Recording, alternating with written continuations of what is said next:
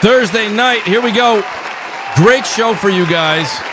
Outstanding show for you. Standing room only, as you guys can see here in the back. Please take a seat. It's going to be a great show for you guys tonight. You know, and tonight's exciting because a lot of news broke in the last, I'd say, 48 hours.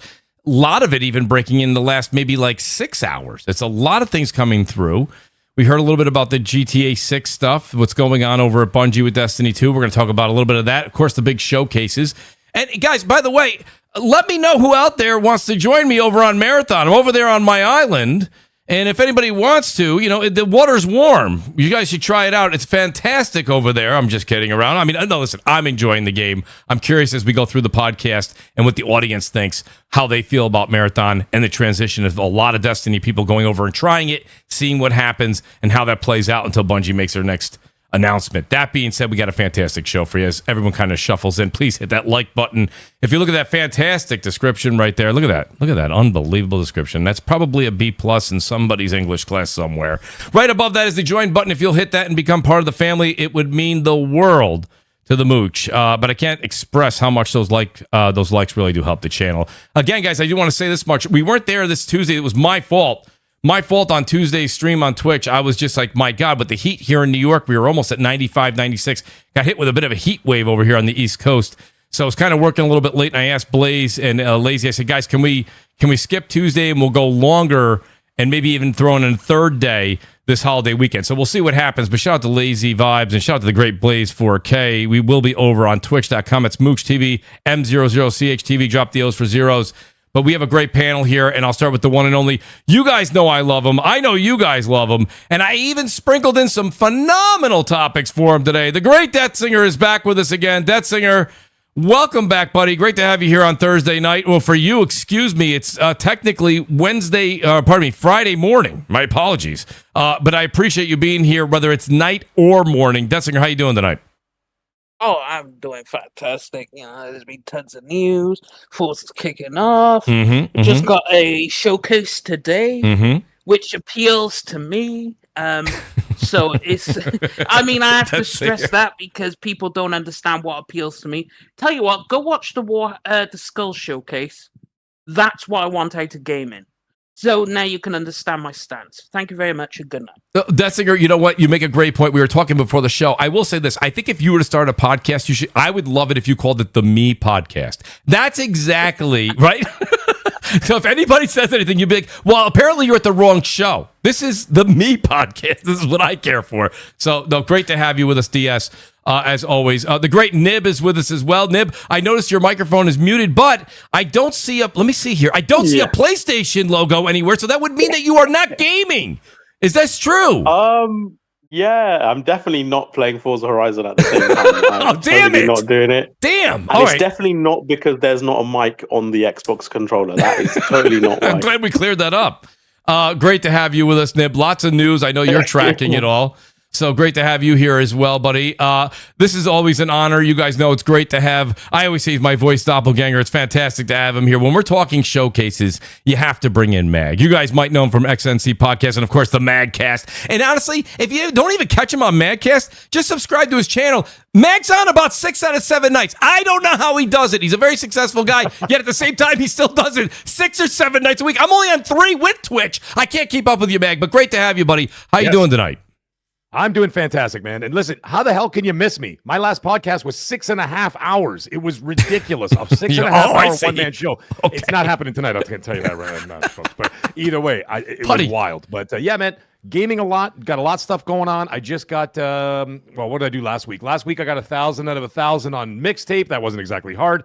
I got the platinum in Sorrows this morning. Wow. And I got the platinum in Congratulations. Sorrows. Very nice. Now I'm flopping back over to Xbox, flip-flopping back and forth, folks. Now I'm back on Xbox playing Forza. And tomorrow on the PS5 Pro, I'll be back over there doing Lego Batman. So yeah, we got a lot going on, man. Wow. It's Mag, what is your game of the year so far? Yes, great question. Game of the year so far is Pragmata.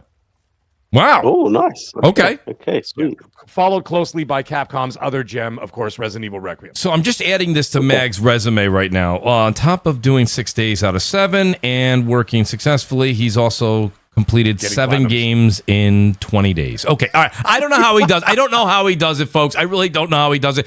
Listen, Meg, if you write a book, I'm buying it. That's all I can tell you right now. All right? I don't have time to write a book. I'm too busy doing everything else. That's a great point. That's a great point. Shout out to the OA. Says, good evening, ladies and gentlemen, and Mag and Deathsinger. That's right. Everybody. Everybody. Don't forget Nib and the great Gaming Ledger, who's next to be introduced here. Ledger, I love what you do over on X, dude. You really keep your ear to the ground. And I try to watch a lot of people that really kind of chime in with the community, are active, also extremely polite. And, I got to tell you something. It's great to have you back. Well, of what I see, I'm only perusing X every so often. But Ledger, great to have you back with us, buddy. How you doing tonight? I'm good. Lots of news, right? It's been like a crazy cycle of news it feels like this last month, I would say, at least from May. I just finished Resident Evil RE9. Very nice. Great game. Very interesting, the two endings there, right? The first ending I watched, I was like, what, is that it? Right? I'm like, this is way too same for me. Anticlimactic, right? Yes. But yeah, so I just finished RE9. I'm playing Sorrows at the same time, kind of flipping back and forth between the two. But it's been great, and I know Nib didn't ask me, but I'm going to say RE9 as well. Like Mag, thus far, that's my game of the year. Oh, you're RE9. Well, he picked Pragmata. Me? Yeah, he said RE9 was second, yeah. Yeah. RE9 second. All right. And I'm the Resident Evil. I'm a Resident Evil So fan. But still, you're a Capcom fan, it sounds like. Yeah, but I mean, Resident Evil is my baby. It always has been since that very first fateful day I walked into that store. It was called I can't remember what the hell it was called, the CompuCenter or whatever the hell. And the dude is playing on a bubble TV, and I'm going, what the hell's that? And he goes, hey, man, it's Resident Evil. It's on PlayStation 1. Bought it right then and there. That wouldn't be allowed these days, right? Because it's like an adult game. I don't know if they would do it. That's true. It was incredible. And that I fell in love ever since. However, Pragmata stole my heart. It just stole my heart. And the funny thing is, because I didn't think it was going to happen, because the hacking thing. But I'm telling you, man, once you get the hang of that thing, it's just so good. It is good. I'm one trophy from the platinum on that one. I was just going to ask you that. Lunatic difficulty's too hard for me. My Lord, Mag, I swear to God, you one day you'll be studied, my friend. You will be studied. Great to have everybody here. Let's get right into it. Mag, I'll put you on the hot seat here. We do have the PlayStation State of Plays where we'll start. And I do want to blend this into the Xbox Showcase. By the way, shout out to Eric Cutts for the win here. Erica will be joining us on Crossfire. Erica, I'll let you decide. I don't know if we want to do it before the Gears E-Day Showcase week, or we want to do it after to comment on what you think of it. That's up to you. I'll leave that completely up to you and your schedule. But shout out to Erica, who's in the chat. I appreciate her being here. Mag, what do you think here? There's a few things. I'm seeing mixed things in the news here. Some people are saying it's going to be good. No one's saying temper your expectations. Some people are saying keep them at a high level, but let's not go too crazy. Others are saying you might want to take the day off from work. I don't know where to go with this. I mean, and again, I do want this to bleed into Xbox as well, but where are we right now with what you know or what you're thinking or what you expect to see from PlayStation, as they've been quite silent for a while now? I mean, as far as I know, some PlayStation fans will hear me say that and they'll be like, what do you mean, Mooch? They've already been talking about this, and this. Yeah, but I think people want a forecast again. They want that forecast of games. What are you expecting from this show? First and foremost, the one thing is that, as we already saw over the last, eight or 9 days, they dropped a couple of things that weren't so popular, like the price increase of PlayStation Plus. And last month, they raised the price of the hardware. And there was something else. I can't remember what the other thing was, but there was something else that was just, And then there was the one thing that they, of course, announced the game's going to be exclusive on the console, right? As opposed to going to the PC. They finally confirmed that after Jason Schreier's report months ago. That's right. So now when you set that all up and you look at it and they're like, okay, now we're about to drop probably the biggest showcase they've had in years from the sounds of it. I mean, aren't you able to go to theaters now and stuff like that? They're renting out. They're doing theaters. Listen, man, I'll tell you this right now. They ain't renting out theaters to go check out Fair Play or whatever the hell it's called, or For Loop. Fair Games or Break-In, you know what I mean? Yeah. They will show those games. I can assure you that. And also Hunter's Gathering. But that's not going to be the draw. People are not going to walk into their local Cineplex or whatever to go watch, Hunter's Gathering. It's going to be something huge. And the thing is also, funny enough, I just saw actually Paris Lilly, you guys know who he is. He just got invited to an in-person showing. Yes, he did. Of the PlayStation Showcase. You're not doing this unless you're about to drop huge bombs on people, right? And so that's the way I'm looking at it. So I don't think this is going to be a temper your expectations. I think this is going to be a huge event, and they're going to show a lot of big stuff because otherwise you don't put, you know what I mean? Like they're throwing everything at it. And the fact is they got that bad news out first. Now they're going to try and drown it out with something spectacular, right? That's what I could think of. Now, I just got off the call about 2 hours ago, not even, about an hour and a half ago. I got off the call with from Take-Two on the investor call. And they didn't, there was no mention of anything except for the fact that they were talking about how marketing and so forth for GTA 6 was going to start in the summer. I'm really starting to lean towards, I know this may sound like kind of fanboy-y or whatever, but I'm really starting to lean towards they're going to show something at the showcase for GTA 6. Now, I know that they don't need them, and we all know that. Rockstar can do whatever the hell they want. They could drop a tweet, and the tweet would literally go nuclear, right? Right. But I have a feeling, well, because I've already said, by the way, on this very show last year that Sony had the marketing rights, because I spoke to someone who actually negotiated those marketing rights. I said, Sony has the marketing rights and bundling rights for GTA 6. Right. That being the case, I have a feeling they're going to give a sneak peek about something of GTA 6 at that showcase, as well as Wolverine.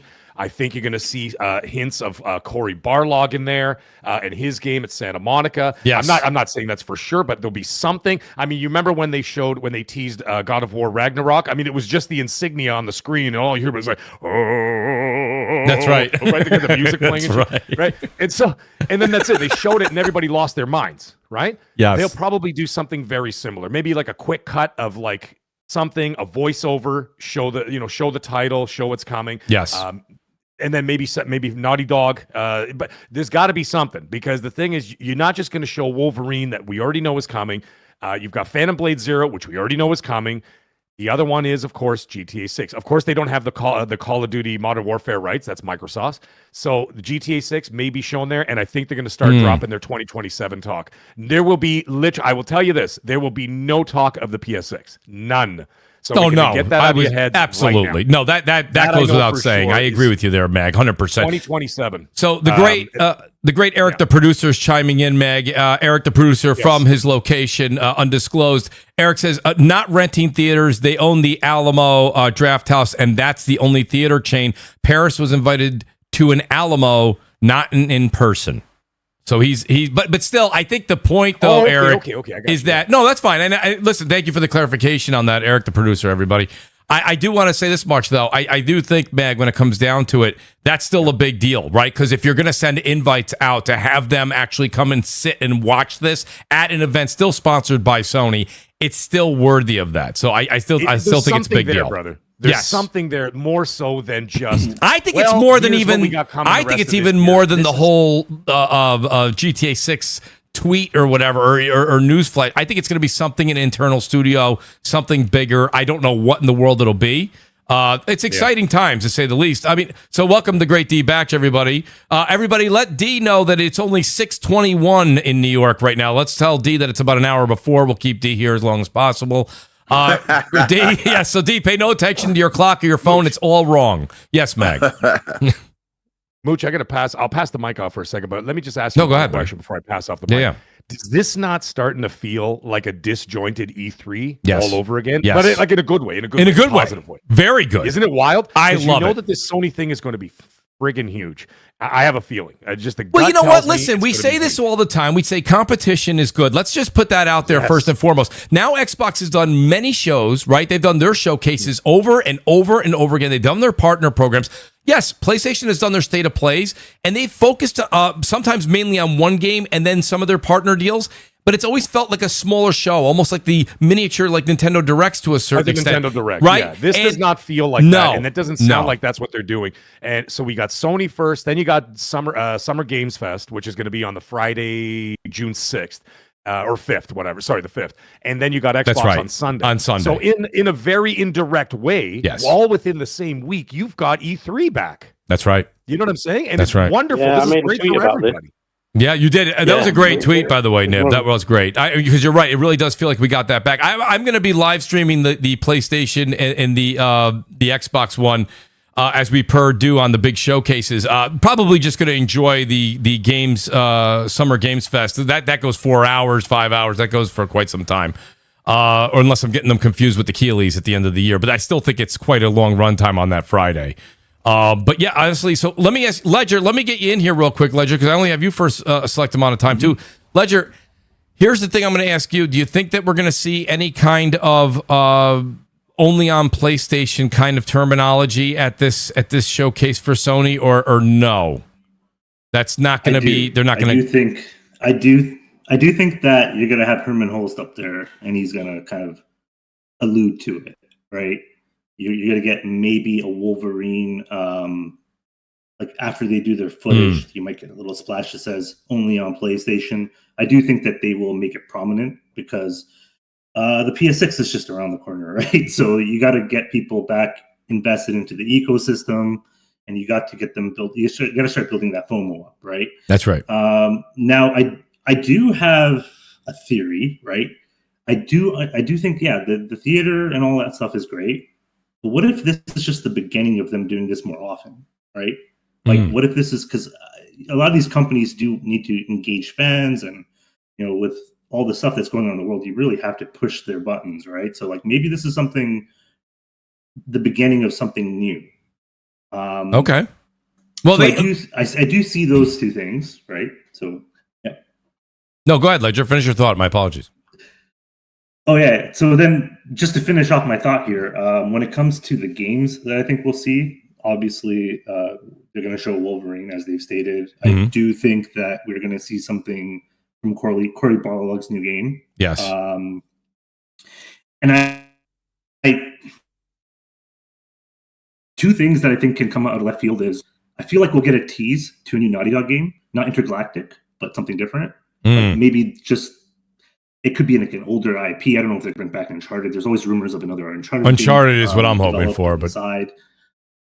Yeah, so it could be that. I also think that maybe you'll get an upgraded PS Portal, right? Like the OLED or something along those lines, because they usually have some sort of hardware drop there. I think it's too early for the handheld, but I think maybe the portal, like an upgraded portal. Interesting. Okay, hardware. I it's funny that would be. What about the speakers? The speakers haven't been announced, but you know what though, Mag? You know what? I think I'll even say this for the portal. PC speakers. Yes, those Xbox, those PlayStation speakers. The PlayStation and PC speakers. I still think they're going to come out this year, and I think that may be something like in a post show. I don't think that's something that they're going to waste stage time for. I don't think. No, but I mean, isn't it 90 minutes this show? I think just under. I think under 90. Yeah, it says 90 that's minutes a long time, right? Yeah. Did they say 90 minutes, Nib? I thought they just said over an hour. So they didn't, but that's how long the theater time slot is booked out for. Okay. So they said over an hour, but when you book the ticket for the theater show, it says the show will last 90 minutes. Oh, okay. All right. Well, that's great. The more time, the merrier. That's fantastic. So, D, what do you think about this, D? Because, the one thing that Ledger said that I got to kind of parlay over to you is, do you think, D, that they got to get this hype back? Now, a few things that come with that, right? There is going to be a new console next year, barring any delays. But there's also a lot of talk about them now putting their older IP out with third party, letting them make it with probably some reliable companies, and they'll overlook it. Do you think that that's something that also really gets fans amped up when you start seeing things like, who knows if you're going to see like a Resistance come back, or like you say, any type of game that they may have had in the past, maybe even a Killzone come out again and do something like that, where they bring something back from the dead. What do you think, D? Is that maybe one of those things, the big wow factor? I think they're going to do a few things. First of all, everyone's been saying that Sony's been sparse for quite a while, and they've kind of been. They came out with a bang. Yep. And like now things kind of simmer down. And the way that I read the announcement is that they have a lot of stuff to show us. Exclusives that are going to like define the next generation, define PlayStation again. So I'm expecting big things. I'm expecting some old franchises to return. Mm-hmm. I think they're going to show us some games that will wow us. Because let's just be honest. I don't care about your bias that you guys have out there that are listening to the show. Facts are the facts. And nobody gets us hyped for games like Sony. Nobody does exclusives like Sony. They say they're sparse right now, but when their exclusives are out, their exclusives are like the best. So I expect us to be wowed. I expect us to be surprised. And I think we're going to see graphical stuff. And I think we're probably going to get some hardware teases. There's a lot of talk of Helix. There's a lot of talk about the Steam machine. There's like whisper of the PlayStation 6. So I'm not going to say they're going to go do a full out reveal, but I think we're going to get some hints. I think we're going to get a teaser at the very least that, we got something exciting hardware coming up where they're going to show a game running on that future hardware or something like that. That just seems to be the way that Sony does things. So I'm expecting big things from Sony. In fact, I got to be honest, I'm probably expecting big things from Xbox too on that weekend when they have their show, because they're going to have to show something of Helix. And they said later this year they're going to share more details about Helix. And I think that would be a good time to give us some more. I don't think they're going to give us all the meat, but I think that'd be a good time to give us some more. Mm-hmm. And of course, on the 25th anniversary, just give us the rest of the details. This is coming out next year. Yes. I'm pretty sure that both of these consoles are going to come out next year. I should say PlayStation console and the Xbox hybrid are going to come out next year. I'm quite confident in that. I think the only thing right now is what price will they be at? I think that's going to be the juggling act for them. Like we're hearing, PlayStation might cut down on how much VRAM they're going to put in it. So we're just going to have to wait and see. But I think these shows are going to be great. And I don't know if it was Mags that said it before. Like, what the hell? E3's back? Like, what's going on here? Yeah. It's wild, isn't it? Yeah. No, it's back in a major way, too, I'll be honest with you. Nib, what do you think? You've had quite the experience out there on X today. What are you expecting out of this? I know you like to always put those hypotheticals out there. What if this, what then that? What are you expecting? What do they need to do? Yeah, it'd be hilarious if we have all this talk and it's a dud. That would be so funny. Yes, that would be quite interesting. I'll be there for the trolling. It'll be hilarious.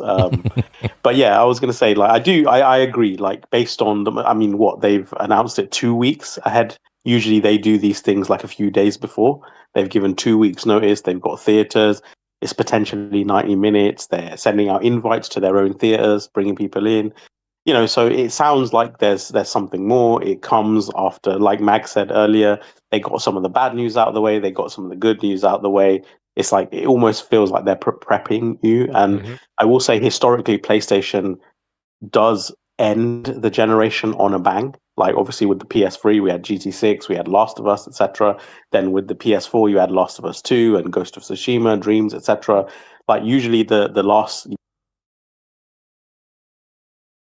Nib will be right back. I was going to say, did we just lose him? No, it happens with his microphone for some reason. That's okay, buddy. I was going to say, usually the last year or two of releases for like the swan song, the send off for a console is quite strong. So if they kind of stick to that, and there is obviously financial gain as well, because anything they release at the tail end, they'll do remasters of and stuff for the PS6 and probably have fucking path tracing versions of it or whatever. So there is monetary gain as well. But yeah, so in terms of what titles, because I initially thought maybe the Venom game, which Jason Schreier said is not cancelled. Right. I thought that could be like a PS6 launch title, but maybe they could show that, like, maybe we could get more Intergalactic, the obvious Cory Barlog's game. I think I think that probably will feature. We've kind of been hinting, and then there's been some rumors and stuff. Someone else mentioned Uncharted. Like, I don't know if this person is like credible yet, because none of the stuff that he sent me or showed me or whatever, like, he has released yet. So I couldn't say, but I've been told that they are working on an Uncharted. It's like a 2-studio thing, like one support studio and one, help from ND or whatever. That's right. So maybe it could be that. But yeah, I don't know. I honestly, I am excited. Like, hopefully, as much as I want to see Wolverine, I want a lot of the show to be dedicated to other stuff, because, like, again, the panel said, they've had their state of plays, but in terms of the first party big tentpole stuff, there's been a bit of a lull, and I think this is their time to shine, especially on the precipice of a new generation. Exactly like whoever it was who said, you want to start getting that hype built again, especially when prices and the markets and everything as it is, like, it's leaving a bad taste, and you do not want to end a generation with a bad taste. You want to you want to go out with a boom, so it invigorates people to want to jump into the next gen. Well, it's very similar if we all remember back to the end of the PS4 era. The end of the PS4 era was a big boom, and that's what left that flavor that everyone said, I got to get a PS5. I really want to get a PS5. PS4 was so great. It then, like, think about it. You could still end up having Corey's game. You could still end up having something from Insomniac. We have Wolverine, maybe Venom, something they were working on. Because I think Venom's supposed to be a shorter game. So that could still be something. I think it's like a Miles Morales spin-off. It's type thing. From the people I spoke to working on it, they said, and remember also, I hate to be this guy, but I'm going to be this guy. I also said this last year, which I got crucified for it. I said, yeah, Venom's coming. Because what they did is before Tony Todd sadly passed away, he recorded all his voice footage already, or his voice work. Okay. Yep. And so what's happening is that it's going to actually be bigger than Miles Morales, but smaller than Spider-Man 2. So it's going to be in between. That's a great size. That's a great size video game right there. Yeah. And that's what they said. So now the cadence didn't come out the way that it was going to. They originally planned on releasing Venom first and then Wolverine. However, Wolverine's development was actually done quick. They were done quicker, so they moved it up, changed it. Wolverine first, Venom, and now they're working on this new. It's called like propulsion tech that they're using for Spider-Man 3. They're introducing that into Venom, and it's going to be a new way of a character traversal on the map. Really cool tech. The guy was telling me about it. So that, and then after Spider-Man 3, X-Men. So the thing is, what's kind of cool about all that is that they may actually give a little hint of Venom, as Nib was saying. Like, you know what I mean? Like maybe something where, like, even if it's just a blank screen and all you hear is like the voice say, "We are Venom" or something like that, and then just shows it says, coming whatever 27 or something. So that would be a launch, like a cross-platform launch, just like Miles Morales. You know this propulsion tech you're talking about? Obviously, it's the first I've heard of it.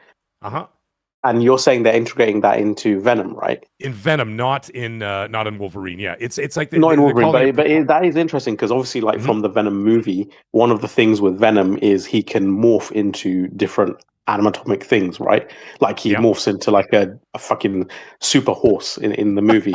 Yeah. So if they did that and it kind of used the SSD and had wild fucking morphing, propulsion tech, whatever, and asset streaming and everything, and you were able to just vastly speed through the map, that would be friggin' insane. I think. Well, they wouldn't go into too much detail about it because that's most of the contacts I know from Sony are from Insomniac, not from really any other studios. Okay. But they just said, they're working on this thing. It's called propulsion tech, and it's going to be introduced in Venom, and then they're going to continue working on that for the for Spider-Man 3 for the PlayStation 6. So I'm like, oh, that sounds really cool. And he says, it's basically just more revolutionary way of traversal across the maps. So I was like, oh, okay, all right, whatever that is, I'll wait for it. But other than that, listen, I'm not a tech guy. I'm seeing a lot of great It excitement. A lot of great excitement right now in the chat, which I'm seeing. I'm loving to see it right now. A lot of people say I want to see a new Killzone. Some people are saying bring me SOCOM. Shout out real quick to Matua. He says, I'll say the super chat for him. Matua, I'm not going to read these ones every single. Super califragilistic Xbox Ash Adocious. Shout out to the great Matua, everybody. Big Xbox fan.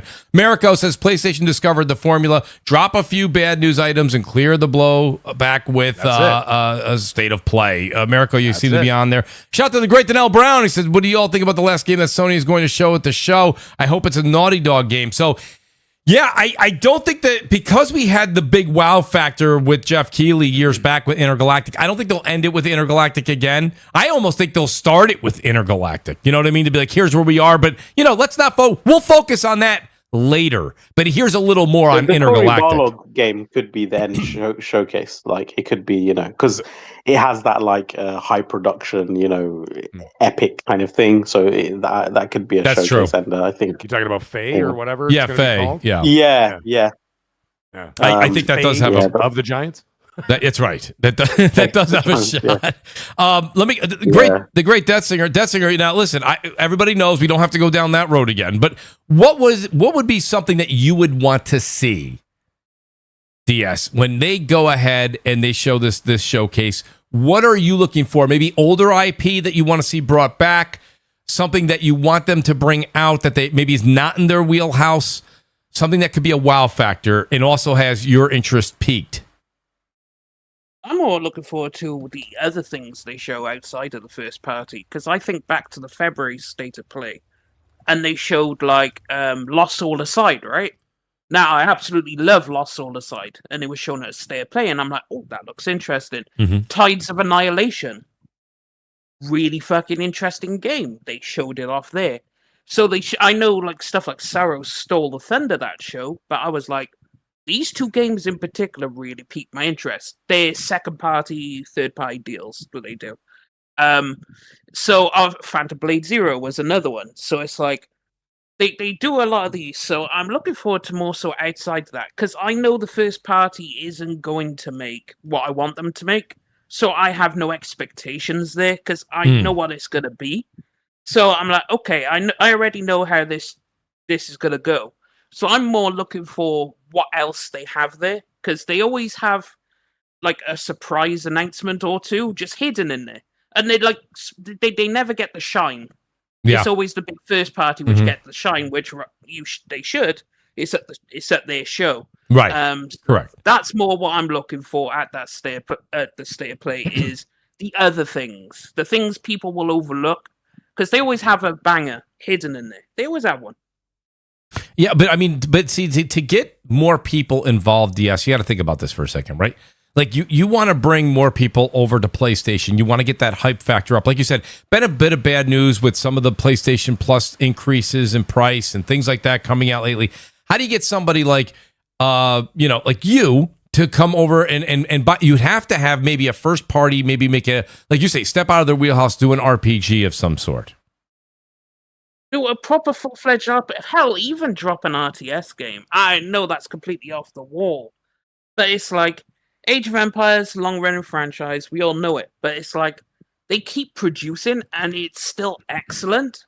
So it's like, give me a competitor to Age of Empires. Do it.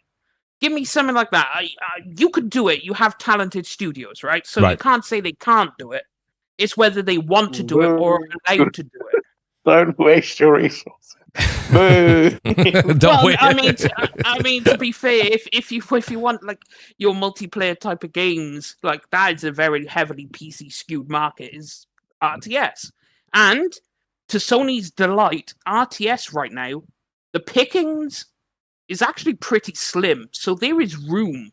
If you want to go into the RTS genre, there is plenty of room right now to drop a banger. Who cares about RTS? A lot of people do even care. Halo Wars and like but Gears then Tactics again, didn't. actually, hang on. I have to respond to D. D, I think you need to play more genres, my guy. I'm going to drop that one. I enjoy like Road to Always. Horizons, I think, because RTS. Well, you know what? Listen. Here's something you didn't hear last week. I'm going to defend DS on this one. Massive, they're trying to bring new players over, right? So they have that story-driven narrative. They have that on lockdown, right? Do they have a few things out there that they have third-party deals out there that maybe are only going to be PlayStation or PlayStation for a year? Maybe they're working something out there. But, when you say RTS or they do an RPG in-house, that's something that maybe a beloved franchise and bring that over for a time exclusive. That's how you kind of maybe bring somebody like DS over, because he's already on the fence right now about GTA 6, right? If GTA 6 has that 60-frame option, and we're not going to go down that road again, but if that is present, and then he has another game, he'll go, you know what? This softens the blow. I'm going to buy a console. I gotta disagree. I don't think an RTS is. I get what you're saying, D, but RTS will bring. If it's not my bag. PC, they'll love it. It could bring like 5 people over. Come on. No, it won't bring 5. It won't bring 5 people over. That's the aggregate, though, right? That's not going to come over either way. So he's not going to be one of the 5. But no, it's the thing is, people like to dog on that, but it's like, well, RTS games are actually really fucking popular. So on PC, not on console. Yeah, exactly. Because even console, on RTS, the original PlayStation. It's just the original PlayStation had a lot of RTSs and stuff. If you recall. Right, so like but they weren't big sellers, right? No, but PlayStation can do it, and bear in mind, PlayStation had Age of Empires 2, Age of Kings, which I absolutely loved on the PS2, and that was for you, Death Singer. I would prefer if PlayStation did a full RPG, like a full RPG, not like a action RPG, but with all the might of their production, animation, visual tech. Because I think they could show the RPG world, like, okay, this is how you do it, right? Like you don't have to have fucking animatronics, robotic NPCs and all that shit. Like you can do amazing quality, motion capture and stuff and all this other thing. Because even like some of the AI stuff they were talking about, like with the hair tech and the facial animations and stuff, like they are, AI tooling that stuff now. So after the scans, instead of someone hand curating all that stuff, the algorithms and stuff are matching it to people. So presumably that cuts down time a lot. They did say, what's his name, Nishino and Totoki, they did both mention about how one, they are going to increase the cadence of their releases and the scope of what they can do. And to me, that seems like, okay, maybe you'll have broader and bigger games then. And what could that entail? Maybe larger worlds, more people, more NPCs, things like that. And if you do have a more powerful rig in future, with the PS6, like that's the kind of thing you want to utilize your RAM for, right? And CPU, like you've got a much better CPU. So make use of it with the, with the dynamic world and NPCs and all this other stuff. So that I would love for them to do it, but they don't have to put as much productive. Some of the best RPGs, they don't have the best, like the most money put into them. But that's not. No, the I point, agree. But I think that's where they could separate themselves. Though, they could make it like a Witcher or a Red Dead Redemption 2, right? That kind of production level. Which both of those are great games, so it can be done. But it just has to be a good RPG first. Yeah. Then add all your production value and everything. The only reason I say is with a lot of like RPGs, which I love, by the way, but for me, there's a lot of suspension of disbelief, and I can do that with RPGs because I'm aware, like, it's just something you do inherently, but you can't say that when you don't play certain like Bethesda games or even what's it? Who did Outer Worlds 2 again? I forgot the name. Obsidian. Obsidian, yeah. Like there's sometimes like when they're trying to emote, it's like, this is not, it's not evoking the response that you want it to, but I'm willing to, suspend my disbelief. But imagine you had actual dialogue. They kind of look dated, right? They look dated, but imagine the nuance of like a Last of Us, like the intricacies of sadness and anger and fear and like real emotion. That already happens in RPGs. But it doesn't emote very well. Like I think Baldur's Gate did really well. It's like a flat 2D. In Bethesda and certain RPGs, yes, but a lot of them, like Witcher has, Red Dead Redemption 2 has a lot of shit in it, and but Red Dead 2 isn't an RPG. What? Red Dead Redemption 2 isn't an RPG, and I personally don't rate Witcher 3's tech that much. I know a lot of people do, but personally, I didn't think. I mean, the problem with The Witcher 3 is just the combat, right? The combat's a bit clunky. But if we're talking writing stories and NPCs, not writing and story. I mean more the fidelity and the animation work. Hey, the graphics at the time for Witcher 3 was stellar. What do you mean? It was more the mechanics, I think, got a lot of. I thought, what was the Dragon Age at the time? Inquisition? I don't know. I always thought the lighting and stuff looked better in that. I understand that. I love Dragon Age Inquisition, but it's not Witcher 3. I'm not talking about the story and the gameplay and stuff, and none of that. I'm just talking purely about the like graphics and lighting and stuff like that. Well, bear in mind, The Witcher 3 was downgraded because in its initial showing, they had all the extra effects on, and then when it came out, it was a little bit worse than what they initially showed. That initial showing was phenomenal. Yeah. Which would then come to haunt them with Cyberpunk. We're kind of, it's funny. It's funny you guys say that. We talk about the days of E3. We have come a long way right now. Indeed, I'm reaching out to D Mag here. You guys have been doing this for a long time too. Like, real quick question for you. Do you remember back when we used to always say, we used to see the E3 showing, and then we say, geez, I wonder whether it was PlayStation or Xbox. You'd be like, was that a PC being illustrated on the stage, or was that right? Yeah. And then we'd see the downgrade, like that singer was saying. That's actually very, very interesting. Nowadays, when games are shown, they say in-game, right? In-game footage. This is you really do see what you're going to get, usually as a product. Now, don't get me wrong. I'm sure somebody in the audience or later on in the comments will say, no, Mooch, wait, this was downgraded recently. But I don't see that, they right? Say in-engine. In-engine instead. Right, in-engine, yes. So let me ask this question to D. I wish Halo Infinite looked like that Slipspace engine video. I wish it looked like that and had animals and herds of animals running around this beautiful lush world thing. It's like that Jurassic Park meme where like they play the music and it's like When you finally saw it, it's like then it's played with a I can't think of the instrument now. It comes to mind, but yes, ukulele or something. So D, what do you think here, D? I asked the question before. I'm going to ask you. Do you think we're going to see an emphasis here on PlayStation, saying only on PlayStation, or not? Not really. That's not going to be something they're going to bring up during this event. No, I think it's going to come back. I think it's a thing because they have to combat. They got to go head on. And I'm not a big fan of them not bringing their, because I enjoy playing their, but I understand why they're doing it. Because you got the Steam machine that's coming out, you got Helix that's coming out, and even if they delay it a year and a half to basically see, still gonna have the ability to get that, and that might make some people say, you know what, I'll get the Steam machine because a year later I can get that place. Or I'll get the Helix because a year and a half later, I can get that game. Well, D, D, you're probably analyzing this. I'm kind of glad you brought up the Steam machine real quick. Did you see the specs that came out this week that people were running with? No, I didn't actually. Oh, you didn't? DS, do you have those specs? Nib, do you? One of you guys have them? You can just set it or mention them out loud or set them to... What? Sorry? The Steam machine's specs came out. They brought up what its power would be. It's rumored. That's rumored, right? Okay. It seemed to be a little... Santa Claus didn't say anything about it yet. So. Okay. Yeah, no, they haven't. It's heavily rumored. Sorry, I call Gabe Newell Santa Claus. That's fine. He didn't say anything about it. Nothing official came out, but it was rumored, yeah. What was the rumor? I don't know. I don't know the specifics. The rumor was a Zen 4 CPU, 6 cores, 12 threads, RDNA 3 GPU, 8GB card, obviously, 16 gigs DDR5. That's what got the GPU though. What? How many shaders? What are we talking? How many compute units and stuff? It has 28 compute units. So it's exactly what was mused ages ago then. And then they're going to have two options, a 512 gigabyte and a 2 terabyte NVMe SSD. SteamOS, Wi-Fi 6, Bluetooth 5.3, HDMI 2, the usual stuff you'd expect on a console.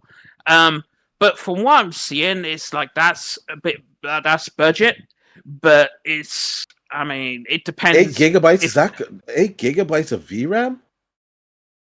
8 gigabytes of VRAM, yeah, apparently. This is just the rumors, though. I don't think they. I'm not saying we're running with it, but I also saw the 16 gigabyte of the DDR5 was also in question. People thought that was questionable because that didn't seem like it was going to be something that you'd want to pay $650, $700 for.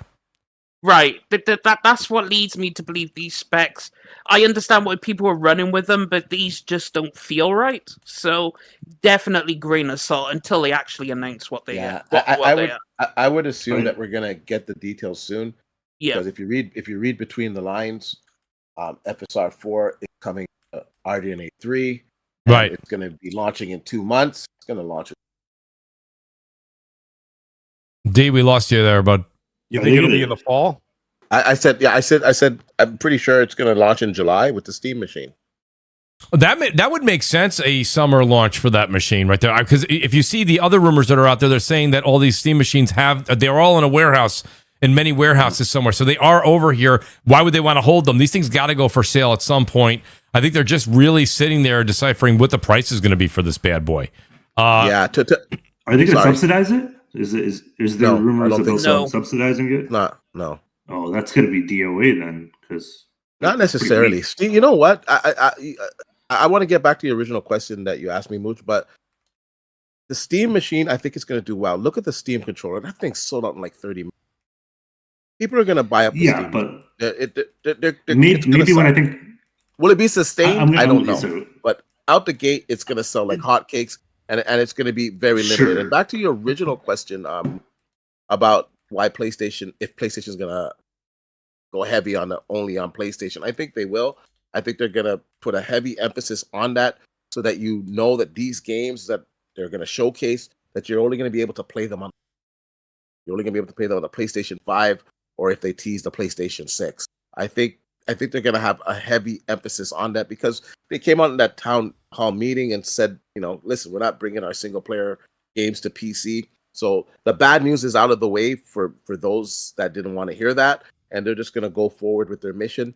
And like I was saying, it makes sense because they got to combat the Steam machine. They got to combat Helix, and I, as much as I don't like it, I understand it. You have to protect your brand, and when the Steam machine comes out and the Helix comes out, like these things are going to be blurring the lines between PC and console, right? So it is definitely a threat to their environment, and all reports are that the PlayStation 6 is going to be a very capable machine.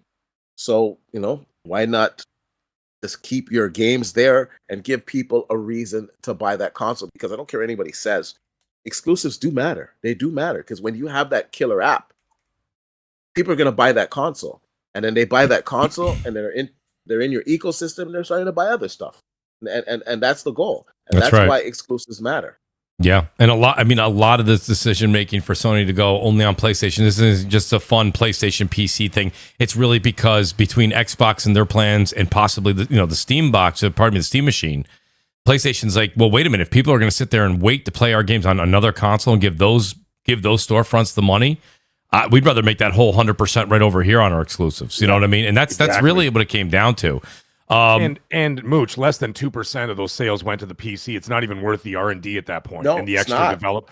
You know what I mean? So when you look at that, and they make approximately $98.6 billion on the PlayStation 5, and then $1.4 billion on PC. What's the point of separating your teams, taking 25 guys or whatever to go work on the PC port, or pass it off to another studio to do that PC port? Doesn't make sense. But yeah, you're right. It's at this point, it's like a triple threat. A situation for them, because now you've got Steam doing its thing already, right? On PC and whatever. That's right. And then you're going to get what I would presume to be somewhat more affordable box that people would buy for a living room, and then they've got access to Steam, and then of course those PlayStation games. You don't want to put the future ones on there, and then now Helix. I'm telling you right now, guys. I talked about this with Cold on Monday. Okay. I'm starting to think that Steam might not be on that box anymore. Yeah. It might not be on that Helix. It's starting to look like it's just a gut feeling, but and no one, of course, I'm not getting any confirmation from anybody. Everybody's tight-lipped right now. I'm telling you, I don't know if Steam's going to be on there. Because, I mean, if I break it down, if I broke it down for you guys would be like, you know what? I don't think they're going to put it on there either. What the hell would be the point? I've always said that. Like, what is the point? I don't get the point. I don't either. You're giving money away for the same games that you have in your own storefront. It makes absolute no sense. And for Sony, I think they looked at it and they said, listen, if we're going to be successful in this, we're looking at the numbers. When we first released Spider-Man and Spider-Man 2, people went crazy for it because they couldn't believe, in God of War, because people couldn't believe that Sony games were on PC. So there was a hunger for it. But as we released our games later and later, they lost interest in it. So in order for us to be successful, we're going to have to release our games day and date on PC. And I've always said that for them to be uber successful at selling games, it has to be day and date. Now, if they do that, they're starting to cannibalize their own sales for their PlayStation consoles, PlayStation 6, and their own storefronts. Now they're sharing this revenue with these storefronts. And if you know how these companies work, they don't want to do that. They want 100% of that money. That's right. Possible. D, it's also optics, brother. It's also optics. Like look at those PC ports. When you saw like Last of Us 1, never, and then there's a cutscene going on with Joel, and then in the background, Ellie was doing handstands and spinning on her head like she was possessed from the devil. And I'm like, what the hell's going? Remember they showed all those glitches and things. Those are optic things that people don't want to see because it became like all over. You go all over YouTube. They had joke videos, compilation videos of bad glitches in the Sony ports, and Sony doesn't want that. That's a great point. That's a great point. You know what I mean? They want 100% control, and the only way you can control that is within your own ecosystem. The only thing I would say... Go ahead, Ledger. Go ahead. No, I just when you look at any business, right? If you look at Apple, like look at their ecosystems, it's so strong. Why? It's because they focus on... Jesus, everybody's got in the bed tonight. Everybody's I think it's the microphones. I don't think it's their internet. I think okay. Ledger, we lost you, buddy. No, but Meg, you make a great point. The only thing I was going to say is, DS, the one thing that I think that you might have a gripe with Helix is just that you're not a big fan of the Microsoft store in general. Client, right? If I'm buying something... Ledger, you got to start over, Ledger. We lost you that whole... Ledger, we lost that. You were gone that whole time. He was out. Sorry. Okay, no, I'm just saying, like... if you are investing in something as a client or a consumer, you're gonna want people, like, you want the company to invest back into you, right? It's a circular relationship there. So when you like, if I'm going to go and buy product A, but then the company says, well, you know what, you don't necessarily need to buy into my ecosystem to play this game or to get the software. That just leaves a bad taste in the person that actually bought your console, your MacBook. Like you need to cater to your clients, and I think that's something that they're realizing, because while they did it like 2 years later or 1 year later, I think long term it was starting to hurt their brand name, right? Because look at the content creators out there, right? They're all going on about how, I don't need a PlayStation 6 because all these games I'll just wait for. And that became that had inertia behind it. I think they realized that, we cannot, like, to Dee's point, you're either going to go day and date, get the full revenue for the games, but then you're going to really become a third-party publisher, because eventually people are not going to buy your hardware, right? They have other options. So I think they just realized it. Yeah, no, I agree with you. And I think that the other problem, I see that point. And actually, I believe in what you guys are saying, that they shouldn't have Steam on their storefront. But DS, my question for you as a predominantly PC gamer, the Microsoft Store, people are Steam fans on PC. How are they going to say, no, don't buy it on Steam? It's there. Buy it over here with us. Or are they going to remove their games from Steam? I think they're too far along and too far in bed with Steam to say we're going to take that away. Yeah, they're not going to take away. No way. But Helix won't have the Steam store on there.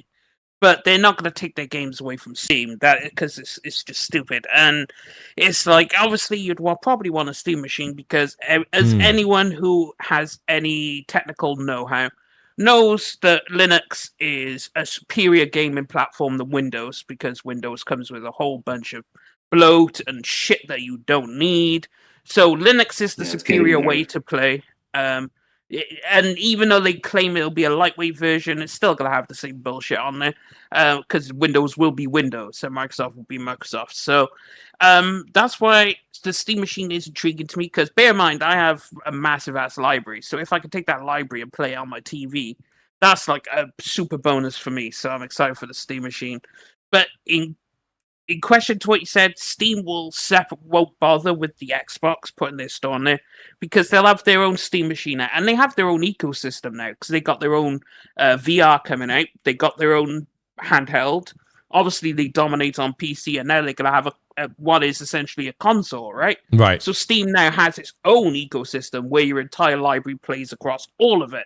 So Steam's just quietly there building their own ecosystem. So they're not going to, Xbox is just going to be whatever.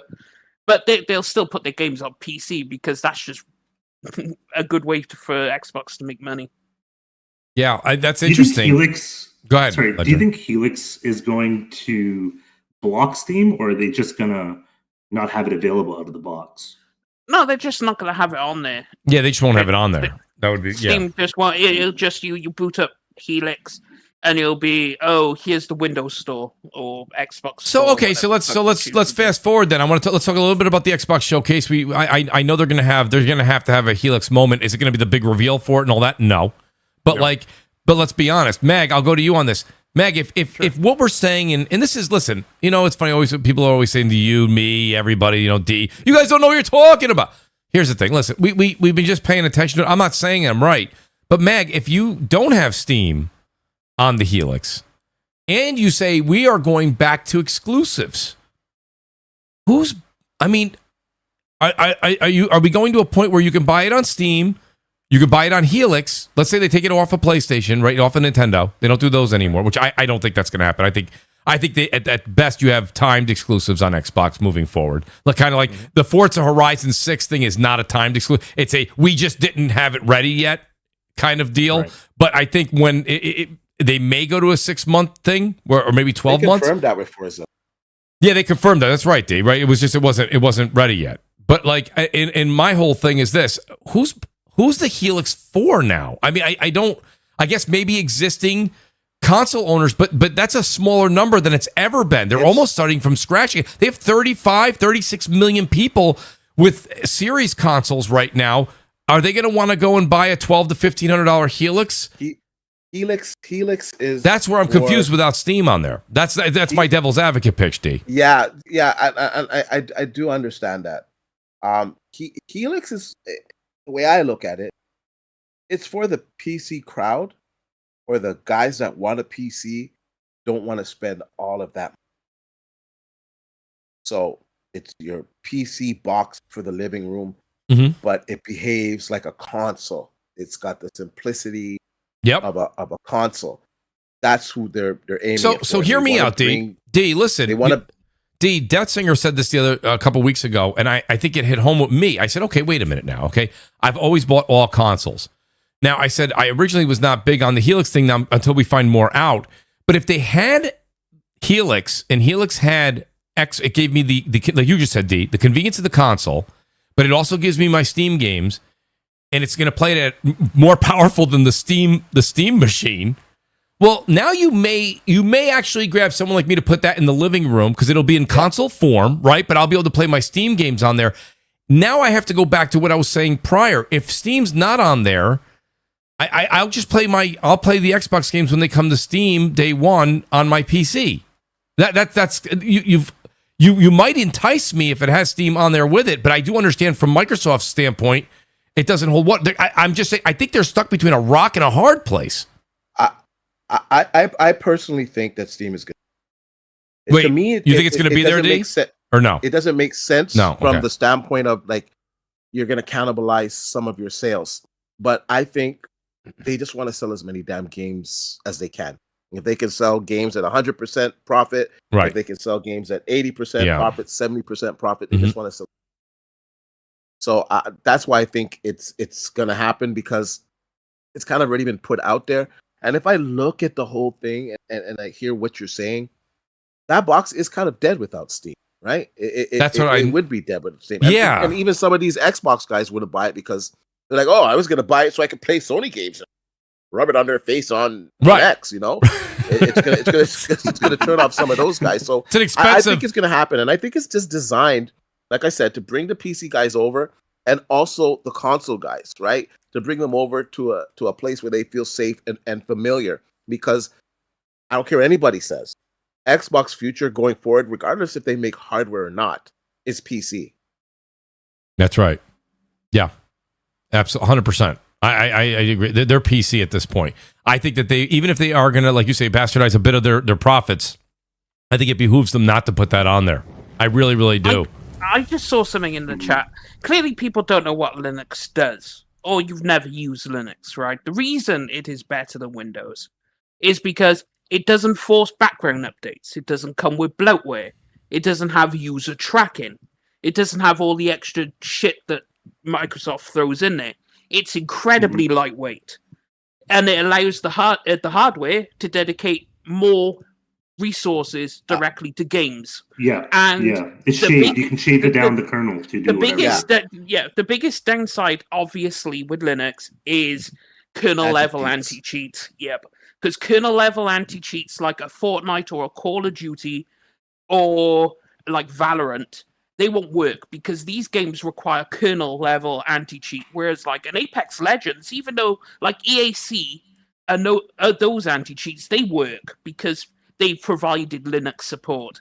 But those games haven't provided Linux support, so you won't be able to play your Fortnite on the Steam machine. That won't happen. You won't be able to play your Call of Duty on there. That won't happen. That matters. And that does matter to a lot of the casuals, because you won't be able to play those games on there because it's a Linux. I also want to say this though, and I'm going to give credit where credit is. I beta tested Xbox game mode. Of course, it's out, buddy. And I did a benchmark half or something like that.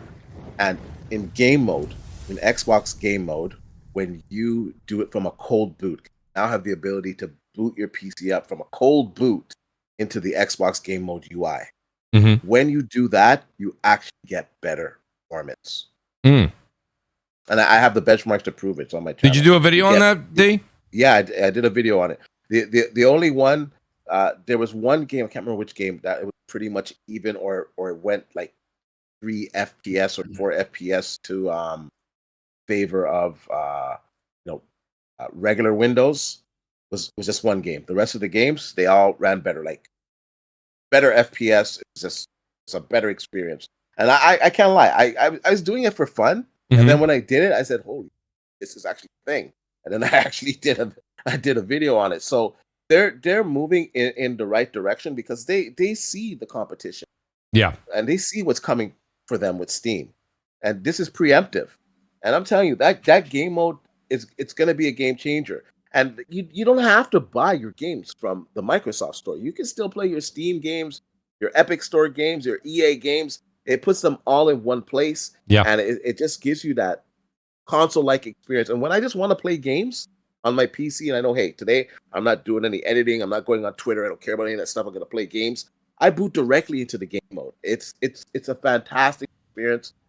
There are a few things in there that let you know that it's still freaking Windows, and they got to work on that, but it's a step in the right direction. So Linux is better in with the layers and giving you better performance, but that gap is shortening. That's Linux is the better operating system, but one thing that Microsoft will always have the edge on, and even though I do like Proton, I think it's great what they're doing with that, is they don't have native ports. They're all Windows-based PC ports. So depending on the game, you may have some artifacting, you may have some other issues, but like the operating system to me is far better, but the commercial support of Windows is always going to be something that, and I'm hoping that Linux does catch up with this, because I do agree with Death Singer. I do love the fact that there's no pop-ups and there's not any forced bloat, right? But that's one thing that they'll have to contend with, and I think Microsoft has them beat there. We got also, an answer to go ahead. Yes, go ahead. Oh, I thought you asked the question about the Xbox Showcase, so do you want to do that after? Well, I just wanted to read a couple of these super chats. I do want. Yeah. We're definitely talking about the Xbox Showcase. That's the other half of this right here. Shout out real quick to Lord Metroid. He says Saros is amazing. I finished it. I wish you all well. Thank you so much, Lord Metroid. Marco says PlayStation could release a AAA first-party RTS game, and DS will find a reason to hate it. No, honestly, if there's an RTS game, he would like it. I don't think he wouldn't like it. But time only will tell if we ever see one come from Sony. Sony won't do it, but if they did make one, I would play it because I love RTS games. I have 3,000 hours in Age of Empires 2. Well, there you go, Mariko. I play Age of Empires 2 every day online. I love competing. There is something intrinsically you actually have to think, and you have to outthink your opponent. It's not about clicks or how fast you could shoot or how fast you could twitch. It's more, you're doing this, I'm doing this, I counter your move. It's like a game of chess, but you're doing it in real time and everyone's moving at the same time and there's tons of stuff going on. But it's it requires more thinking than just how actions per minute. It's not about that.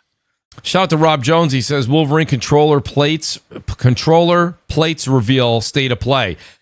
Again, I don't know the percentage of hardware they're planning to show off. I got to be honest with you. They have really dropped the ball on the plates thing. They have a console where they made the plates removable so purposefully, and they have not had anything customized like anything like that. They've done the controllers to death, but they have not done the plates. So, Rob, I don't know if we're going to see that the last year. And to be honest with you, Wolverine, yes, you're going to get some diehards that want that, maybe me included.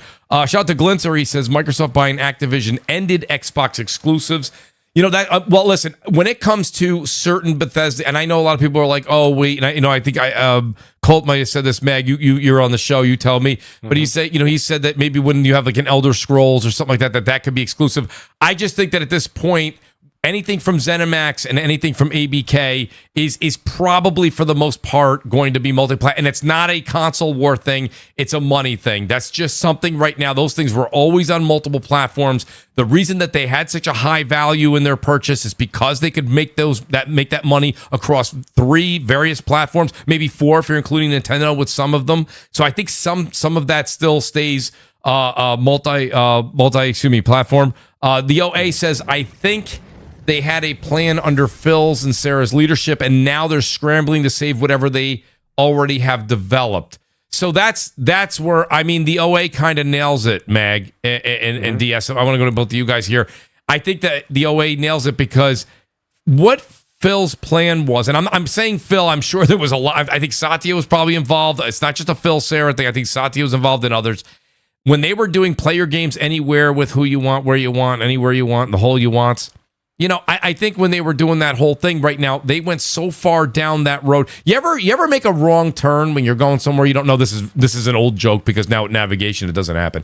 But you've made a wrong turn and you're like, I'm just going to keep following this road. I know eventually, right, Mag? You're like, eventually we're going to hit the crossroad, and if I made a mistake, we'll make a left. And you're like, Mooch, you've literally been going down this road for 45 minutes. If you turned around when I told you, okay, my point is they went 45 minutes an hour down the road. They're already going to be an hour late, if not more.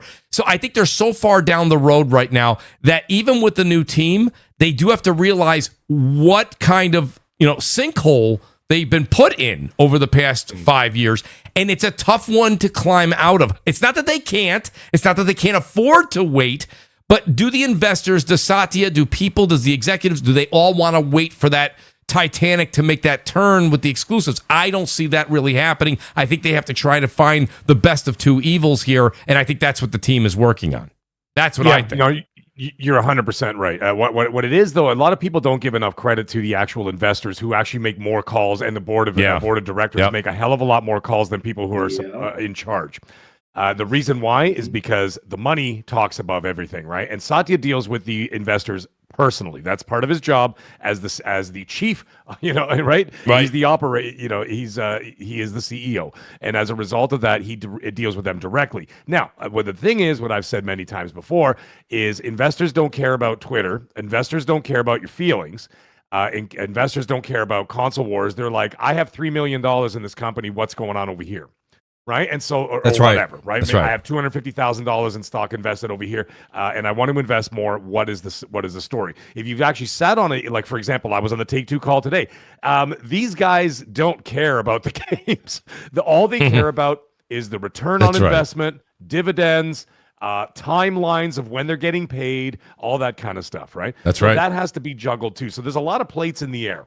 You know what I mean? So there's a lot of spinning plates, and what ends up happening is, you're at a point now where I actually what you referred to Colt talking about Elder Scrolls and like all that stuff. I get bringing it up, but happening. No, he did not. No, he didn't say. He was talking hypothetically. Yes, we were just doing like a speculative. That's talk, right. And during that speculative talk, I said, you know what? I said, if this was just a clean slate with no consequence, I say, fuck it, go for it, go make everything exclusive. Yeah. Do it. Yeah. Just do it. Do it. And when I mean exclusive, okay, folks, I don't mean Steam, Epic Store, GeForce Now, Xbox, Thank you. Windows. Get the frig out of here with that shit. It's just Xbox. Exclusive? It's Xbox consoles and Windows PC. Period. Correct. Now, the funny thing is, yes. The funny thing is, when I said that on the show, Colt made a face. Right? He kind of made a face. I said, "Not even Steam," and then he was like, "E," and I'm like, "You see?" I said, "You see that face, Colt?" I said, "That face is exactly what I'm talking about." I said, "Because people are scared to do it because they know that the Steam carries a lot of weight. Look at Forza Horizon, the early access. Steam carried a lot of that. Yes, it did. Right? Yes, it did. So now here's the thing: what is Steam? Steam is a third-party competitor that takes 30% of your profit and 70% goes to Microsoft, right? So the thing is, when you look at that situation, I'm like, okay, so why is Steam different than, let's say, PlayStation and Nintendo? What is PlayStation? A third-party competitor that takes 30% of your profit and has their own storefront. Just like Steam, just like Nintendo, just like Epic Store, whatever, right? So the thing is, and I'm like, listen, if you want it, and I saw, there was the... what the hell? They have that little poll or whatever, and the people voted on it. And the number one thing was exclusivity. And then what I asked, and I said, this is just a question. This is not combative. The question is this: are you talking? You just want it everywhere but PlayStation? Right. Or, like, is your or you know what I mean? Like, is your exclusivity selective to what you like and what you don't like? It doesn't make sense, right? From a business standpoint, you just nailed you gave the percentages, Mag, a moment ago. So if you're going to go ahead and say exclusive, it has to be exclusive to the Xbox console and Xbox Windows Store. No period. There's no difference. Steam is a direct competitor to Windows. Windows, yes. Okay, to Windows. They are a direct competitor. Windows Store, 30%. And what happens with that? What happens with that? They go to the Steam. So that's why I was asking questions. And like I said, all I'm doing is asking questions. And I said, my next question is this. The Helix, for example, if you have Xbox, Windows Store, Xbox Store, whatever you want to call it, and then on the other side, let's say you have access to that Steam store, and you have access to Epic, and you have whatever, right? So the thing is, if people start gravitating towards the Steam store, which is by all, I know Death Singer's going to wet his pants now. It's the best platform, the best storefront. Right, out of all the storefronts, Sony, it is Sony, Nintendo, Xbox. They can't touch it. Steam has the best storefront. So what's going to happen? People start gravitating towards the Steam side of it, and they start buying games over there. The Steam sales, you could buy, you could buy every Assassin's Creed for $3 and a bag of peanuts. You know what I mean? Like it's like for like $3. So like the Steam sales, people can start gravitating towards there, which means that Microsoft will get 0% of those sales. Why? Because Santa Claus over at Valve is not going to say, oh, it's okay, you guys take 15%, I'll take 15%. No, he's going to be like, dude, this is my business. This is how it is, and that's all there is to it. Right. So they will continue to take all that business away from them. And it doesn't make any sense to me. The other thing, by the way, I'd like to bring up, and this will be something for the chat. Chat, I want you guys to argue about this. How about this? Someone brought this up in my chat on Tuesday night, and I literally stopped talking for 3 minutes. He said, online for Steam is free. Right. So what the hell are you going to do? You're going to charge for the Xbox side? Right. How do you have to drop it? So now they're going to lose. Now they're going to lose. Now they're going to lose more billions of dollars on that. How does that work? Yeah. Right. Yeah. So I mean, it blew my mind. I was just like, "Yo, okay." I'm like, now my brain just imploded, because then at that rate, if you're going to spend that much money, you might as well just get that PC at that point, because then you have the free online. That's the thing. It's a very slippery slope. Mooch, it's going to cause an avalanche, because what's going to happen is Microsoft will be forced to remove the online component, which, by the way, they may just do. And here's a little side note, okay? Hear me out. You know this thing that Asha was talking about? Not talking about, but it was rumored about this piecemeal Game Pass thing? Yes. Right? Kind of like your cable service. You can get like 2 sports channels and this for $5 a month, and you can sort of build your own cable. And there was talk about Game Pass doing that. And I'm like, holy shit.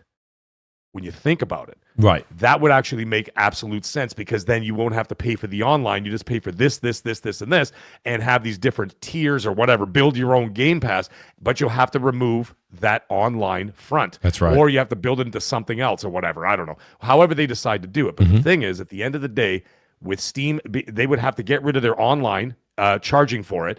And then what would Sony do? Are they going to stand there with their thumb in their mouth going, well, we're still charging for it? No, they would have to remove it to stay. That's what I was just going to say. Well, it's funny. So while you were saying that, my mind was going, I was going in like 5 different directions there. The thing is you say that, but let's not forget the Xbox 360 and the PS3 era. Xbox was charging for online, and PlayStation was not. I remember that in the PS3. So could PlayStation continue to do it? It depends on if they're arrogant enough to keep doing it. That would be interesting. I don't think they would do it for long, though.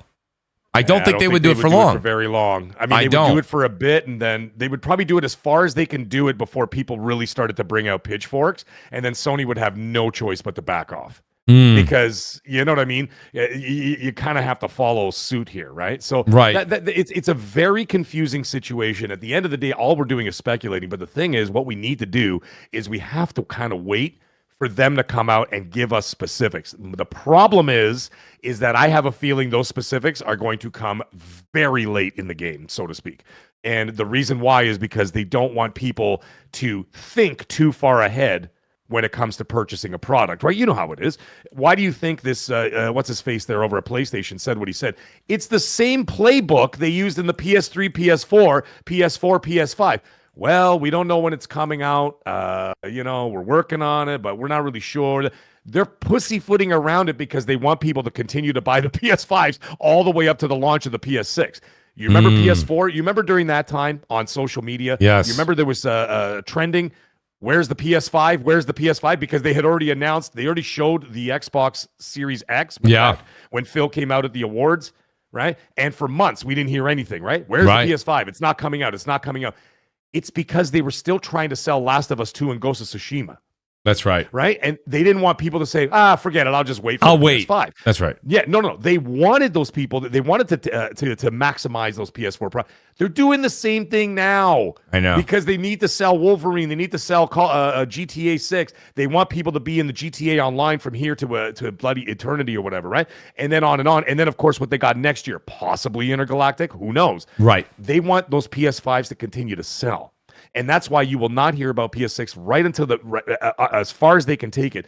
The Helix, they've already announced it because you know how that thing goes. They always announce. Well, they're ready to move on from this generation. They want this generation to die. They did the same thing with now. with the Xbox One X. Yes. They're like, hey, forget that one. We have this. Yeah. And then forget that one. We have this. It was always pushing you forward. Yes. Now the thing is, it's the details that I'm concerned about. I need to know the details because. But once again, a corporation does not want you to do any critical thinking. They want you to make purchases based on whatever. Not like I said, not breaking it down and not thinking about it too much. Because the more you think about it, the more you'll talk yourself out of it.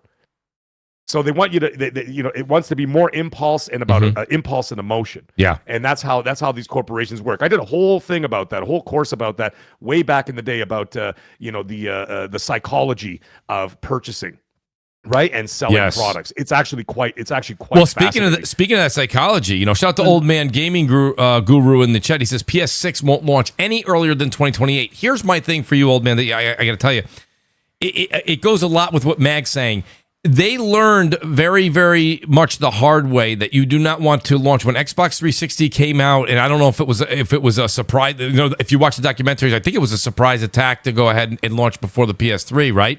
And when they did that, it was a leg up. I don't think in a certain situation that was going to happen. Sony's ready with the PS6. If the Helix is going to be 27, PS6 is 27. If Helix slips to 28, it's going to be early fall 27. They're not changing the date. The thing is also, don't forget that when you make a deal with the companies, company like AMD for your chipsets or whatever the hell they're doing, there are severe penalties if you do not follow through with the production. Right, so like even Colin Moriarty talked about that just a couple. I think it was last week he was talking about it, and most people in that industry know it's the same deal. It's that when you make a deal, say say for 10 million units, 15 million units of whatever is being produced, right? The RAM, the chipset, whatever. Blah, blah, blah. I'm not the tech guy, but the thing is, from that angle, if you do not follow through with that, you back off of it. There are severe penalties to that, which will actually cost them more money than having them to subsidize a console and come out in 27. I assure you it's coming out in the fall of 27. Yeah, I feel that same way. Pedro, knock that shit off. Go ahead, Ledger. And if you push it out too far, like let's say if you did break it or you got them to push out the production of it, like TSMC is going to be super busy. So when are you going to get them to develop your console? 2032? Like it's going to be, so you can't hold back, right? But Mooch, I got to run soon. I got one question. What do you got, Ledger? Because it's about Helix, and I wanted to ask Death Singer and D. I think maybe you're a Steam guy too. But if Microsoft all of a sudden started selling games cheaper, taking less of a cut than Steam, would you guys start buying your games on the Xbox store? No. And keep in mind, you can keep your existing Steam library. Ask the question again. If Microsoft with Helix decided to start taking less of a cut from developers and giving you back the savings on these games, so these games are cheaper to purchase than Steam, would you start buying your games off of Xbox Store? Me personally, if I get an Xbox, then I would consider it. Especially, even if you're on a PC. Let's say if you have a PC, right? You're not on Helix, but if the Xbox Store just starts to challenge Steam, because remember, if the Windows Store is anything like what it is now, hell no. But if they do revamp it and the new version of it or whatever is much more fluid and all the rest of it, with less issues and bugs and all the rest of it, then I might consider it. Yeah. Me personally, I don't know why people say this. Like the Windows Store, it's not. I don't know why people think it's so terrible. It's not really terrible. Steam is a better interface, yes, and I think it's a little bit more streamlined. And I think the downloads happen a little bit faster. But that's pretty much where the advantages are. Some of the same games, the odd time. I don't want to say the odd time. Sometimes on Steam, the same Xbox game will run a little bit better on Steam. It'll 2-3 FPS better, but that's now negated by the. So it's gonna either run better or the same as if you were to use like the Steam OS. I was just going to ask that, D. I'm kind of glad you said that. I was like, because I'll be honest with you, you know me, I when I do buy something, I do buy it on Steam if it's PC, but I'm pretty much on console. So my point to you guys is, what is it that detracts people so much from the Microsoft store? What is the past? The past, because it was really bad. It was really I was janky. reading just a few weeks ago, someone purchased something on it. It was on X, and like their game wouldn't launch. So I'll be honest, like I haven't personally used it in a while, right? So I'm just going by anecdotal what I see online. But when I see stuff like that and people complaining like, so this won't launch, and I see other people in the comments saying the same thing, I'm just like, nah, fuck that. Like if you buy a game, I mean, that's one of the reasons I game on console, because I just want the most fat-free, simple, easy pick up and play, because I have life, I have business, I have work, I have all this other shit, family, you know, like I don't want to be dealing with that shit. Like I want to just know it's gonna work. That's right. So yeah. I think it's selective outreach, because there's Steam games problems too. You try to launch it, it's not launching, and the developer has to patch. These things happen. Is Steam overall better? Sure, but the Windows Store, the way it is now, it's not bad. If I'm going on a rating system and I rate Steam a 10, I would say the Xbox Store is an 8.7. Oh wow, that's actually really close. Okay, but I'll take that one. But if you can get the game cheaper, I'm talking like if on you Steam, will get the it game cheaper is $69 on Steam, and on the Xbox Store it's $50. I'm gonna buy it. Well, yeah, that's what I was trying to get at. Well, when it comes to sales, Steam, like for example, when summer sale comes around for Steam, right? Now, if you search for the same game in the Windows Store that you just searched on Steam, it will be more expensive. Like they're not as generous with the sales as Steam is, right? Steam, when they do it, they go all out, they go balls to the wall. But Windows is a bit more conservative with it. So that's what I was trying to say, Death Singer, is that when it comes down to it, it's not about the it is about the performance as well, but it's mostly it's the pricing, because pricing is incredibly important above all. And the thing is, when I was mentioning, you could buy like every Assassin's Creed ever made for like $3 or whatever when they have like one of these crazy Steam sales, and people will bulk up on that and buy that. And what it does is it drives people back to the storefront, and it'll continue to say, well, I got this great deal. And then a month later, they go, let me see what else they got. And what ends up happening is people slowly start to migrate over there. That is how people start to have preferential treatment to certain storefronts. And that's how it starts. But the thing is, though, so one step at a time. So listen, remember, that's why I'm saying I can't figure out for the life of me how. And you know what? It's funny. When I mentioned it on Monday on XNC, I was expecting blowback. I didn't get it, because even Colt said the same thing. He's like, I'm starting to think Steam's not going to be there either when you start piecing it all together. Yeah. It seems like suicide. Yeah. Well, they can't, you know because what I mean? Steam is what it is, but it's because it's so free. It's free and open, right? They lock nothing behind the wall. Your cloud saves are not locked behind anything. Everything is already there and done for you. There's other systems and features and whatnot. So it's just literally you open it up, search, and bear in mind, also compared to the Windows Store, Steam has a larger selection of games. Plus, they go further back than the Windows Store.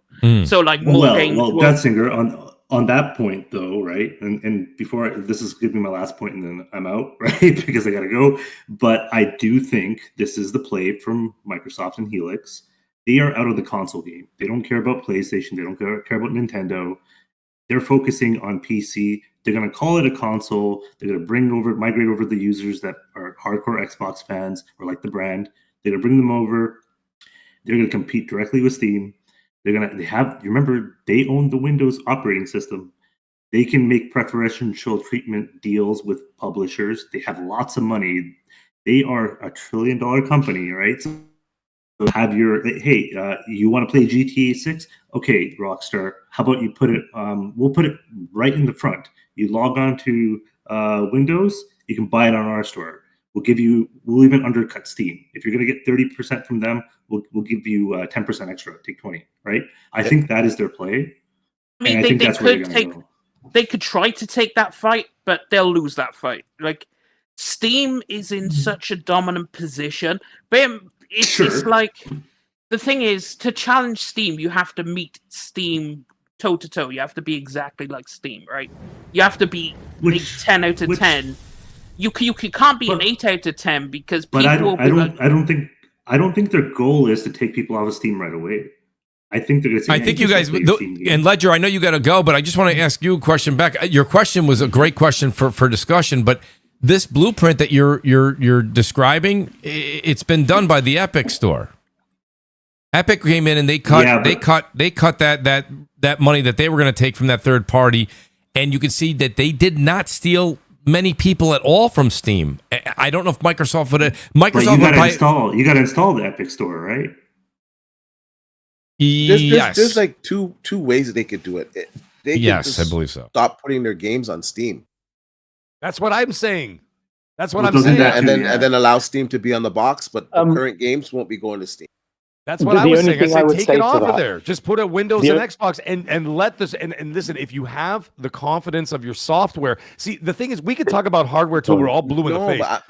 Mac, the only thing I would say I'm not saying for them to take Steam off the console. I'm saying for them to take their games, like the future games. Sorry, that's what I'm saying too. Because but I'm saying leave it to the strength of your software after that. So the thing is, if you do have compelling software that's so good that people cannot walk away from it, then they will go over to that Windows Store to get it, and it won't be available on Steam. That's what I'm saying to do. I'm saying go for it. You know, if everybody wants it, I say, you know what?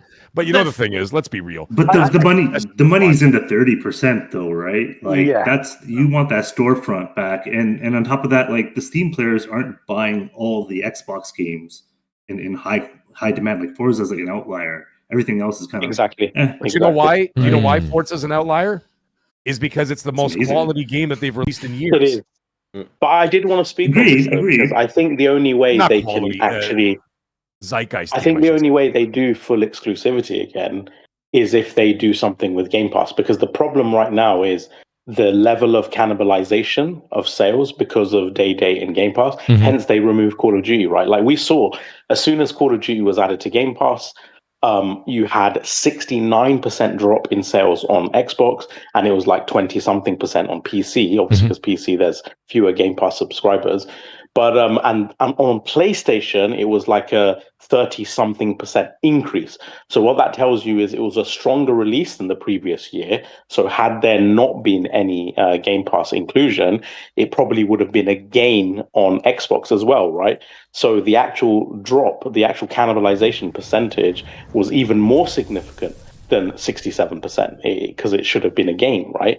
And then hence they removed it, and we see across the board like over and over and over again. Even with Forza Horizon, yes, it is doing well. Player numbers are high, but you know what we're seeing in terms of the sales side of things is a lot of that sales are coming from Steam again because that Game Pass subscriber count is lower, so there's yet less cannibalization on the PC side of the sales. Even Starfield, right?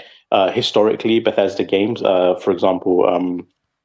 Elder Scrolls, it actually, you know, I know it will surprise some people, but the software splits for that game were actually stronger on Xbox 360 and console than they were PC.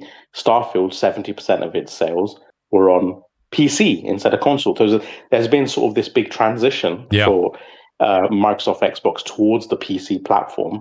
And even Forza Horizon, like, you know, the player numbers are actually kind of similar to Forza Horizon 5. So this is in 3 days, I think, and then 5 days, 6 days, or whatever, with the early access. This is 4.5 million, and Forza Horizon was 3 million on the first day and 10 million in the first week, right? So they're kind of doing similar numbers, and yet we're seeing on Steam they're not doing similar. They are in player numbers. No, because Forza Horizon 5 was available for the last gen. This is the exclusive for only this gen and PC. Yeah, so it's matching it, but you're ignoring.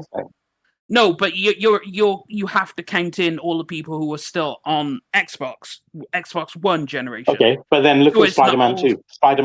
Spider-Man 2 was selling significantly faster than Spider-Man 1. Sorry, the first game. Oh, I see what you're saying. You're saying that because it's not cross-gen, right? It's not cross-gen. This is no Yeah, cross-gen. This is just but the series player and numbers are PC. still the same, right? Yeah, which means it's doing better than that because that doesn't have access to last gen. So Yeah. Yeah, I mean, fair, but then I would say to that as well, like, Spider-Man 2 is the best-selling game on PS5, the second best-selling game, behind only one Call of Duty, and that's the best-selling PS5 game of all time, out of 3,400 plus games on the library, and that is also a next-gen only game. So at some point, next-gen only games do end up being the lion's share. Even with Miles Morales, we saw, right? That was a launch title. And out the gate, we had in the UK and some US splits, it was as much as 90% of the sales of that game were on PS5, not PS4. So as much as I do take on your point, at this late stage of the generation, yes, they would have lost some, but you would think that the current gen would be the lion's share, just like it is on PlayStation. well, you would have thought it, but it's like, bear in mind, Forza Horizon 5 released literally like a couple of months after Series just released. So a lot of people would still be on Xbox One buying it rather than Series because not everyone's migrated over in the first year. There's also been it would take a while to reach it. DS, so when Forza you say Horizon 5 more would be on Xbox One than the Series consoles. DS, wouldn't you say that also though there's been this bigger migration in the past 5 years to the PC gamers, like now that the games they're acclimated to the games going there day and date, they're there all the time. There's a bigger, there's a much, you know what I mean? Because like the PC audience didn't adapt to Forza Horizon 5 like they did Forza Horizon 6. I do also want to bring this point up, and I know that this is something that basically, again, Mag, you've said this a couple times tonight where you're like, this is just me thinking out loud, right? Like, there's never been a bigger time than streaming video games. Listen, if you guys don't believe me, go and watch some of these Twitch channels or YouTube gaming channels. A lot of people now are purposefully buying a brand new game that comes out that they know has credibility, good game, and they're buying it and they're streaming it, right? And a lot of PC gamers are streaming right now. So you have this large influx of people. You see it with all the games, right? A new game comes out, and on Twitch, there's like 300,000 or 200,000 people watching this new game. Then a week later, it drops to like 14,000. I'm exaggerating, but it does dwindle quickly. There's this new business model. There's this new thing. People are going to go, Mooch, streaming's not new. It's become hot. It's very hot right now. People are buying a PC, buying the latest game that comes out, because if you buy a $60, $70 game right now on PC and you have anywhere near a decent channel on Twitch or YouTube, you get between the commercials and the super chats and that, people are getting, they're like, well, I'll make the money back on that. People are buying the newest games, playing those games, right? Streaming those games for their audience. And that's also a huge uptick in sales. You didn't see this Forza Horizon 5 love on PC day one when it came out. Didn't Forza Horizon 5 come out on PC? It did. Yeah, it did. And listen, I understand. I know you guys are all, listen, we're going to talk about Forza in a little bit. Listen, I played Forza now, Forza 6. I've played Forza 5. Yes, Forza 6 is definitely a much more beautiful game, and I do love the progression system that I'm already seeing. I do. So there's no question, D, I'm right there with you. But if you're going to sit there and tell me that it is day and night different, and all of a sudden the PC community just loves 6 and didn't love 5 that much, it's because of this new model. There's so many people streaming on Twitch. When you go on Twitch and you see the number of views, go to your favorite game and scroll all the way down. By the way, you'll be scrolling for a while. There's a lot of people streaming games that have 0 viewers. And they're trying. They're out there working their asses off to try and make that work, right? But my point is everyone's going, grabbing it, and streaming it. A lot of people are streaming right now. I gotta say this, though, Mooch. I think on you. PC, it actually is a big impact. I think it's a much higher.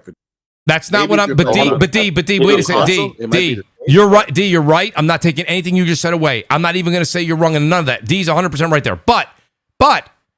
There's no way you can say, that's like saying I really, really love Black Ops 6, but Black Ops 7, it's a similar game. It's better Forza Horizon 6 is better in a lot of categories, if not all of them. But you can't sit there and say, well, I really bought 6 on PC, but 5 just didn't tickle my fancy. I'm not buying it. Not buying it. Well, It's very similar game. It's a very similar game. Also, bear in mind, they did Mexico dirty because, like, Forza Horizon 5, the map was a bit And also, bear in mind, this is Japan. Now, everyone wanted Forza Horizon to go to Japan for years. They finally did it, so everyone's showing up because everyone wanted... DS. Even before 5, DS. even before 4, and everyone what if asked a lot for of Japan. Xbox consumers have just moved over to PC? That too. And now Yes. they're buying on That PC too. instead. And also That too. because it's set in Japan, I am seeing a shit ton Yeah, of Japan is a Japanese- huge. Listen, thing. I'm Huge. seeing a metric fuck ton of big Listen, Japanese there's no VTubers doubt with DS. massive audiences streaming it because I it's agree. set in Japan. Absolutely. So let's say the top day play I think was sitting at 278,000 people, concurrent players on Steam. I got news for you. I agree with you guys. And I'll even lower the number. But if the next Forza Horizon is only going around Citi Field and Yankee Stadium only, I guarantee you the Steam number will still be like 260,000 people concurrent on day one. Because what I'm telling you is there's a shift now. People are buying these. Pragmata had an unbelievable number, right? It was near 200 and something. I think it was like 90,000 or 100,000. But these numbers, Crimson Desert had like, how many people played that at peak on day one? 350,000 people? Like, do you think that there were the word, like, everyone's going out buying these new games, streaming these games? You know what I mean? And it's like, that's really, really kind of changing the game here a bit because people people that view Twitch and YouTube streamers, they want to see the newest game. That doesn't mean that there aren't people, right? So that's what I'm saying to you guys. You know what I mean? Next year's could be Forza Horizon 7, Citi Field, New York Mets. And it would be like, you know what? It would still sell. It would still sell, D. Say that one more time. You know what I mean? So like my whole point being is that I think that's kind of a talking point. Now I got a couple of super chats here, and I want to get your opinions on the Xbox showcase because this is kind of it's a big deal here. The radio voice killed me there. Well, I appreciate that. Thank you, D. I'm still waiting for WNBC to give me a call. They haven't called yet. Matua says Microsoft Windows remains the dominant desktop operating system globally, powering roughly 79% of all desktop and laptop computers. Matua always right, and thank you for not putting a tongue twister in the super chat this time. Shout out to Raggiano. I appreciate that. Thank you so much for becoming a Mooch Maniac family member. I appreciate it, buddy. Le Pedro, who's here for Meg, he says Meg loves Dodgers and Shohei dogs. Absolutely. Yeah, he's a big fan. Kick that dog when I get Shout out to Pedro. The great Bespoke is with us. Bespoke says, I don't think there are many people who pay for PS Plus thinking that they are going to pay for that they're paying for online. You pay for 200 gigs cloud storage and $1,200 worth of games. So what Bespoke is saying is that a lot of people have trying to mentally checked out on the paying for online, and he's saying that he's excited about the 3-4 games he gets a month. Plus, he gets the cloud storage. Now, listen, that's fair too. It's fair to say, but others offer it for nothing. So, I mean, not the games per month, but the cloud storage. Like my kids can't afford like what I as an adult can afford, right? And of course, I'm not going to just dish out like $100 every time they want a game, right? Right. And so a lot of times, outside of the handful of games that my son plays with his friends or whatever online, they wait for the PlayStation Plus games every month to see what's cooking because you know what I mean. They'll get a couple of games out of that, and then they'll go play them. That's right. Right. So like, that's a fair statement. That's a fair statement. I mean, I get that. A shout out to Bespoke. He's back. And he says on PC you have to pay for virus protection, spyware, VPN, all things that you don't need to even worry about with a console. No, so you yes, don't. pay for online. No, you don't. You can get all that for free. What? Well, that you can even get Windows for free. You don't even have to. Like you could get a free version of Windows. What the fuck are we doing? Well, he said this isn't back in 1990. You got DS going. No, Bespoke, you did it. People's brains on PC are locked back in like the 90s. Like that's the time period they're still thinking PCs in. Like no. Yeah. Well, virus protection, he's not right, but the VPN. If you wanted a VPN, that's extra, is it not? DS? No, it's not. No, it's not. It's not physical games. No, man. it's because I thought you had to pay for that. I use Proton VPN and it's free. Okay. I don't know. I that's why I posed that in the form of a question. I did want to. I know I've said this before, but one thing, and I know because Mag was talking about removing games from PC, right? And obviously my thing is do something with Game Pass, because to prevent that cannibalization, right? So if you are going to, obviously the rumors are that they're going more into PC. I think Asha Sharma, she's already said twice that it will play your PC games, right? Which makes it sound like it might actually be just sort of like a PC or a hybrid PC or whatever. Right. But the thing is, it's a weird thing because Xbox keeps adopting these strategies that actually don't work out, like they actually fail, and they keep doing this over and over again. So just because Xbox is employing a strategy, it doesn't necessarily mean it's going to be the correct one. And even with this, again, go by the data, right? With this whole Game Pass and PC day and date push, I keep saying, look at the overall revenue of Xbox from the start of this new generation to just the last report they did where they split ABK revenue away, right? Because obviously we're trying to gauge if the previous strategies worked, not whether you can just buy extra revenue. So the first 4 years of this generation, they had 2.5% revenue growth from 15.37 billion, I think, to 15.75. And it's actually revenue decline because that includes ZeniMax revenue, right? Which, estimates put at 300 to 500 million residual annual. Remove ZeniMax, and there's inflation as well, and they actually had a revenue decline. So imagine having Game Pass and you're touting 5 billion revenue now. Game Pass makes you released all your games on PC day and day. Mm-hmm. And what do you have to show for it? Over the course of the entire generation, despite a new console launch, you have flat or declining revenue, while your competitors have gone from 20 something odd billion to 30 billion revenue in the same time. And Nintendo, when they launched the Switch, went from 9-10 billion to 16 billion in that same 4-year window. So, the traditional model is still working for PlayStation and Nintendo.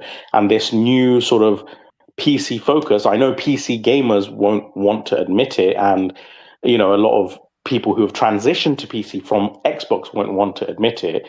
But if we are actually going by the data and the numbers, this PC day and date strategy and Game Pass push has not been effective for Xbox. And it's actually been substantially less performant than what PlayStation and Nintendo have achieved. So with MAG on the whole, removing from PC,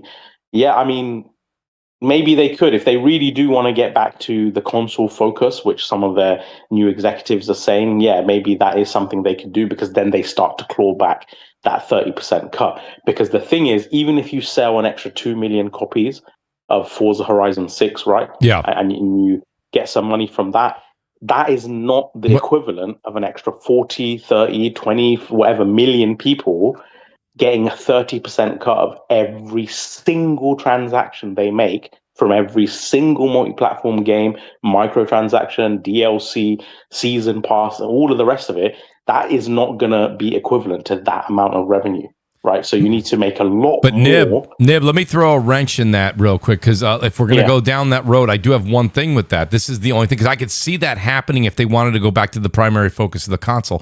The problem is the console that we're hearing about in Helix is rumored to be $1,200 to $1,500. I know. If that's true, that knocks you out. That knocks you right, D. But D, that knocks you out. Nothing makes sense. It knocks you out of the right. That's what I'm saying. It knocks you out of the console space as far as pricing. Not everything else you're trying to put in the box. I get that, but I'm going to be honest with you, right? I've covered to a PC guy, since. that's going to be appealing if it performs.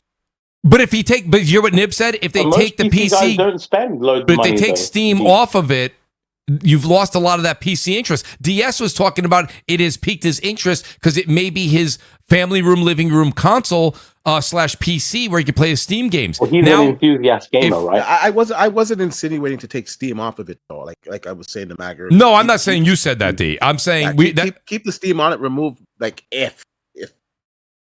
Wait, remove what though, D? I'll be honest. Remove I've been gaming just for what, future Xbox games. Just don't put them on Steam.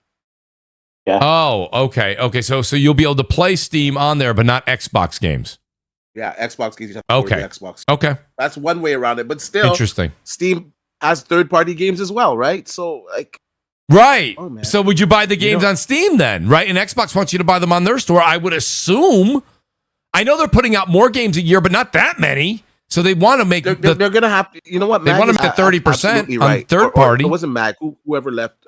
He's absolutely right, though. They're going to have to combat that. And that might be something to get for their storefront. That's what I'm saying. But the thing is, I'm listening to what you guys are talking about, and we're talking about like the different services that the companies offer, the different hardware, what they can do, the capabilities. The thing is, at the end of the day, we have to start thinking not like us, because we are 15% of this industry, right? And that's the thing that a lot of us, I think we have. I think that a lot of us think that we're carrying this industry. We're not, believe it or not. That's Even though correct. we buy 10 times the games that a casual would or whatever, or more hardware than they ever would, they have the sheer numbers that carry so much more weight in the industry. And what they're concerned about, and this is what I talk to with distributors and everything else, they tell me the same thing. It's all about the software, compelling software that people are interested in, and I mean everybody. And I'd like to reiterate what I was saying before when I said, I think it was Nib was talking about how Forza Horizon was doing 6 is doing incredibly well, and I said, yeah, because it's a quality game. I wasn't trying to say that the other games aren't quality. It's just they're not hitting the zeitgeist of the general public, right? And if you look at those numbers, I've said this many times before. Go look at the achievement percentages on the numbers of games that are in Game Pass. Some people, most of them have not even make it past 2 hours. And then they move on to the next thing and the next thing. So the own community wasn't even actually engaging in it. So the thing is, you have to have that. That's number one. Number two is price. So when you have those two things, it's the price of the hardware and what kind of compelling software. And that's what's going to drive everything forward. Everything else is busy talk when it comes to the 85% of the Jimmy Sixpack isn't walking into GameStop and gives a shit about, does this have an operate? Does this have a VPN? They don't give a shit. How much does it cost? What games come with it? That's it. And that's 85% But the problem of the market. is, Mag, that person you just described, that person is not looking to go from a $499 console this generation to a $1,200 or $1,500 console. So what happens is you've lost Jimmy. Well, this is why this Steam box could be compelling for a lot of people, because if it plays like a console, it's simple, it doesn't have anything. Yes. You don't have to worry about launchers and all this bullshit. So here's the fear I have, right? So this is why PlayStation made their decision to do what they're doing. If the Steam box, listen, we mentioned the rumored specs. Let's not even talk about that with the Steam box, the Steam machine. If Steam machine ends up being $650 or $700, that's what that rumor was saying along with those specs. Right. And the PlayStation 6 is $700 or $800, and it's gonna blow the doors off the Steam machine's, specs. So at that point you haven't gotten Jimmy the console gamer to move to even a Steam machine, because the Steam machine's the right price. But do they want to start all over again? Listen, we've all listen, Mag, exactly. But Mag, that's what I was just going to give. We've all bashed Phil a lot, but listen, Phil said something that was interesting. He said it. I said it back. And you can go back and listen to CrossFire. I said it before he said it on that podcast he was on. I said they lost the worst generation to lose. The Xbox One, PS4 era was the digital era where we were like, oh, let's not lose our physical discs. And we did. Everyone went digital. A lot more people went digital. They bought all of their games on there. PlayStation had ended up 117 million roughly PS4s to 60-something Xbox Ones. And they weren't able to recoup. And this year, in this generation, they lost another 30 million to PlayStation or PC. Or PC. The thing is, though, Mooch, honestly, I do think that is a bit of an excuse and cop-out. I genuinely believe that if Xbox had a unequivocally incredible, groundbreaking lineup of games, I'm talking like Game of the Year winning, award-winning bangers. Yes. Right after another. Yes, yes, you're right. Generational run. Games, I think people would be compelled to buy their system. Thank you. That's all I'm trying to say. I was just trying. The thing is, when it comes, this is what I talked about on Madcast, and I was saying, when a team wins one spectacular ball game, but you lose 10, and then you win another one, and then you lose 10, you're still 2-20. You know what I mean? So it has to be consistent. There has to be a consistency, and that's been the problem for about halfway through Xbox One. Because the Xbox One launch, I don't give a shit what anybody says. The Xbox One launch was fucking spectacular. And they did great those first 3 years, and then things started to drop off right at like about 2016 or so. And then Game Pass showed up, and then the day and date on PC, because the numbers were starting to sag, right? And that's when they started to diversify their business model and whatever else. And I would Mag, just to protect what you just said. I don't think that their 2013 launch was spectacular. Only event of I thought it was. Well, wait. There's two different things. I'm going to defend you too. You said spectacular. As far as the the face value out there on mass media, not good, right? The DRM stuff. Sorry. I actually saw it coming from the 360 era.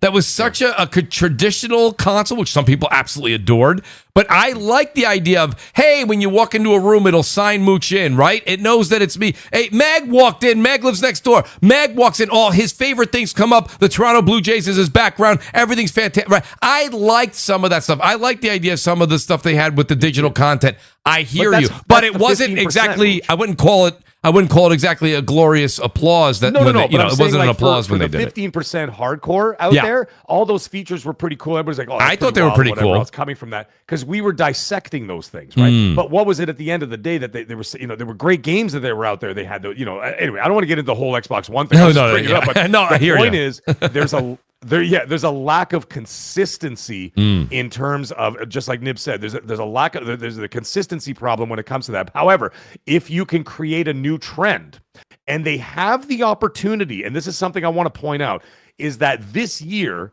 when she came in, she's walking into a slam dunk, because she's got 5 flagship titles. By the way, I looked it up. It is the first time in the history of Xbox that you're going to have 5 flagship titles all in 1 year. So she walked into a slam dunk. I said the real work is going to be 27.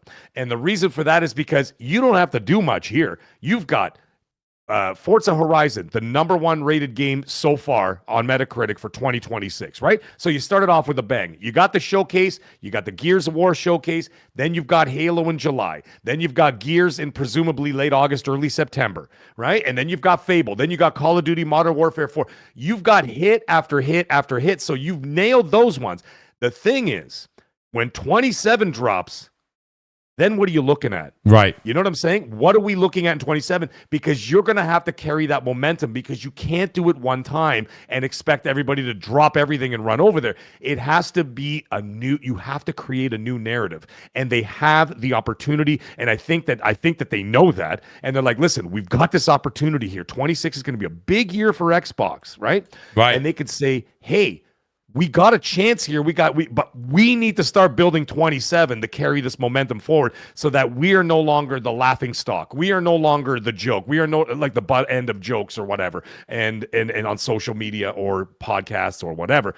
And that's their responsibility. So again, at the end of the day, all this talk about the hardware, yes, the price thing, that's going to be a situation. However, they're not going to market that. I don't think they're marketing that to everybody. They're going to market accessibility to everybody else. And what I mean by that, of course, cloud accessibility. By the way, there's something very cool that they're working on. This is interesting. What they're planning on doing, as we already know, like with Xbox and PlayStation this generation, they've already carried the consoles from the last generation for the first 3-4 years, correct? So they're going to continue to do that, right? So PS5, PS5 Pro, Xbox Series consoles will be supported into the 2030s. However, I did hear from not from Gandalf himself, but some of the other guys over there. They're saying that they're working on a tech that what they're going to do is use your series consoles as a reception node for cloud access for the future. You will not be playing games native on your console. You will be playing them through the through the cloud, and the console will act as a high-powered accessibility node to the cloud or whatever, and just be able to do that. And as long as your hardware is chugging along, you will be able to continue to experience that. So there's that. There's smart TVs, smart monitors, all that bullshit we were talking about before. So you know what I mean? Yeah. So they will do that for them. They're not going to be marketing a possible $1,000 console to the public. No one's, people are not going to buy, the regular average consumer's not going to buy that. For me, by the way, I just like to point out, and for D, it's about $1,500. That is a huge. I know people who won't even buy the Switch 2 because it's too expensive. Right? You think they're going to buy something that's costing double the Switch 2? So, you know what I mean? So there's that. So That's the case. That's the thing at the end of the day. The thing at the end of the day is that Helix will be marketed for that 15%. And of that 15%, maybe 8% of them will buy it, right? Maybe half. Their internal projections put them at around 10 to just under 10 million units. So, and that's coming from Microsoft, by the way. That's from the town hall. That is from the town hall. That's not from me or, I know some asshole's going to be source. That's from the Give me your source. Yeah, that's from the town hall. But doesn't that mean they're basically sunsetting their console, though? That's what that reads to me. Yes. Yeah. Writing's on the wall. They'll always have hardware just available. There. Yeah, it'll be like the Surface. Hardware that's available. It'll always be there. They will continue to innovate. They'll continue to make powerful consoles, whatever.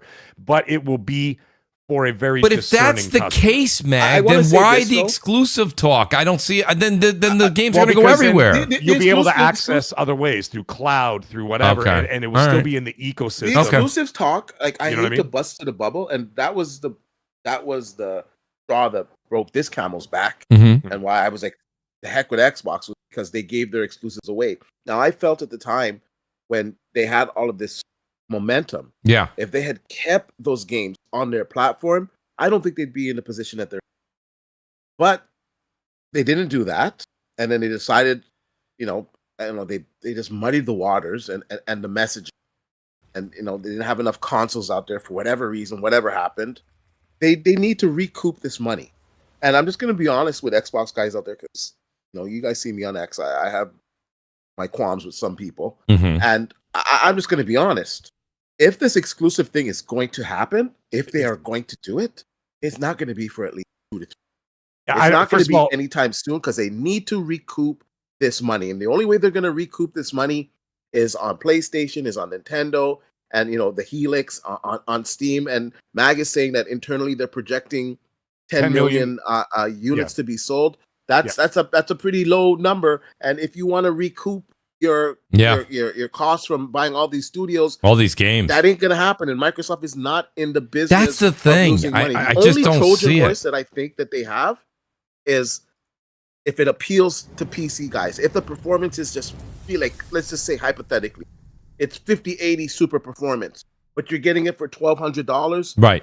That is going to be. That's pretty serious. Yeah, that is pretty serious if they can pull that off. By the way, for the record, I'd just like to say that the exclusive talk, I would like to see it happen, but I don't. The reality is, I don't think that's a reality. No, it's not. It's not on the cards for anything. It doesn't. No matter how you do. People saying, "Oh, pull Fable from PlayStation." Dude, no matter how business models are not built on hopes and dreams. No, I was saying no matter how on reality. We've talked about 4 or 5 different avenues now, Mag, and none of them make sense that way business wise. I mean, dollars wise, it just doesn't. I don't see it. I'm going to make the right decision. She said I'm not going to make the quick decision. I'm going to make the right decision. Remember, that's right. She said that I think a couple of weeks ago. They're going to work on metrics, and the funny thing is, and I mentioned this before, and a lot of people got a couple laughs out of it, and I said. If the Xbox community would like exclusivity per se, you better pray that PlayStation guys don't buy the games. Yeah. And then I said the funny thing is, I said so if they don't buy it, then you might have a case because she works on metrics and numbers and data. Right. That's it. And the funny thing is, I said I was saying also the PlayStation community. If you want to continue to get those games on yours, then you have to buy them. So the Xbox, the Xbox community better pray that they don't buy them, and the PS5 guy, the PlayStation guys, you have to start buying them, and otherwise, then there's a case for it. But I don't think it's going to be a thing. I think it's going to continue to be a delayed release, just like we're saying. Is that you know what I'm saying? Like it'll be a delayed release where like Xbox. That's why I was saying Xbox first or whatever the hell the slogan is. Well, technically, you're not lying because you are getting it first, right? So let's say 6 months later, you get the release, or whatever. A year later, then the releases go elsewhere. At best. That's at best what they would do. So, like for example, Gears may not make day one, but that's not for the same reasons. It's not because of the Xbox first reasons. It's just they were having trouble optimizing the Series S version, and they want to make sure that the Xbox versions are in prime condition before they go out, before they focus on PS5. So they may be slightly delayed. However, Fable is not. Fable will be coming out day one. That's the thing, though. I mean, Fable's going to be a big game, and it's going to be a big game. Well, I mean, size wise, and as well as popular. My point is, if they that stick the game, landing, Mooch, game can come out down to that quality. Playground right? games, man. I have so much faith. Listen, I think if Fable's day and date, I really think unless they're having the development issues you're talking about, Meg, with the PS5 because of time with the Series X, I think Gears is day one. And by the way, that was not an inflammatory thing. That wasn't I wasn't like shitting on the Series S. I'm just saying it took longer to optimize. Listen, and as a result, it pushed back. A lot of us were saying the S was not going to do what the S was going to do. Right? It's okay to say what you said because to be honest, the thing does need more. I wasn't trying to backtrack. No, you're not. I'm just saying. I'm just trying to clarify. Right. The reason why is it took a little longer than they expected. Yeah. But by the way, makes sense. I'd just like to let you guys know the game is stellar. So it's going to be incredible. But if you're talking about Fable or are you talking about Gears?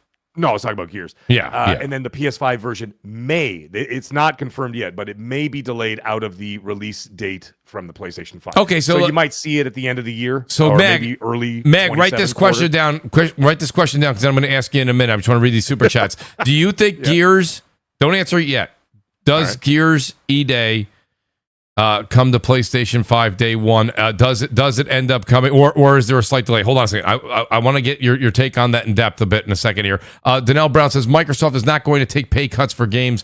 They're going to need all the money they can get to feed AI. Shout out to Donnell Brown. He's paying attention out there. The OA says we all use Discord instead of in-game voice and chat, and Discord seeks revenue through subscriptions, ads, and the like. If they need the money to fund themselves, if they need money to fund themselves, I don't see why Sony and Microsoft wouldn't. So he's saying they could do it through other means of making that money. That would have to be a lot of different means away if I'm reading that correctly. Oh, I see what he's saying. Yeah. Cool. I see what he's saying. They can generate that money, elsewhere because Discord. We all use Discord, and Discord doesn't cost anything. Unless you do like Nitro or whatever the other items are that they have there. Silver Wolf says, what game showing up in the state of play will make it a 10? Well, we discussed that earlier, Silver Wolf, but I'll ask it again towards the end of the podcast. We'll kind of do our last thoughts on both of those and give a game shout out before we bounce. The Gaming Ledger is back in the chat. Ledger, thank you for being a part of the show tonight. It was great having you here. Can't wait till you return. He says, for Xbox to be a successful storefront, they gotta hurt Steam. Xbox PC exclusives won't cut it because they are both sharing the same platform, Windows. So, yeah, we kind of got into that too, Ledger. I do think that that's a case. But again, like I say, I don't know how you hurt Steam. DS has been pretty clear on how much of a powerhouse they are. And, I think that Mag and D touched on it a bit. If they end up keeping Steam on Helix so you can play your Steam games, and then the Xbox games revert only to the Helix. But again, the question would be, why? Why? Also, you have to remember, if they want to lock exclusives to the Windows Store, please see Epic Games. They tried the same shit. Guess what? They locked That's what I'm saying. Epic tried this. Guess what happened to Epic? They tried exclusives, and guess what? It did fuck all. If anything, it just pissed everyone off, and everyone said fuck. That's right. And on top of the discounted price, Death Singer, you're right. They also had timed exclusives with third party. Well, Alan Wake 2, I think, is still exclusive only to the Epic Store. There you go. Really? It is? That's interesting. I think you may be right. It still is. I think if it's not now, it was for a very long time. That's correct. It was for a very long, and the thing that just pissed everyone. Everyone's like, why? We don't do exclusives on PC. Why is Epic trying this bullshit? And of course, they fuck around and find out. Right. So you don't want to fuck around and find out. So they're not going to lock it to the Windows Store. Because they'll fuck around and find out. Well, then, by all intents and purposes, by definition, the games won't be exclusive. It'll still be going to a third party. So, like, you know what I mean? Like, I know that's sort of like, it's semantics, but I'm just saying, like, at the end of the day, when people are saying that, I'm like, what does that mean? And that's why I keep asking the question: is it everything but PlayStation? Because then that sounds to me like a whole different story.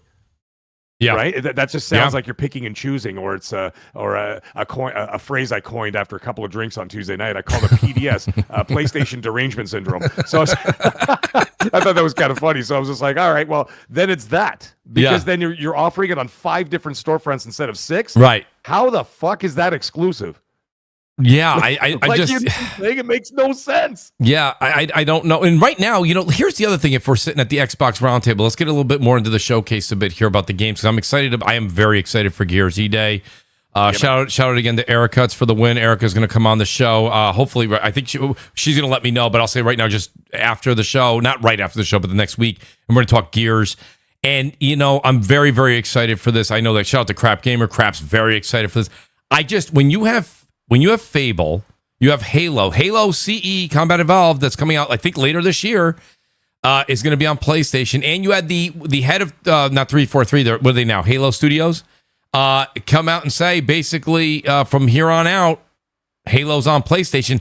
That's not a good look to just turn the ship around before, you know what I mean? But right as you said it, like, no, I was just kidding yesterday. So you have all the tent poles are on PlayStation. Some of them even on Nintendo now. I just don't see the exclusive thing coming up. But a lot of people, listen, a lot of people in the Xbox community are going to be waiting with their fingers crossed on June 7th, and they want to see exclusive on the show, right? It's not happening. Even Colt said it. Colt said Gears is going to PlayStation. So, well, okay, someone asked him on Twitter, I think today. Funny enough, today or yesterday. Same. Does he think it's going to be? Does he think it's day and? Does he think it's day and date, or does he think it's delayed? No. That is depend. Like I said, that is dependent on the development because, as I was saying, they're behind on it. They're behind on the development, so it may just accidentally miss the day. It wasn't on purpose. They may play it off like that because it's great for it's great for the optics, great for the PR, great for the everybody's gonna be high-fiving each other and shit like that. And then like all of a sudden, like a month later, they'll be like, oh yeah, by the way, it comes out on December or whatever, right? So like, there's that. So like that'd be great for the optics and the hype of the show. But no, it is 100% going to PlayStation. So there's your answer. So if they're not people going need to understand is that they need to get this money back. The reason why they're in this situation in the first place is because the Xbox console guys were not buying the games. And because they weren't buying the games, Microsoft was forced to go out and put their games elsewhere for them to recoup the cost. So in what world does it make sense for them to say, okay, we got faith in you guys now. We're going to put all the games exclusives and can you guys please come buy them? That's not happening. It's not happening. At best, we're going to see a 6-month timed exclusive. Maybe if you're lucky, you might get like Elder Scrolls exclusive to Xbox, and that's what they do. Here's 6 months after it comes out, you get an announcement. Guess what? And you know this. Listen, I learned this from DS. Okay, if you have somebody that's been with the PlayStation ecosystem for the longest time, or even went over their last generation PS4, and now they say Gears is coming to PlayStation, not day and date, but in 6 months, they're just going to wait. That's not enough to bring people over to buy a $1,500 or $1,200 Helix. That's my only thought. At that point, just release it day one. The exclusives aren't enough to bring them over either because, like you guys said, they lost a generation they couldn't afford to lose. Now these guys have stuck with the PlayStation 5, the PlayStation 5 Pro. They have all their games. They're not going to abandon that stuff for the Helix. They're not for a higher price tag. The other thing is that's why they're focusing on accessibility. And I know that sounds like a commercial, but you're right. I'm being serious. You're right. They're focusing on that so that you can buy a controller. If they're not going to do exclusivity, right, which it sounds like everyone here is kind of in agreement, does that mean this exclusivity talk is just marketing bluster to get the enthusiasts on board with Helix? That's a great question. Because they are doing anything but telling like what their plans are. They are skating around it 100%, right? Like speaking in tongue. Like they're just you're putting out whatever sounds kind of good, and people are already like, literally worshipping Asha, and I'm like, well, she hasn't done anything yet. Like, what's going on? Like, is it just basically just marketing, preaching to the choir? It seems that way to me from the outside. I mean, we're going to learn a lot on June 7th, Nib. But I mean, even one of the new, I don't know if it was the CTO or whoever they just hired. One of them has a tweet from a while ago that said something like, hey, wouldn't it be great if Xbox was sold to Apple? And now he's like second or third in command. And listen, that's fine. Listen, that was his opinion. I think a lot of people might have felt that way. I remember us talking about it on the show. Like, what happens if Xbox ever went to Apple, right? If Apple was going to be a contender and buy, which now we know Apple's probably more than happy of making their billions of dollars just on Apple Arcade. So they don't need that. But my point being is that they're doing everything it's kind of a lot of pillow talk. You know what I mean? It's really getting people warmed up again, this and that. But I think at the end of the day, it really is to try and say, hey, listen, we're going to give you guys a console. We're going to give you... Listen, one thing she is doing that's credible is she's putting the all the different services and some of the different what I'm trying to think of. Meg, what are some of the things recently that, like the achievement system wasn't updated? They updated like that, the badges right? and stuff Yeah, the like badges. They're doing certain things. Those are all good things. Though. Absolutely, they're comfort of life good things on the console. Absolutely, yeah. Well, but once again, as I was saying, they got this 1 year this year where they have the opportunity to have that slam dunk with those with 5 flagship titles.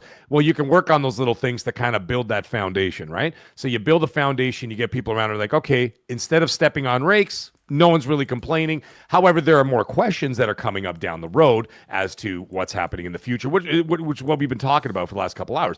And that's where the questions start to come into play when it's like, well, where is it going to be available? How are they going to do this? What's going to happen? Now, by the way, that poll, the poll of like the most requested features. Yes. The number one was exclusives, right? And that was only 14,000 people.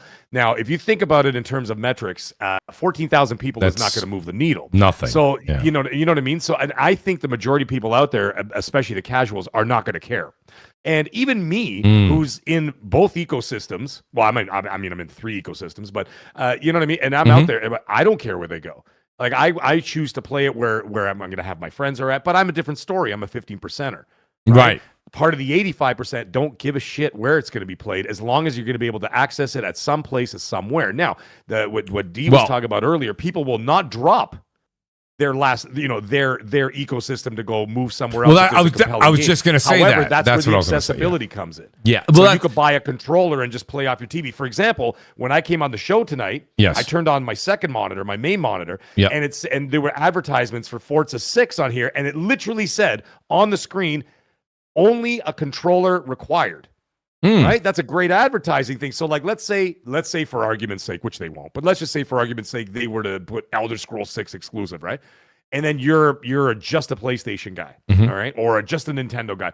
You turn on your monitor and you got that and you're like, damn it, I really wanted to play that. Well, I'll buy a $65 controller or whatever, and I could just play the game. And there you go. And then what happens there? Then they start looking in the store. Well, let's see what else they got hanging around there. You know what I mean? And so that's how you kind of get people interested. But so it's not a bad thing, but you know, we also have to know where to compartmentalize what all these products are for. I think we're still thinking in the fact that because we've been gaming a very long time, a lot of us decades, and you know, some of us, you know, almost half a bloody century, like myself, and we keep thinking in the traditional sense of they're going to release a hardware for everybody. That ain't the case. That's not the case here. And so they're not looking to sell 100 million. They're not going to. And they know that. And like I said, their internal projections said so. And so they know they're not going to lie to themselves. What they are going to do is going to say, well, how do we get other people here? And that's why they're going to continue to do that cloud access thing on the series consoles, whatever, and on and on. Now, Sony and Nintendo are going to continue doing what they're doing. Why? Because it's worked for 5 generations. That's right. If it's not broke, you don't fix it. Why mess with it? Right. Why so here's a question for you guys.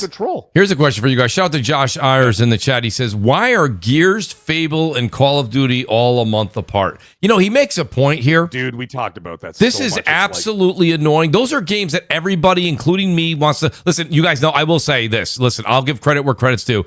I'm going to try Fable, right? Absolutely. Like, I'm not as excited as all you guys are. I've never really been a Fable, but Gears... Call of Duty, I'm there for that, right? I'm even going to pick up the Halo Combat Evolved remake, if you will. And don't forget, if you're a PlayStation player, they're throwing Forza 6 in the middle of all that. And Forza 6 if you're PlayStation. That's correct. Imagine this. That's correct. September 9th is Phantom Blade, right? Yes. Which, by the way, that's a really stupid move on Sony's part, too. I like to give them a little smoke for this. You're releasing Phantom Blade 0 and Wolverine 6 days apart. Like, what the fuck are you doing? Yeah, I don't. Like, well, here's the thing. Here's the thing, though, Mag. Right? They're stuck between a rock and a hard. Well. They're stuck between a rock and a hard place. Yeah, with Saros as well. Yeah, release Phantom Blade in August. Starfield, Pragmata, Resident Evil, like they're all still hot. Like, and you just released it at the tail end of the month. I don't know, man. It's like you're saying, look, everyone have a go at this, and you're the last sloppy seconds. Like, I don't know, man. It just does not seem like good strategy. You see, look at September 9th to November 19th. There are like a plethora of games. And the thing is, at the end of it all, there is a price attached to this. You know what I'm saying?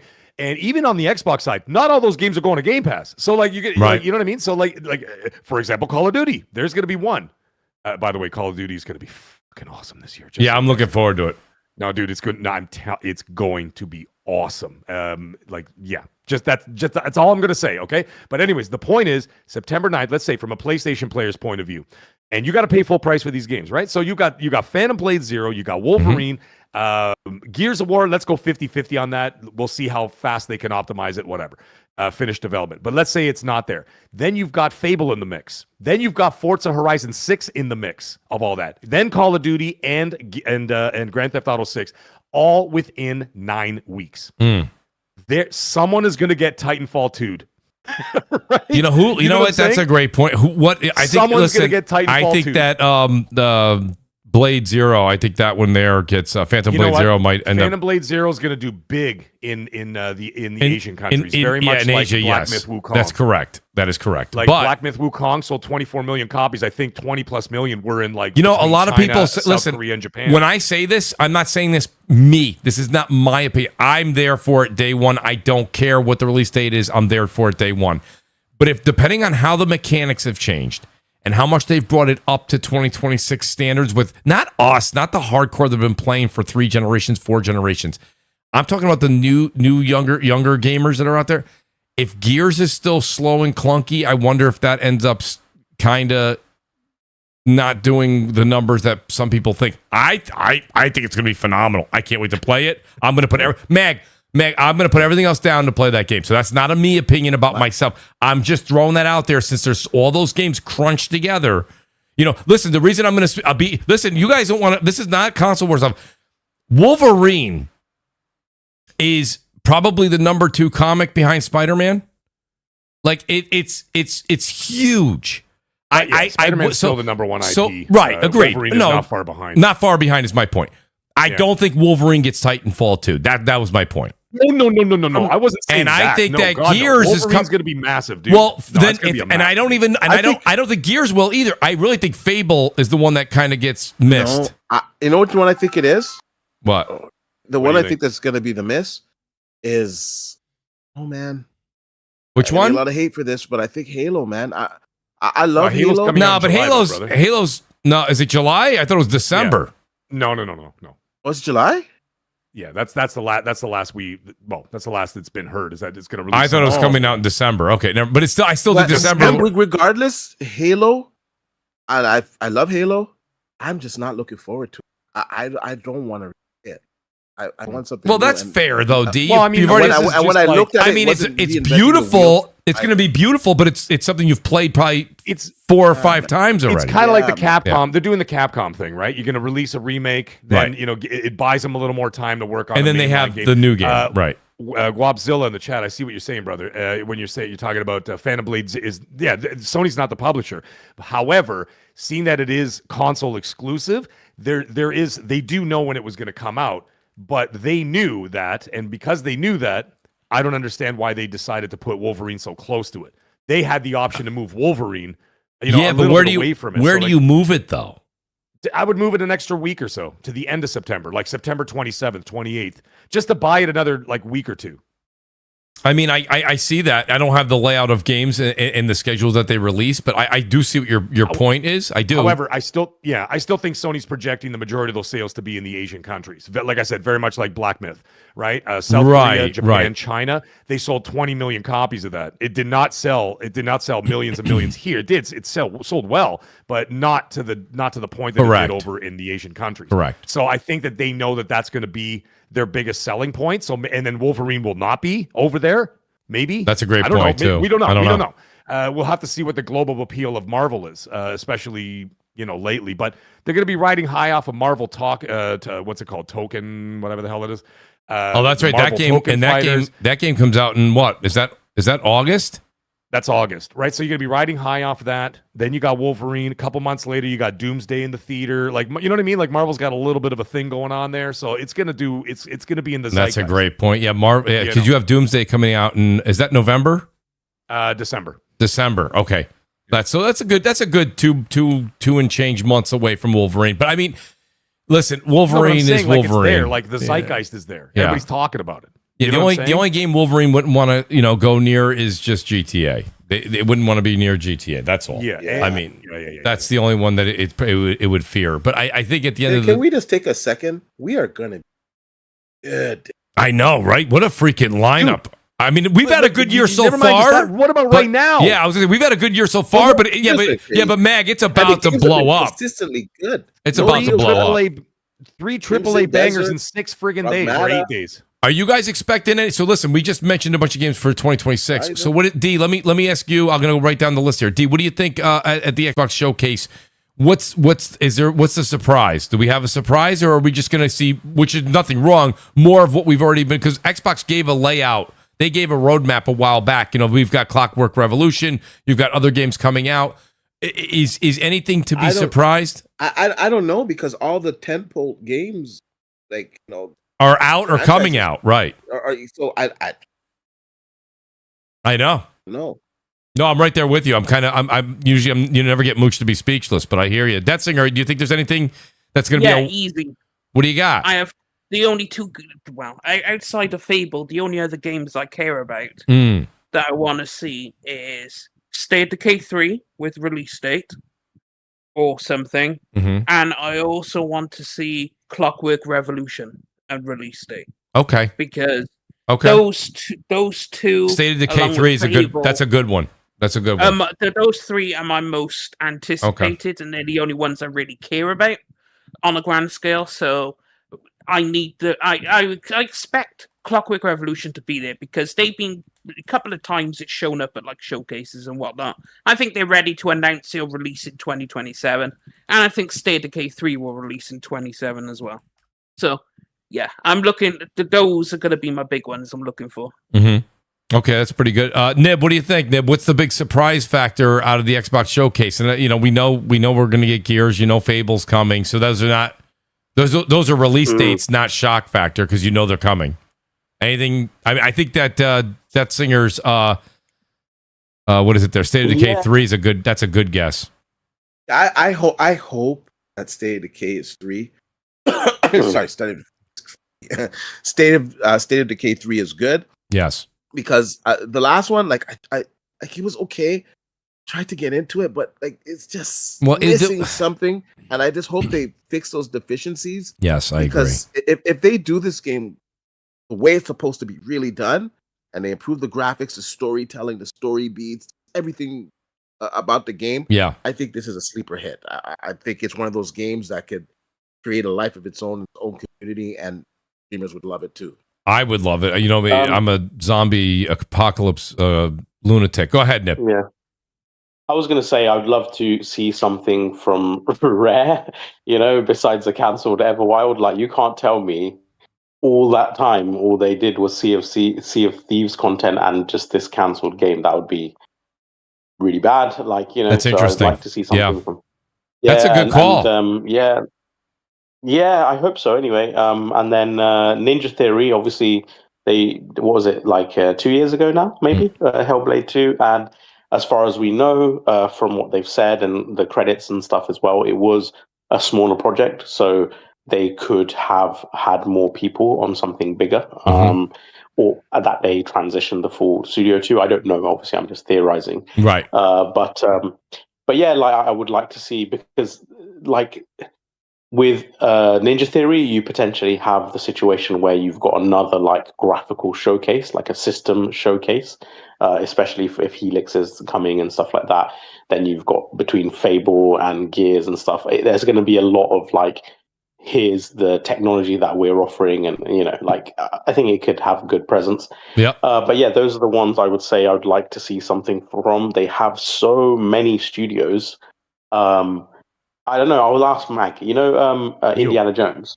Was the whole team working on that and solely that? No. Okay, cool. So yeah, so they may be up for something. Games. Machine Games should have something. Yeah, Machine Games. I'd love something from Machine Games. I get it. Like with you know, Indiana Jones, they went for something a bit more somber, a bit more story driven, or whatever. Yeah, obviously they're known maybe a new Wolfenstein. A new Wolfenstein would be great. Amazing, Bruce. Yes. Yeah. I would love a new Wolfenstein. Those 3 would be. So, yeah. Somebody in the chat, who was it here? The Deceiver, he says here, I think he mentioned Blade, to see what's going on with Blade. Motherfuckers are always trying to ice skin uphill. Blade will be Blade will be there. Oh, nice. Okay. That's is it good. still cell shaded? Yes. Oh, okay. In a way. It's kind of hard to describe. He can't really say much, but as someone I know has already played a build, so it's it's coming along. So quite it's nicely. so it's a 2027. Yes. Okay. All right. Correct. Yeah, I You'll would see assume Blade. so. You'll see Blade there. Okay. Mag, was Rare working on anything else besides Everwild? You know what? I don't know anything about Rare, to be quite honest. Okay, I don't know anybody over there. I haven't spoken to anybody. I mean, I could twist their arms when I get there. When I get to LA, maybe I'll give them one of those. Yeah, please. Pinch their skin or something. The reason So I'm they reading talk. between the lines, right? I'm just theorizing based on putting dots together. So as far as I'm aware, and going by the LinkedIn, which I actually reported on my X, the LinkedIn experts, it was actually Lucid Games that worked on the PS5 port of Sea of Thieves, and they also are working on future content, right? So they mentioned that they're the new content. Yeah. So if they're working on that, Lucid Games, 70 odd developers, I think, are working on it, and then you have Everwild that was cancelled. And there's, Rare is not tiny and insignificant studio. It's, pretty decently sized. Mhm. Then surely you only free up your developers with Lucid partnership and with the Everwild stuff if you have something else cooking, right? At least that's what my perception would be. And if they're not, I don't know what they're doing with the management side. But yeah, so Nib, I hope you know what we I can see do? something. When I get there, when I get to LA, what I'm going to do is have you guys seen the Equalizer 3? I'm going to do the Denzel Washington thing where I pinch the median nerve in their hand and I'll say, you know what that is? That's what's called pain compliance. This is a 3. You don't want me to go to 4. Nib wants to know what you're working on. Yeah. Hey, well, the thing is, Rare to me is one of the most underutilized. Because think about it, they've made some of my favorite games of all time, right? And I have to be honest, I haven't loved the output under Xbox, but there have been some little gems in between that maybe the masses didn't love and weren't as well critically received, but I actually really loved them. I really enjoyed Viva Pinata. I thought it was a great game. Yeah. It was a really fun game. So something like that, even something like that, I'll take because. So it would just mix things up in the library and something colorful, vibrant, fun. But Nib, can I tell you, the only reason I interrupt you is I love where you're going again, but you know what it is when you say that and we're all enjoying what you're saying. Now we're showing our age a bit here because No, I know. And the reason, what I'm saying is, but Kiln.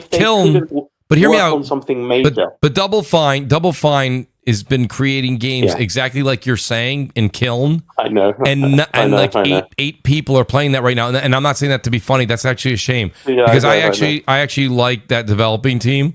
I think Psycho. What do we say? We just said this all the time. And we're about to, I do want to transition this over to Bungie real quick. Everyone's like, just make Destiny 3. Just make Destiny 3. Don't make Marathon. Don't make anything else. Right? They could have made Psychonauts 3. But they they made Keeper. They made Kiln.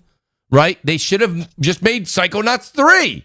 Why didn't somebody? But don't you think? But they didn't. You think doing that has put them in the crosshairs now, though? Because when I see the numbers for Kiln and Keeper, I'm just like, oh fuck, right. I hope they survived this. That's all I can say. I mean, I don't think they're that big of a team to where they're putting a huge dent in the wallet, but that doesn't mean anything. I mean, let's be honest. Hellblade 2 probably sold about 100 copies. I don't think so. But you got Ninja Theory's onto their next project, right? So they're a small enough team to where Microsoft doesn't feel like keeping their lights on is crazy. When you have massive teams, and so we do have breaking news too. This happened earlier in the podcast. Shout out to Eric, the producer. He sent me the link. I saw it. Did you guys see it? So this is coming from Jason Schreier. So with PlayStation. And they're just going to keep Marathon going. They don't need to have how many people work? Nib, you're very good at this. How many people are working over at Bungie right now? There's a lot of people there. I can, but they've had a lot of Mooch, layoffs. I'll be right back. I gotta get a package. Oh, go ahead, D. Let me have a look. 1 second. No, go ahead. I personally don't think that they have a lot of employees. They have a lot of people, dude. And if you're not going to do what Destiny requires, which was a lot of upkeep, well, this is what they do. Dude, it's approximately 1,300 people. That's a lot. That's a lot of people. That's a lot of people, man. That's a lot of bloat. Right. So you could easily see 300 maybe not sustaining their jobs. Easily 300. They'll go under 1,000. They'll go under. They'll go to 900. They don't need that many people. They don't need that many. They don't need that many people. It's a big mistake buying them. I think it was a mistake. I think they were at 1,300, but then they knocked off 8.5% of the workforce in one of the round of layoffs, and then they had, I think it was an additional 75 or something. So I think they're at close to 900, 850 to 900 now. Jay Shell in the chat is saying 800, he believes as well. Okay, so drop down. Even 800, man. 800's a lot of people. 800's a lot of people. That's a lot of overhead. Yeah. How many people? In the United States? How many people work for? How many people work for Naughty Dog? Just for, I know they're up there. They have a large number. Around that number, no? Like, let me I think it's close to 1,000. Are they 1,000? Yeah, I thought they were in the 600-700 range. Okay. Well, I mean, like I said, listen, 900 and 950. Okay, Jesus 950 at Naughty Dog. So that's what I'm saying. So if these guys are at, they're at 800 and they're not doing Destiny 2 and they're going to be doing, like, I don't know. Like I said, don't forget too, when you downsize and you're doing smaller projects, that's what they do. If they end up doing something big again, they'll hire again. I mean, it's just, but the one thing, it's actually quite common in the industry. Even Bungie, even Naughty Dog does that towards the end of a new project. Towards the end of a project when they close, they usually get rid of a lot of people, especially contractors and stuff like that. That's right. And then, and then towards when they make the new game, when they're getting towards that crunch period, they mass hire again, then they mass fire again, and then the cycle continues. Well, that's how they were running 343, for example. I was just going to say Halo Studios 343 was doing the same thing. Now what? Sorry, Halo Studios. I just call Halo Studios 343 with a different hat on. It is. Either way, it's like it is. The 1800. Jesus Christ, the 18-month contracts. Right. That's right. And so they had that revolving door. They would bring them in. They would for an upswing in heavy development, and then start phasing them out again when it starts getting into refinement towards the end and optimization of a game. So basically it's a dynamic workforce, right? Which is also, by the way, a very fancy way of not having to pay people benefits and vacation pay. So right. There's that too, right? And then of course, I think with Bungie though, not Bungie, sorry, with 343i, that was basically harmed them too much because they were losing people who had engine knowledge and all this technology. Because I remember reading a lot of the Glassdoor reviews of, I don't know if anyone knows what Glassdoor is, but employees basically, they review their employers or previous employers or whatever, and so many of the reviews were the same complaints. It was basically tech debt.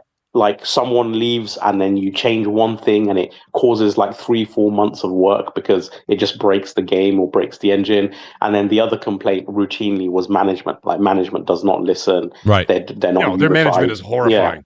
I know for sure. They should have fired everybody. That's actually an interesting point that you say that we wouldn't know behind the scenes. If they let these folks go, is Sony still on the hook for some of that $1.6 billion they owed in payouts to certain folks? That may go bye-bye. No, they're going to save a lot of that. They're going to save. They're going to save a lot of that money. A and B. We've been saying for how many months, if not years now, since PlayStation's been Bungie's been in the news for bad management. No one wants to see anyone lose their jobs. I'll put that out there first and foremost. But if a lot of people there were not benefiting the company and they were hurting the games and they were hurting the others that were trying to work harder, sometimes you have to do addition by subtraction. And I don't know. These are all unknowns. These are all unknowns. I don't know. I'm just saying that combined with Destiny 2 ending, that might be a thing. Yeah. That might be where Stephen Totilo actually had he actually posted some of the contract from this acquisition and stuff, and including some of the whatever retention schemes and stuff and how they work.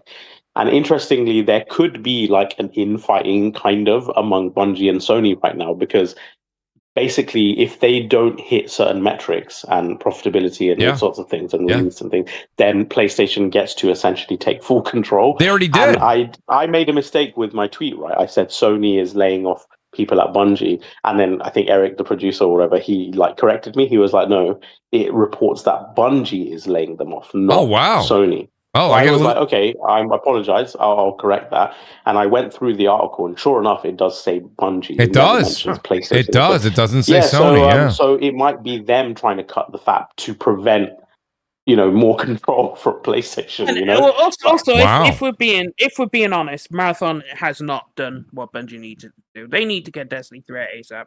So I just had a cursory glance at Steam DB. Right now, Destiny 2 has the same amount of players right now as Marathon. Bear in mind, Destiny 2 is like a 10-year-old game, and they currently run it alongside. So, like, Marathon came What's out that number, by the way? What is the number on Steam DB? 11,500. Okay. So it came out with a sneeze, because it's like when Destiny 2 came out, obviously it's nearly 400k, whereas this is 88. And Marathon, so yeah, they need to focus on it, but I don't think they're going to get. Can you just do me a favor? Can you just Google Call of Duty and also Battlefield 6 and tell me what the numbers are for those? Battlefield, let's see. Which Call of Duty, because there's multiple. Yeah, it should just come under one, I think, It's on under Steam DB. Well, no, they have Call of Duty, and then they have all the different ones. Oh, they split it It up? doesn't show up as a headquarters. No, because I don't think Black Ops. No, because they have like Black Ops 3, Call of Duty, Modern Warfare 2. Yeah. So Call of Duty. So Call of Duty is the last three basically combined. Right. Okay. So that's at 33,700 right now. 33. Okay. So 3 times. And what about Battlefield 6? Let's see. Battlefield is at 38,000 right now. 38,000. Yeah. So I mean, 11,000 is it is bad, but obviously it's only 3 times less than all of those Call of Duties combined. So I don't know. Like, obviously they're saying they're still going to work on Marathon. I would have thought it was too low to, I do think you're going to get a lot of people have been speculating, because I've been reading more and more about it since the Destiny 2 news today, and there's been a lot. Shout out to Paul Tassi and a lot of the others that are covering this. And they're saying that some Destiny players will go over to it and they will play it because they are Bungie faithful. Now, does that mean that it's going to double? No. You'll be lucky if you go from 11 to 15,000. But I will tell you this. Listen, guys, I think I'm the only one on the panel that likes Marathon. That's fine. I like Arc Raiders as well. I've always been, you guys know, and you guys see by the gameplay I've always shown, I've always loved Warzone. Warzone Black Ops Royale that they came out with this year is kind of giving me a chance. I like it. I love the speed of it. It's a lot of fun. But they've done some things in the game where it's like Red Sec, basically, what Battlefield did. And I don't love that as much as the traditional Warzone. So it gave me a chance to step away and enjoy these extraction shooters. I mean, I have almost 300 hours in Arc Raiders. And I have about 60 or 70 hours in Marathon. And a lot of people go, well, Mooch, you say you like Marathon. You just ask everybody listening right now, and you guys on the panel, if you guys enjoyed the original Destiny back in 2014, when that game first came out that first year, yeah, it was different. So everybody was like, wow, the wow factor was at a 10, but it was repeating the same thing over and over and over. And it took a while for Destiny to really get to that blossom that everyone talks about Destiny now in the same reference. And I think Marathon came out, and shout out to who was it that who does the reviews, the game reviews? He's Australian. He's got a huge channel, massive channel. Skill Up said something, and I said it on the podcast before Marathon came out. He goes, I like Marathon, but he goes, I think the Marathon that we should be grading is the Marathon a year and a half after it comes out. And he said, let me explain. And he said the same thing about Destiny. And he went down this path, and he goes, what I played from Marathon looked like a good basis for a game. It needs more. It needs a lot more. And he's right. It still needs more. And they're going to keep building on it. The same way that they made Destiny that great game. It wasn't an amazing game the day it launched. Even people were saying from the demo, when they bought the game and the game came out, they're like, I kind of did a lot of what I did this in the demo, and it's not much different, and blah, blah, blah. And it got a lot of shit. Go ahead. Can I just do devil's advocate or that? Or no, go ahead. I would say the live service. I'm not saying that's an excuse. I'm saying that's what's happening. Go ahead. Yeah, no, of course. But I would say that the live service sphere of gaming was very different back then than it is now. It's so much more competitive and cutthroat now. So maybe they had the liberty. Yeah, they don't have that grace period now. Right. They don't have that grace anymore. No, they don't. Literally, their live service games are dying left and right. Like, I had a tweet, I think it had 39 live service games that have died on it. Mm-hmm. And when I was researching, I didn't even know half of them existed. I was like, oh shit, this many live service games have failed. I had no idea, really. So again, I'm not saying it will fail, but I'm just saying, I get what Skill Up is saying, but will people really wait around for 1 year for this game when there's so much new stuff constantly coming and the stuff that already exists is really compelling? Let's break that. But break that. No, Dessinger, don't forget what you're going to say. I just want to, before I forget what Nib said, will people wait? Interesting question. We've discussed it on this show. I know me and Blaze, shout out to Blaze 4K and Lazy Vibes. We talk about it when we streamed Marathon for easily a month and a half straight. And, the thing about it is will they wait? I can't answer that particular question, Nib, but what I will answer you with is this. What multiplayer games are coming out that you're aware of in the next 12 to 18 months that are of the caliber of Ark, Raiders, and Call of Duty, Battlefield 6? What's coming down the pipe? The answer is really, we thought about it long and hard. And I'm not talking about maybe something that's like a stray that's going to, but like nothing. So my point being to you is like, at the end of the day, you're right. The grace period is short and Marathon might fall into a sinkhole. But do they have a bit of time right now? Me and Deathsinger were going back and forth weeks ago. By the way, shout out to the OA. Thank you for that super chat. And I see yours as well, 78. I'll get to that in a second. Thank you, OA. We were like, well, we have to wait for it to bottom out. Now, I will say, one though that is going to engulf everything. What? Yep. GTA 6. Yeah. Well, no. GTA 6 is that's a single player game, and first of all, and second, GTA Online's already out. Play the GTA Online. No, but it's out. That's out now. GTA Online is going to suck everything. GTA Online is going to do everything, but what I was saying that's the elephant in the room. Yeah, okay. Also, what I was going to say was Marathon and Destiny, that's a false equivalence. You can't compare the two because Destiny has campaign, PvE. It has strikes, it has dungeons, it has trials. Deathsinger. Whereas Marathon is purely I don't know if you're PvE. but I don't know if you're tracking this, but in the next season 2, they are going to have PvE. Okay, but it's too little, too late. It's not. That's the thing. Whimper. Well, it's not too little, too late. Listen, even though people are still, you ever hear bad press is still good press? Marathon's still on the tip of everyone's tongue, and everyone still keeps writing about it. Even if they're writing hate, is still talking about it. So my point being is that it's not dead. It's on life support, but it's not dead. By the way, Mooch, you know the PlayStation, they're trialing this like beta thing where they're showing live player counts now, like Xbox most played. Yeah. But with numbers, guess what was the number 2 most played live service game of all? On PlayStation? Yep. I know Fortnite was 1. Fortnite is number 1. Yeah, Fortnite was number 2. Call of Duty. Nope, GTA 5. Yeah, but you're missing my. I think over 5 million people. I think you're missing my point though. GTA 5 Online is big.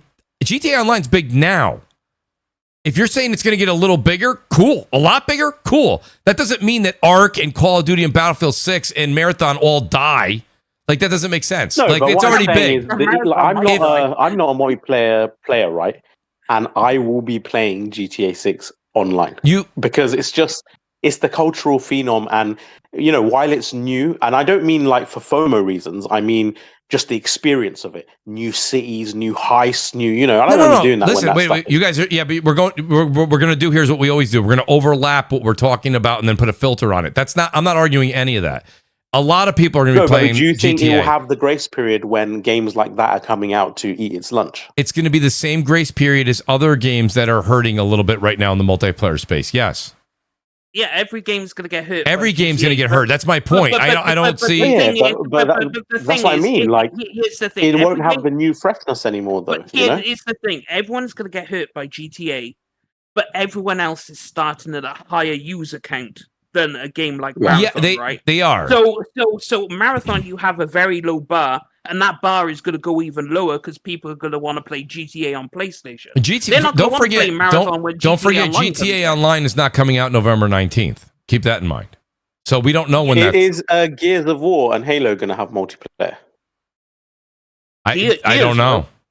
Gears will. Gears should. Gears E-Day will. But I don't think the traditional Gears and the Horde mode is going to steal 100 million people for the next 18 No, months. but it doesn't have to steal 100 million. It only has to steal 2,000 or 3,000. There's only 11,000 people playing it on Steam, So that's what I mean. Like it's a very different situation for. It's and 11. it didn't even chart on MPD on PlayStation.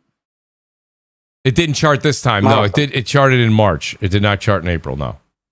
Right, so it's already kind of it's. No, like, I did say last on the show, right? Mm-hmm. I said You said let's see what happens for April, right? And now I didn't know, but if it's not in the April, well, it didn't chart on April top. It's not April top 10. I think it did poorly. Well, I'm not saying it did great. I'm saying to you that I don't think it's dead. I think it can still survive. No.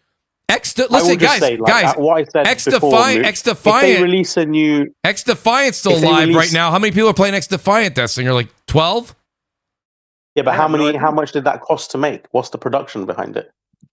I don't know. I think X-Defiant's already closed, right? Did they close already? I don't know. It's not showing up on Steam DB. What's the other?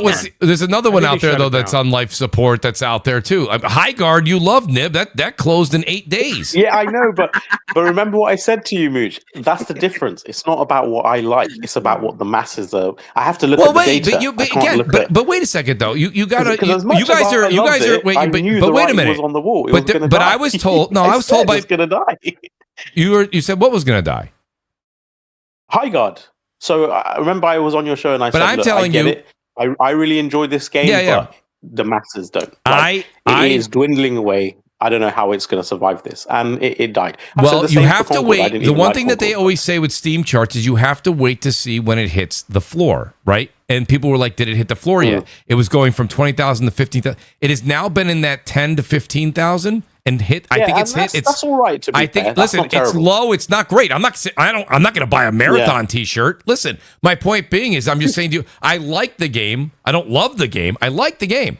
I think it has a bit of research you got to put into it. A lot of people are not picking up because they're like, "What is this game? How do you play this game?" There's a lot of stuff. Bungie does their little Bungie stuff where it's like you got to play it. Same thing with the raids. Like Destiny raids were annoying as F. If you guys don't remember, right? Like people are like, "Oh, I really enjoyed it with my friends." Yeah, you did when you knew where to go. Not that first weekend where everyone was like, "What the fuck do I do here?"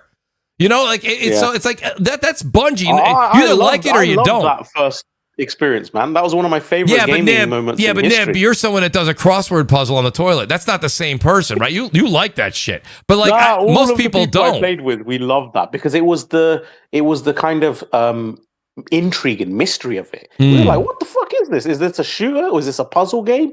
Is this a fucking Indiana Jones style thing? Hear you. Like, I'm a little bit more in your camp. I'm a little bit more in your camp, so I hear you. But a lot of people were also frustrated as hell. I also want to point out something really funny I just had. Look, OBS Studio on Steam has more players than Marathon. OBS Studio? Listen, I'm not usually one to be agreeing. Well, there's more people. Listen, that's I'm telling you on this. DS. I know. DS. There's more people watching Seinfeld syndication. I get it. I understand. You know what I mean? But like, there's actually more people. There's more people subscribed to my channel. I mean, I get it. You know what I said to you, Mooch? If they have, because they're still working on Marathon, right? What that signals to me is that they have faith in whatever content they're working on. That's what I'm thinking. Wrong, right? That's what I'm thinking. So maybe they drop a new, update, and it's like bananas. The PVE gets everyone involved. But Nib, the PVE thing, and that's what Detzinger just said it. He said if they're just going to keep doing PvP, this thing's dead. And you know what? I think they know that. I think that's why they have a PVE coming out, which is going to get people to go out there. You're going to have maps to be able to go out there, fight enemies with friends, right? Gather all these resources, and then jump back into a fight. You know what I mean? So like there's going to be there's another element coming. Now whether that works, I have no idea. But I will say this much. The one thing that I always look for when we see games is and I've said this on a number of different titles, right? Is it polished? Does it work? Does it play well? The answer is yes for those. People don't like it, that's fine. But like if it's polished and it's this and it's that, Nib, you're in the restaurant business, or people in the restaurant business. People that have probably opened up very, very clean establishments, amazing different menu that they switch out monthly, this and that, and they just don't make it. They just don't make it because No, people I are like, agree, but you I know don't. what I would say. With But does that mean the Marathon, though, restaurant sucked? I don't know. That I guess if you ask somebody, but you don't like the menu, not- but if the dishes were good dishes but just didn't appeal to the masses, I don't know what to say. Exactly. You know. Yeah, so that's what I think it is even like, because I would say I'm a big Bungie fan, right? Like Halo Combat Evolved is in my top 10 Same. of all time. Destiny, right? I love And Destiny. I Yeah. have probably 1,000+ hours across Destiny and stuff, right? Like that, I lived Destiny 1. Yeah. Like, I remember my wife would fucking throw a shoe at me like at one point when she was trying to sleep and I was trying to play that game. And the thing is, like, you know, like I do know. I know with what my you mean. American Yeah. dudes and they're up in the morning and I'm like trying to whisper into my fucking microphone like I'm you know, sex talking them or some shit. I think it was some weird, you know, like. Yes. But so I love those games, but I have to admit, like with this, the appeal of it is much more narrow. Like from the art style to, you know, and again, I get it's a different thing. It's due to the genre too. But yeah. But I mean, extraction I shooter. have Marathon players who hate on me for saying this, but like. Bungie, I don't hate you. I don't hate on you for saying this. I don't think you're wrong. You in my comments and stuff, right? Because I'll be like, Bungie is famed for like these elaborate sandboxy things with big, larger than life enemies and bosses, and where the fuck is all that shit? I'm just fighting against regular people, and I'm just like, it's such a waste. You know what else? That's a critique. Shout out to Blaze 4K. I gotta give Blaze credit for this. We would stop at different areas of the few maps. And they didn't have remember on Destiny when you were on the moon and how you looked around and it literally was, the vistas were unbelievable. The long distance. And, unbelievable, yeah. You know, and I remember people would just like group together at the vistas and you'd do stupid emotes and shit and like, and you know, salute everyone. And it had like this vibe to it, this sense of culture and I agree. And that's missing from there. It really, really is. Their newest map gives you a little bit of that aura, but not as much, and the others don't do it really at all. So they missed the mark on that. I mean, they went with this color palette that, again, I don't mind it. It's unique. It's a little bit different. It's out there, but at the same time, I could see where those pastel-y colors don't really go with everybody. I get it. It is an odd choice with what they did. I don't know. Maybe they were all on hallucinogens when they were coming up with it. I don't know what's going on, but I will say that I think that they have faith in what they're going to do moving forward. I think whatever they pitch to this, listen, Sony's not exactly what you'd call like kind. If they don't like something, I think they pretty much just go, bye, you're gone. I don't think they have a lot of remorse. I don't know. Maybe I'm wrong, but that's the sentiment I get. So I don't know. We'll have to see what happens there. I will say this. Let me ask you a question though. Do you guys think that even though they're not working on it currently, that a Destiny 3 will eventually be a thing? Yeah, it's the only thing that'll save them. Yeah, I mean, I think so too. I think Destiny 3 will be a thing as well. I really do. Also, you have to bear in mind with Marathon, it came out on the tail end of Arc Raiders' massive launch, which captured the market. But I was looking at what its competitors are doing, right? And Arc Raiders currently at 64, Rust, which is at 76 right now on Steam. But Rust numbers are a bit fudged because the majority of they launched the game through their own launcher, so it's not run through Steam. So Steam's numbers are fake. It's higher than that. Yeah. But most people go through the Rust actual launcher. So it's like, but also I think Arc Raiders took their lunch. If Arc Raiders didn't release, Marathon probably would have had more people. But everyone was so focused on Arc Raiders. It was the big hit. Everyone loved it. It was. Well, what's Arc? What did you say? Arc Raiders is out right now? 64. Yeah. I mean, don't get me wrong. I think Marathon and Bungie would kill somebody to be at 64 right now. But I will say this: that was at 365,000 when we were, or 185. Well, 365 was when it came out. That was floating. Remember, Dessinger, when we were doing this before for Marathon, and we were like, "What's Arc?" And you're like, 185, 173. That's quite a drop there. That's what I'm trying to say to Nib when he goes, do they have the allotted time? And the Arc Raiders folks have said they're only going to do 2 major updates a year now moving forward. So do they have allotted time? And again, let's leave GTA Online out of it because GTA Online is available today. You can play that right now. So my point being is GTA 6 is going to be a different ball game. But GTA 6 is just going to they're going to just enhance the graphics. They're not going to make a whole new online. But it'll be Oh, more they will. systems, physics. It'll be crazy shit, man. Yeah, It'll but be crazy. But I think it's going to completely go out of business because the grocery store is going to do. Yeah, but like the that only doesn't make thing I any would say sense. to That's that, already with your there. analogy, is the mum and pop shop is actually a massive company that has put shitloads of money behind Right. that. So it can't be just a small little mum and pop, quirky little thing. It has to actually do larger numbers because it has a huge investment behind it. That's true. If Marathon was just some, even if it was like an Arc Raiders type thing with the budget and whatever, and the team behind it, we just said a minute ago, 800 plus people, right, at Bungie. Then if it was, a squad of 150 people or something, maybe even 50 or whatever, cool. You can get away with that. But this is not that. This kind of outfit is going to require much more kind of a return on investment to sustain the beast that they are. Also, a further point. The 24-hour peak of Arc Raiders was 81,000. They're currently at 64. The 24-hour peak of Marathon is 11,899. Their current is 11,899. So that they just matched their peak right now. So that's kind of the difference. It's a lull period for Arc Raiders. So they'll go back up to like 80 and whatever. Thing is, like it starts out big and now it's plateaued to where it's going to stay. But for that's fine for them. But this is Bungie, and they're a big studio. 11,000 players, 12,000. That's the mathing on that. How many? The Arc Raiders studio. How big is their studio? Anyone? Anyone know? Embark. Embark. Listen, I don't think they're going to be 800 strong, but I think they're going to be. No. I think they're probably 350 plus. Really? Well, don't forget they got the finals that they're running, and they're running Arc, and Arc's not a small baby. You're not wrong. It's actually, as it's saying right now, it's saying it's 380. Yeah, that's what I would say. Okay. 380 employees. That's a lot. That's not small, that's actually. way more That's than I actually thought. quite a lot. Yeah. I thought it was half that, to be quite honest. But to be fair, you have two active games, and one still doing really, really well. But if they the were finals actually does people, well. I mean, it doesn't do Arc numbers well, but the finals is an underrated game. By the way, shout out to Blaze 4K. Blaze 4K, Blaze. Blaze. Let everybody know, Blaze. We are going to be we going back on Marathon right on Saturday, Blaze. Let everybody talk Blaze into that, please, in the chat. If we could just get Blaze on Marathon, that would be fantastic.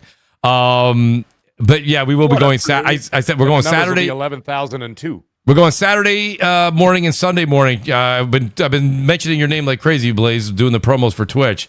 Those are that's a decent sized company, Embark. I mean, that's a decent sized company. That's It shows these. I'm game shocked, how much, to be quite honest. Well, you can't have a game that's that demanding and not have the staff. Yeah, I thought it was more not indie, but like sort of like that in between. You know what I mean? Like that sort of AA to whatever size studio. Yeah, that's what I thought. To be honest, yeah. I'm shocked that it's basically that's AAA numbers right there. Yeah, they landed a smash hit in Arc Raiders, so I mean, they did, they're riding I know. super high up. Oh, dude, they're going to ride that game into retirement, as they should, by the way. My fear is still Bungie because I don't know where Bungie's going to go in 2 years. In 3 years, if you told me Bungie shut down, I wouldn't be surprised. I don't know. I about think that. it's funny how all the shit like 343i or whatever they're called now, Halo Studios, but Bungie hasn't exactly done well for themselves either. It's like the ghost of Halo has fucked all these studios up. Well, actually, it's people were saying, "Oh, Microsoft needs to buy Bungie." They probably just they dodged a fucking bullet. I think. Yeah, probably. They dodged like a bullet coming straight for them, and PlayStation was like, "We'll take the bullet for you. Don't worry. Yeah, we got it." Yeah, I mean, look. At the end of the day, maybe there's still something that could be done with this. Like, I don't know. We'll see. Like PlayStation, a lot of PlayStation studios started out a bit rocky. For example, even friggin' what's it called? Guerrilla Games, right? Like Guerrilla Games. I thought Killzone 1 was shocking, and Shell Shock Numb was fucking terrible. Like when they bought them, I was like, the fuck, but obviously Killzone 2, they really turned things around, and like I said, a lot of studios have gone from strength to strength under their tutorship. So maybe if there's something there that could be done, and they can like have some oversight over them and tighten the screws a little bit, maybe they can make it. They can improve what it is. But right now, it's not looking good. I mean, at the end of the day, it's always easy to sit on the day of bad news, or it's been a rough couple of months, right, for Bungie here, especially since the launch of Marathon, and they had bad press for 3 to 6 months before that with the art stealing and this and that, and Insomniac, what's that? Sorry, Mooch, I didn't mean to interrupt you. Carry on. Oh, it's okay, buddy. I was looking at the comments. My bad. Oh, okay, that's all right. So I mean, like, it's easy to sit here and go, oh, you know what? They dodged the bullet, this and that. At the end of the day, PlayStation, Sony, they're going to own the IP for Destiny, right? They're going to own. I think at the end of the day, they're not going to let Destiny just sit in a shelf. I think they're going to say, well, let these guys make that. There's going to be what happened? The absence makes the heart grow fonder. People want Destiny 3 now. Imagine 4 years goes by, and then all of a sudden at a showcase, they're like, Destiny 3. People are going to shit. They're going to lose their mind. So, I mean, I will come if they make a Destiny 3. I'll come back and play it. But it's like, hopefully they've learned their lesson after 2 games. They need a new. Here's the thing, DS. You'll agree with this, won't you? Like, they need a new engine, anyways. They needed to revamp Destiny. Needs to be brought to current day. Like, Destiny 2 looked good, but it didn't look today. To be honest, the combat and everything was great. Oh, it was great. What they need is balancing. They need to keep the content in the game, not take away content you purchased. They need to not do that. They need to actually treat their customers with respect instead of treating their customers like shit. For one, Bungie needs to learn that lesson. Hopefully they've learned it by now. That's true. They also need to learn how to balance a fucking game because they can't balance shit to save their life. And they also need to make sure the writing's on point because you can't have bad expansion, good expansion, bad expansion, good expansion, bad expansion, good expansion. Right. You ain't learned shit. So you need to have good, and then you need to, because their gameplay is solid. Keep your gameplay. You're perfect at that. But they need to improve literally everything else about the game. And then they'll have a good the thing, and don't get me wrong, DS, what you're asking for is great. But there's been nothing that's hit a home run 3, 4, 5, 6, 7 times. Like Godfather 1 and 2 are classics. 3 was not. Okay, I mean, like you can't. You're like everything's got to be perfect. Who the hell's making that? Lord of the Rings, the trilogy. Oh, you can't listen. I know I'm going to be in the minority here. I'm not a big Lord of the Rings fan. Trilogy is that must be an English thing. I can't. I fall asleep in the middle of those. I can't. You don't like Lord of the Rings trilogy? No, he does. I love Lord of the Rings. I do. Oh, okay. I said I'm not a big fan. I'd classify the triple as a masterpiece. I agree. If you think 3 is the masterpiece, then that would mean that the others. Denis Villeneuve with June. I hope June 3 is a beast because that could be another one. June 1 was good. June 2 good. If they land 3, that's another. Did you say Dune? Exactly, triple threat. Yeah, Dune. Dune's another one I can't get through. I don't know, man. Dune. I've tried twice now to watch Dune, and I can't. I go. Maybe it's the wine, buddy, but it puts me literally into a coma. It puts me into a coma. Dune puts me right into a coma. I don't know. I'm not saying it's bad. I'm not going to bash it. I have nothing bad to say about it. I'm going to tell you right now, the next time I do that, I would have to literally funnel like a 2 liter of Pepsi Cola. I don't know. I have to stay awake. I can't do it. I've tried twice. That Timothy Chalamet, it's not very riveting. Not very riveting. I don't know what to say to you. You don't have to fancy him, Mooch. It's got nothing to do. I'm just saying his act. It's just I don't care. If it's him, it just didn't do it. It just didn't do it for me. I don't know. I know I'm not. Listen, I think in our community, I'm in the minority. I mean, I don't know. I'm not a huge Dune guy. I couldn't get into it. I don't know. I would say the Batman Nolan films. Yes, the third one isn't as strong as the first 2. That's correct. It's still a solid film. It's still good. That I agree. That's well put, actually. Yeah. Also thinking about it, with also the thing with Destiny, not every expansion has to be perfect, but you can't have hit miss. You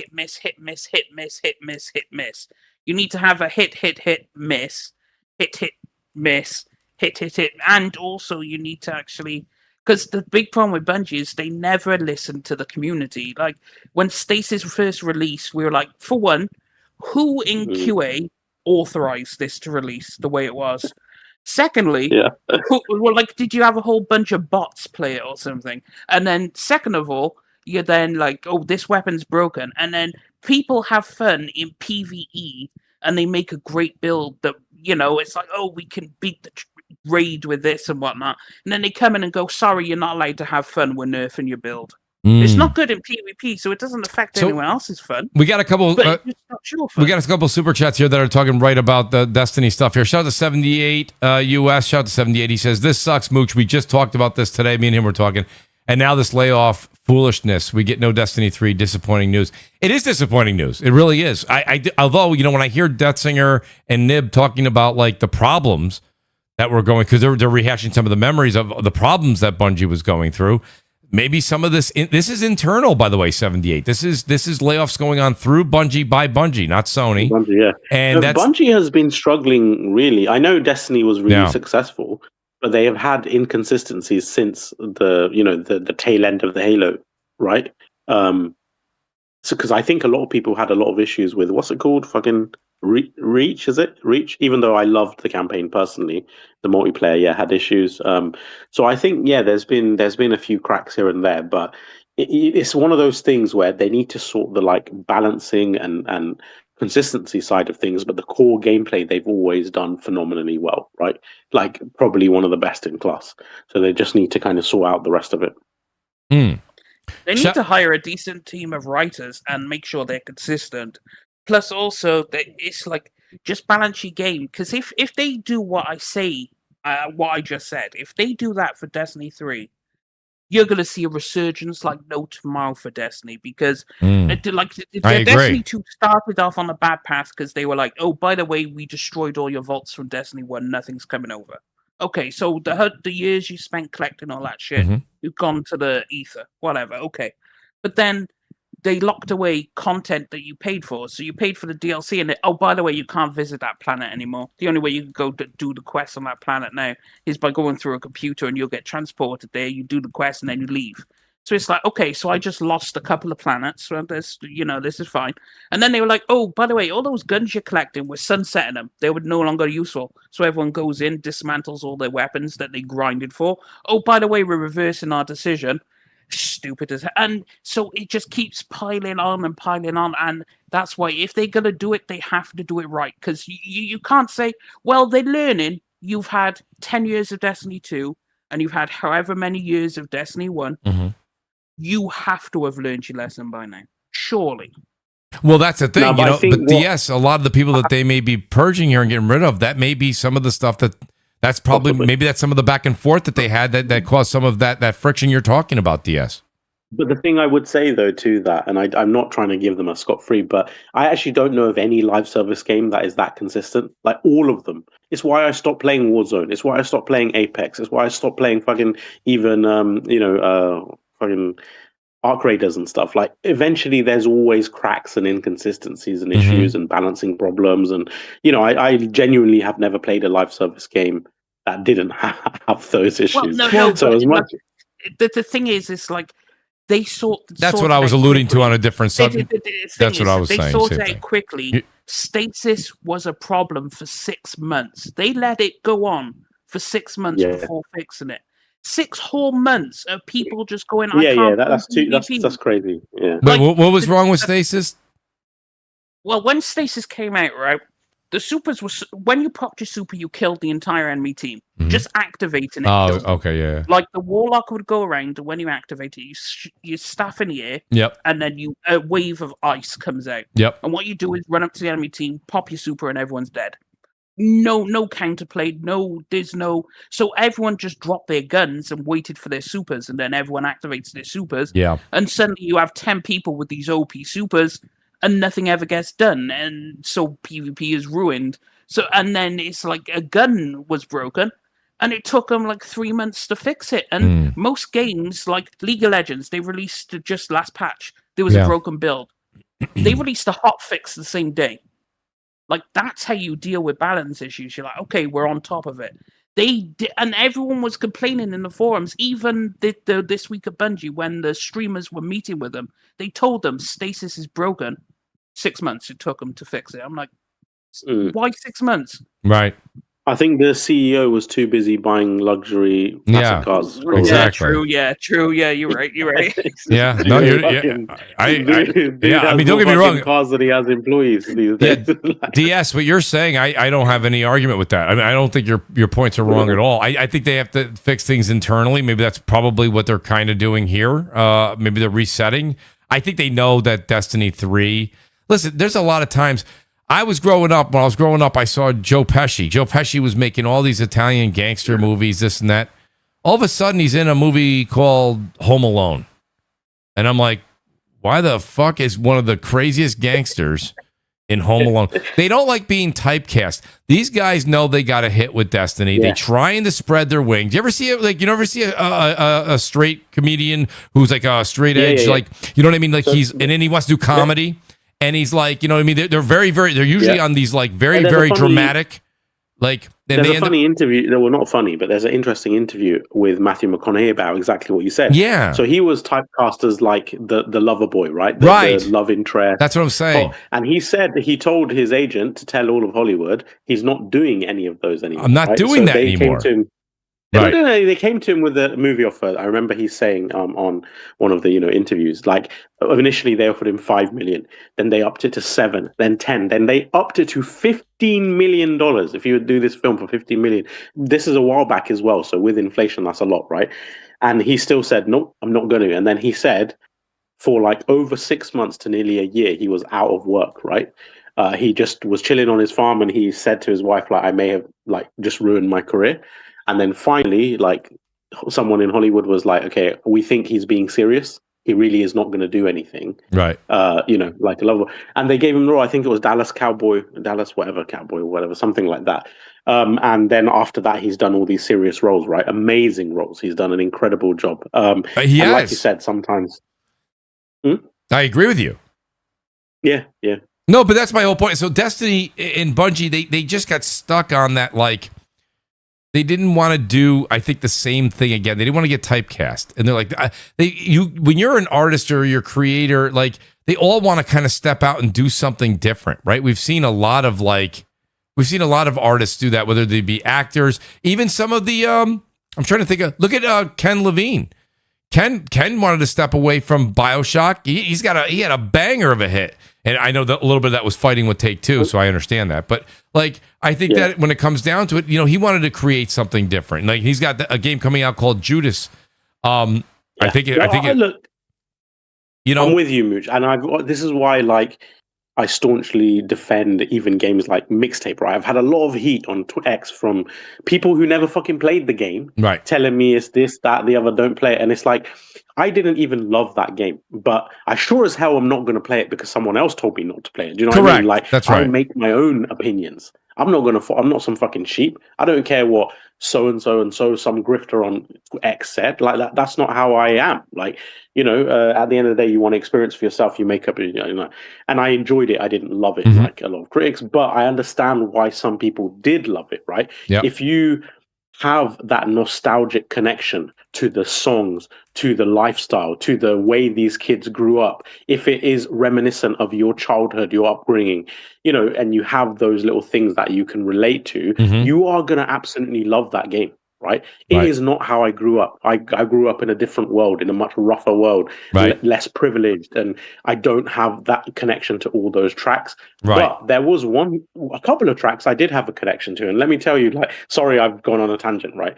But there's one scene where you're messing up with the baseball, and they're like, "Oh, you suck, get off the pitch," right? And this girl steps up, and she's like amazing at baseball, and the music is from Transformers, the animated movie. You got the touch, dun, dun, yes. dun, dun. And when that came on, I'm telling you, I had goosebumps. Right, because I've seen that film. That was my childhood. Like, that was the one. I used to watch that shit fucking daily. Every day I used to draw characters from it, like, comic art and like Optimus Prime and all of this, like, non-stop. So when that song came on, it hit me hard, and I was like, "Oh, this is such a vibe." So I was thinking in my head, okay, if I had that connection to other tracks and other scenes, this would be a fucking 10 for me, you know? But it's so subjective. It's for every different person. And that's why I think even if you don't like those kind of narrative driven, interactive drama type games, there is an audience that will love them. Not everything has to be for you. Well, that's so it. To that, I would say, and marathon doesn't have to be for me. So Nib, that's what I'm saying. That was my whole thing when you said, is there time for it to last? And I said to you, yes. You guys could easily throw a lot of numbers at me to prove wrong, which is fine. That's fine. I understand. Believe me, I know where those numbers are coming from. I'm not disputing your numbers. But what I am saying is that there is a chunk of successful games out there in the multiplayer space that are really, really big. And there's a lot that hang out in that 10 to 15 to 20,000 people playing that. And we're only going by Steam too. I'm sure there's a good number on PlayStation. It did chart in March. It wasn't like they all bought the game and then threw it in the garbage or, use it as a coaster. So I think that there's people out there playing the game. It's definitely not the number Bungie wanted. It's definitely not the number Sony wanted. And it's not what a lot of people probably expected from Destiny makers. But shout out to Eric, the producer. He just hit me up. He goes, Marathon is listening to the community because of Joey Z being new. Joey's like the new community guy. Destiny had the old guard that didn't listen. So Eric, the producer, is agreeing with you guys. But he's also saying, hey, you know what? They got new management there. They got new people. And now they're cleaning house. They're going to get some more new people. I think at the end of the day, it's got, and now they're adding PvE. What's the first thing? Deathsinger said it. Without PvE, this thing's dead. I go, Deathsinger, PvE starts next month. He goes, oh, shit. Okay. Good. If they bring some banging ass content, PvE, right? Right. And it's got some futuristic fucking weird mechs and all this other shit, right? Right. I'm talking Ghost in the Shells type shit going on, right? Mm-hmm. That I'm playing with you and all this stuff. And I have modular this and weapons and all this other stuff. I'll jump back in. I will actually get it because that would actually interest me. And I know it's a bit of a cop-out just to say, if they make the game like how I want, but I truly believe with what the carcass of what they have, if they just broadened it out to something a bit more elaborate and more with a bit more spectacle and a bit more thrill, for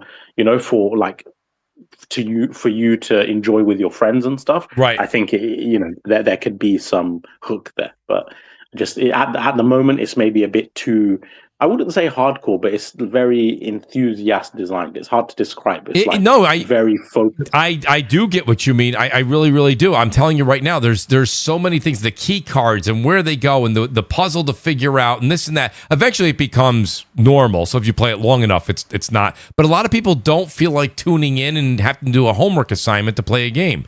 And it's not as intuitive as take a game like Arc Raiders.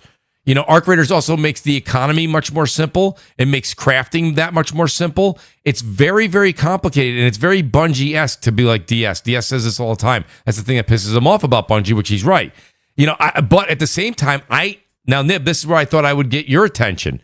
I like that challenge, though, Nib. I like to say, I've got to go in and work harder to do this. I've got to go and play as the Rook a bunch of times to get this and that, so that when I meet up with my buddies Nib and Ocelot and Blaze, when we meet up, then we can go out there and actually kick some ass because I'm prepared. It's not just to pick it up and there's some nights you go out there, you get your ass kicked. You know what I mean? And there's certain nights you go out there and you kick ass.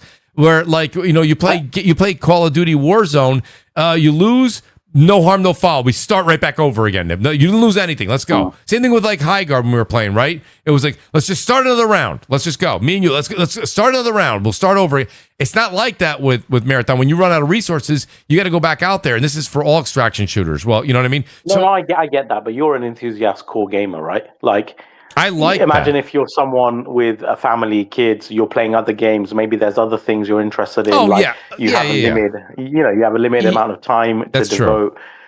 It's not for you. Yeah. Or it's your only game. Yeah. You're right. Yeah. It's either your only game or especially right now. Look, can't even keep up, dude. Forza, I know. No, you're right. Well, I told you. Nib, remember how we started this segment? I said to you guys, I really like Marathon. That being said, I haven't played it in a while because of all these other games. I have not played it in a while. I haven't played it in about a month. Plus, I can't. Shout out to Blaze if he's still listening. I can't get Blaze to get on there. I want to get Blaze to play some more Marathon. He wants to play Battlefield 6. Shout out real quick to the OA. Oh, wait, thank you so much for the super chat, by the way. I truly appreciate it. He says, if Bungie cancels Marathon, now it will be way worse for their image. Also, switching to D3 now and develop under massive pressure is a recipe for disaster. He couldn't be more right. The only way is to keep working on Marathon and take their time with D3. Oh, wait, you're like a poet. That's actually perfect. That's exactly, I think that's the recipe. Mag, I'm sorry, Mag. I know we've been going on a rant here, but Mag, you know, between Destiny and what's going on over there, I like what OA just said. He said, listen, if you're going to listen to the media and the audience right now, Mag, they're like, make Destiny 3 and make it right now. Mag, you know this better than anybody. You're in the kitchen. If I all of a sudden start screaming orders at you and I need those dishes right now and you got that guy barking, those are not going to be your best dishes. You know? No, and you know the funny thing is that a lot of these games take anywhere between 4 to 6 years to make, right? And so the thing is, on top of that, by the time it actually does come out, let's just say they drop everything today, okay? Right. And Sony comes in and goes, guys, forget it, Destiny now.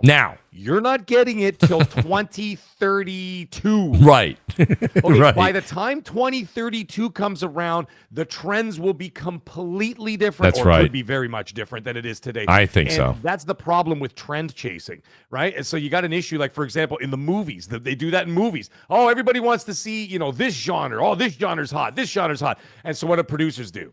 They go out there and they go, start making all this shit.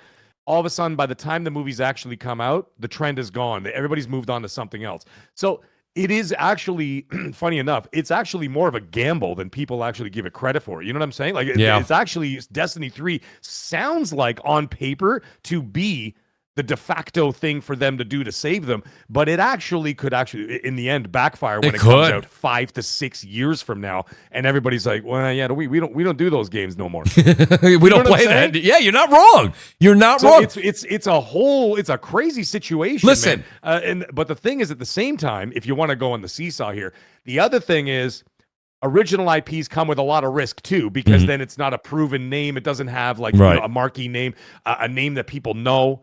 Right? A buzzword. Like, everybody knows what Destiny is, right? So Destiny 3 is a buzzword. Everybody knows what that is, but that's still, at the end of the day, that style of game or that trend or whatever, it could be gone by then. And then, you know what I mean? And certainly it's not carrying momentum, because if they're killing Destiny 2 now, that means you're going to have 5 or 6 years with no Destiny at all. That's right. So that's a 50-50 shot too, Mooch, because what ends up happening? That's right. That's a roulette spin. You could either go, okay, well, everybody's going to miss it because it's been gone for 5 or 6 years and it'll build some anticipation, or people just completely forget about it and they go, oh yeah, I remember that game way back when. Yes. And they just keep going and doing what they're doing. So they're really in a position now. And like I honestly, my initial release or my initial thought would have been Destiny 3, but now that I presented that in front of I laid that out on the table. Yeah, for I all think of you us, made a point. I'm starting to wonder, man. Yeah. I'm like, I don't know what to do with these guys. I think Destiny 3 will be faster because Sony even outlined their AI initiatives, and I think that'll help speed up development if they wanted to do Destiny 3. Well, so one of the interesting things about Schreier's article was that he did put in it that they've been pitching ideas and prototypes and stuff of different things, and they haven't been greenlit.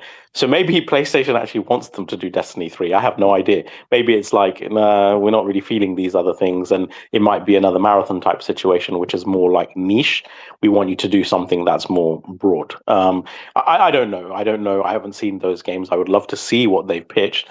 I always find these things really interesting. Like Rare, I remember there was an interview with an ex-creative director of Rare, and he listed it was crazy, like a whole bunch of games by name that they pitched or that Microsoft rejected. And some of it sounds really interesting, and I would love to go behind the scenes and see what Bungie has pitched, for future. I actually think a lot of games will come out quicker than people think, because this whole AI thing, like Larian is using it. PlayStation has clearly announced they're going to start utilizing it. He said it would speed things up. He said, so a Destiny 3, which may take 7 years, might only take 4. Because AI cut out a lot of the legwork and busy work that developers don't have to bother with. They can focus on what they're supposed to be doing. instead of all this extra shit. Yeah, it's funny how the narrative will, as every year that goes by, I know you guys remember a year and a half ago, everybody was like, AI is bad. And now everybody in the world uses ChatGPT to write their essay. So, like, well, I mean, look how fast it turned Not around. me, Mooch. not you, no, not you, Nib. I fucking hate AI. Look how fast everyone went AI bad when Larry announced they might be using it. That's right. And then those same people, when PlayStation said Sony said they're using it. It's all right. Everyone's using AI now. And it's not just PlayStation. You got the head of Xbox right now is the head of AI. So I mean, like, I think that every single Ubisoft is making a generative AI game. Thing is, every single studio is going to be using everybody AI. is. Yeah, DS. This is what I'm saying. We've been going through this time and time again. Do you remember? Again, it was like 2014 when everybody was like, "You're not taking my physical disc away from me." And now we're all like 80-20, I think, digital, if not higher. If not higher. Not me. Well, not Nib. You are always the the other. I'm trying to now. I can't come up with the word. The anomaly. Deceiver says, yes. Yo, Deceiver says I use ChatGPT on. Listen, guys, I've said this before. If you truly believe that I use AI, you're only admitting your own incompetence. Because what you're saying is, I don't believe that regular person can type like this without AI. What you're saying is, that's right. So you are saying like this he is without AI. So, oh, that's too funny, dude. So real quick, I do want to say this. I want to say I got two more. Shout out to Matua. He's back. He says to the panel. How much do you think the PS6 will cost? Impressions, Mooch. What do you got? What impressions? I'm gonna be frictional. I didn't hear what you said. Of course you are, Nib. Hold on a second. I like how you were like, Mooch, I get a lot of flack for your show. Meanwhile, you're the one that usually brings it up. I'm like, oh my God, what are you talking about, Nib? Hold on. Matua says here to the panel, how much do you think the PS6 will cost? The No-Go Pro is $900 here. Matua, you listen to too many of the same podcasts. God bless you. So I don't know. The PS6, I think it's going to be, I would say, $700 or $800. What do you guys think? PS6? $800? Somewhere around $700. $700? Okay. It's not going to be as expensive as the hardware is now. It'll be cheaper. Yeah. I'd say 800 subsidized. And the reason I say that is, yes, okay, they may get a deal on RAM, but yesterday's price is not today's price. And so, and also, if the AI bubble doesn't break, the prices still will be elevated. But bear in mind, there's only like 3 real manufacturers of chips, right? Right. And they are fully booked because they have to fund all the data centers in the world. They have to do all this extra shit. Like Nvidia's completely changed up its tune. All of these people are doing this. So, of course, it's like, well, we have to compete for contracts here because we could only produce so many chips at a time. It's like, well, who's got the most money? You're going to get the most chips, right? So, of course, I would imagine their like next 10 years is fully booked of just chips and stuff. Like they're sorted for work. But so I think PlayStation, if the RAM stays the price it is, then that means it's gonna cost more just because the components will factually, even if you get a discount, it will still cost way more than what you were gonna pay. Yeah, what do you think, Nib? What's your price point? Okay, so coming at it from like a market trading perspective. Yes. So a lot of like in terms of traders and market, whatever, there is a sort of anticipating a big crash looming. It doesn't mean like straight away. Maybe it could go into Q4, Q3, 2026, maybe into 2027. Because like the big whales, they like to elongate these things, right? Even when there's a crash that should be taking place right now, they'll first take as much money or whatever from the market as they can before they dump things. But it's looking a bit rocky, right? We're in terms of like resistance levels and indicators and everything, like everything is peaked right now. It's actually record breaking. I think the last time the market was this peaky was in 1930s. So if there is a crash, it'll be a big crash, and that would coincide with like similar to the .com bubble. It would be like an AI bubble, right? And speaking outside of gaming for a second, the numbers right now don't really make sense for AI. All this investment, like billions or trillions of dollars of investment for return on investment, that is paltry, right? It doesn't match the actual investments that, shareholders or companies and whatever are bringing up and getting from different sources and stuff, which they're doing just to prop the stock market, really, to prop their shares, not really the actual product that they're delivering, right? It doesn't have that much use case or as much revenue and profit long term, but they're getting all this money for it. So the reason I say that is I don't know if this AI shortage is necessarily gonna continue. That I don't know how long it continues in for, but if the crash does take place before these consoles like go into production or whatever, yes, then I would say they may be slightly more reasonably priced, right? Because suddenly there's going to be a big vacuum where before they had shitloads of orders or whatever, things are going to topple and things are going to fail, and some of these companies won't make it, right? Right. And there's gonna, and they're going to want orders to fill these, like.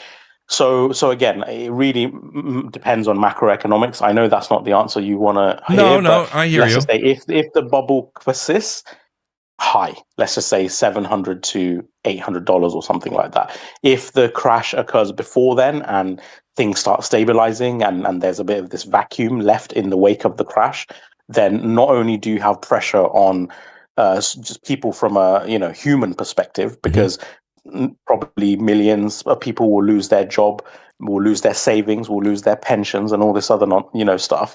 And then on top of that, you've got pricing that will come down again. So in that situation, maybe like $650 or something, $699, or maybe best case $550. So yeah, I would say the range is really high, but because these are all macroeconomic factors, right? Like the PS5 Pro has no reason to be $900, but it is $900 not because PlayStation is being greedy, but really does just cost a lot of money to manufacture right now. In fact, they did mention about the cost increase even in their 2023, 24, 25 fiscal year reports, financials. They did say they were making losses on hardware, on the PS5. So imagine making losses on hardware 4 or 5 years into the generation, and the consoles are already really expensive. That's ridiculous, Yes. And they didn't. They're not subsidizing the PS5 Pro either, which they will with the 6. They will with the 6, yeah. So hopefully, but we'll see. So yeah, I don't know. I hope it comes in more sensibly priced, because I feel like there's going to be there is a lot of pain right now with the masses. Like, people can't afford to pay for shit. And in the UK, I read the other day that 84% of the UK population is living off credit, right? Like living off credit card debt and things like that. That's not sustainable long term. And I know gaming is still booming and stuff, but the pressure is starting to crack. And obviously you guys have all the gas prices raised, and there's the Iran war stuff. So something has to give. I feel like pressure has to ease somewhere for there to be the adoption that PlayStation wants. Yeah. No, that's actually, I know you said it was long-winded, but I actually think you're spot on with that.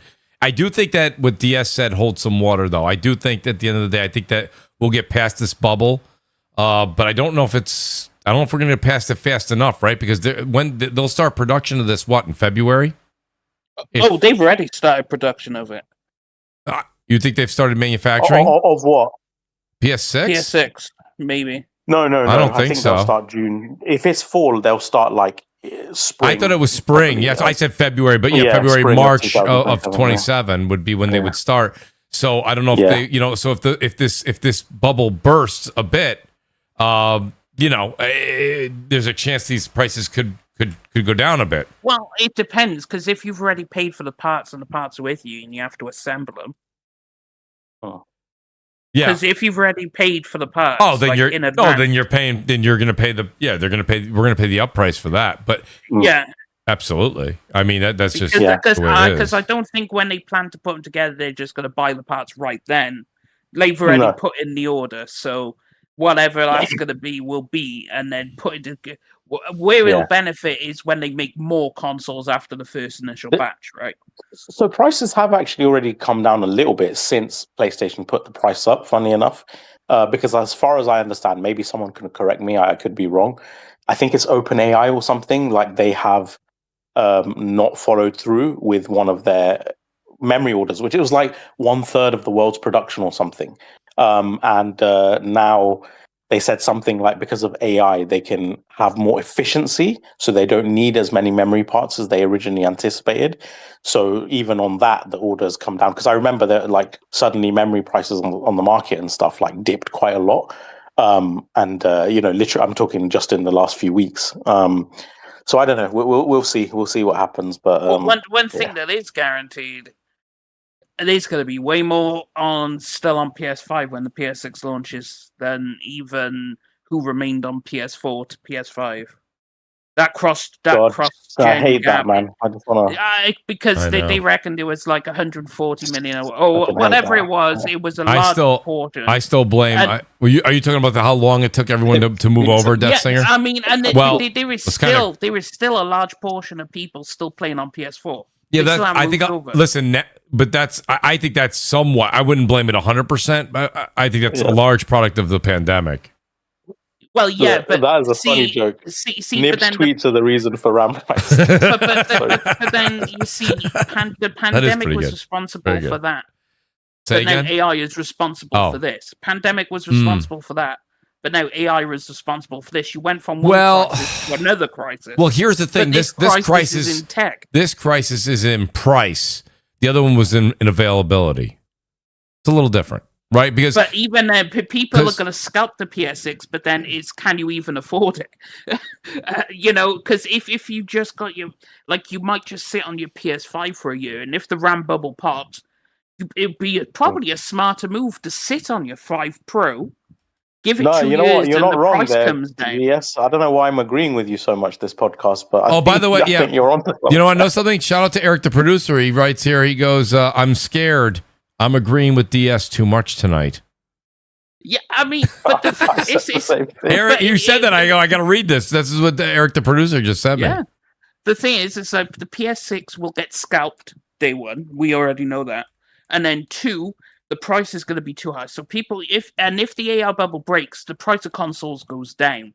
Well, you sit on your Pro for a while, and then when the price comes down, you pick up a PS6 because all the games will be cross-gen anyway. So you're not missing out on the games, and the Pro is still a capable console, regardless. Wow, that is sound advice. I ain't missing out on that path tracing too. So well, yeah, I'm just gonna. Don't forget. But Nib, you are the exception to the rule. Well, no. Here's the thing, though, DS. Here's what I got to say. You do have to take into account Moochonomics, though. I mean, he's got Nib. You have a Pro, right? Nib. What kind of a question is that, Mooch? Oh, of course you do, right? I'm just clarifying so we can put all the facts out there. You like your facts. Yeah, so he has a Pro, just so you can hear it. He's on the stand. You're gonna get $350 for that thing, and I think that's low side. So if this thing is $700, let's go top. Let's just talk. I like talking high numbers, and then if it's less, hey, good for all of us. Let's say $800 for the PS6. Yeah, you're gonna get $350, $400 for that Pro on day one. Turn it in. So you're paying $400 to get all the bells and whistles and have that service day one. To me, that's a no-brainer. I bought mine on day one, right? And I used like a very voucher thing. So I think I paid, if I remember correctly, like $540 or something. I think it was $600 at the time, maybe $599. I can't remember. Dessinger, how much was the PS5 Pro at launch in the UK? Can you remember? Was it $650? It was $699 in the States. Let's see. Okay, so maybe if you find out. It was launched 700. 700, yeah. 700, yeah. So I think I paid $540 for mine, or $530 something. And now it's like fucking expensive, It's like $750, £800 or something stupid. No, it's crazy. So I actually probably will get decent. I will probably get not that far off from what I paid, because I never trade in. I always sell privately. I find that's fine. Just literally a few weeks before the new console comes out, sell it privately on Gumtree, Craigslist, eBay, whatever. Because eBay now has changed their system where you don't pay fees anymore. It's just the business side of things that pays fees. Right, that's right. So you get all your money, And Bob's your uncle, right? Like even when I sold my PS5, I basically got what I paid for it. I couldn't believe it. I was like, oh my god, like this has never happened before. So I reckon I'll probably get most of my money back. So I actually think the PS6 probably will barely cost me much. So I have to ask you a question then, Nib. So real funny. I was going to go say ahead, one thing. Diaz. If you really want to be efficient, you sit on the PS5 Pro and you wait till the PS6 Pro, because the Pro will come out. Like Come on, Diaz, you kidding me? No. They Are you out of your mind? They made God the full almighty. Pro. They made the Come on, Pro. Dude, you've got Nib is playing like 8 games right now. You think he's gonna wait to enjoy the fidelity and the? No. I'm not on about the hardcore. I'm not gonna have sex with my hot wife because it will feel better when I don't. if I wait 6 months. No, but Mooch, I'm not talking about. No, I hear you. I'm talking about the masters who okay, no, that's fine. No, that's fine. Yeah. I was gonna say, I do think at the end of the day, though, my issue. So wait, my question for Nib is, Nib, you said 2-3 weeks before the PS6 comes out, you'll sell it privately. Does that mean you're gonna go 2 or 3 weeks without gaming? Yeah, I'll just play on another platform instead, or I'll play something else. That's true. At the end of the generation, you're not going to miss anything at that point. My PC or my Mac that's or whatever. fine. Like it's only a short break. Yeah, that's interesting. But when I you like do your that, I like your thought. I really like your thought there. Okay. To be honest, you don't even have to do it 2-3 weeks. Sometimes like the week before is enough, because there's always someone who is, I hate to be bad, but there's always some mum or dad or whatever buying a present that just isn't knowledgeable on these things, and they just, they see it. Yeah, they're like a fairly decent price, right? And they're like, "Oh, PS5 Pro, that's got to be fantastic. That's better, right?" They do, honestly, yeah. Yeah. No, like the last few times I've done that, it's always been a dad or something. I don't even know if I'm getting the best value, but I've never been disappointed. I generally go the minute that GameStop says that they're gonna give the first number is always the highest. It only goes down from there. And right, true. So if they say they're gonna give me, I'm just making this up again, for my Pro, they give me 350, 375, 400. I just go and I bookmark it and I take that money. I just take that money immediately. You know what I mean? And generally, I do the trade in a day or two before the new console. Thing is, it's like, what are they going to give for the base PS5? Because that's where most people are. The base PS5. The base PS5, you're probably going to be coming in. I'm not going to lie to you. Listen, I don't really. You can't complain if you held on to the PS5 this whole time, which is awesome. Me and Nib paid up to get there. Mag paid up to get to the Pro. So we're going to get a little bit more. I think you're going to get 350 to 400 for a Pro. I think you're probably, to answer your question, DS, I think you're somewhere in the 275 range. Right. So also 250. Go on, I was going to say, there's also Facebook Marketplace, that kind of stuff. Right. You just have to you can get more. Yeah, Mag, you're right. Yeah.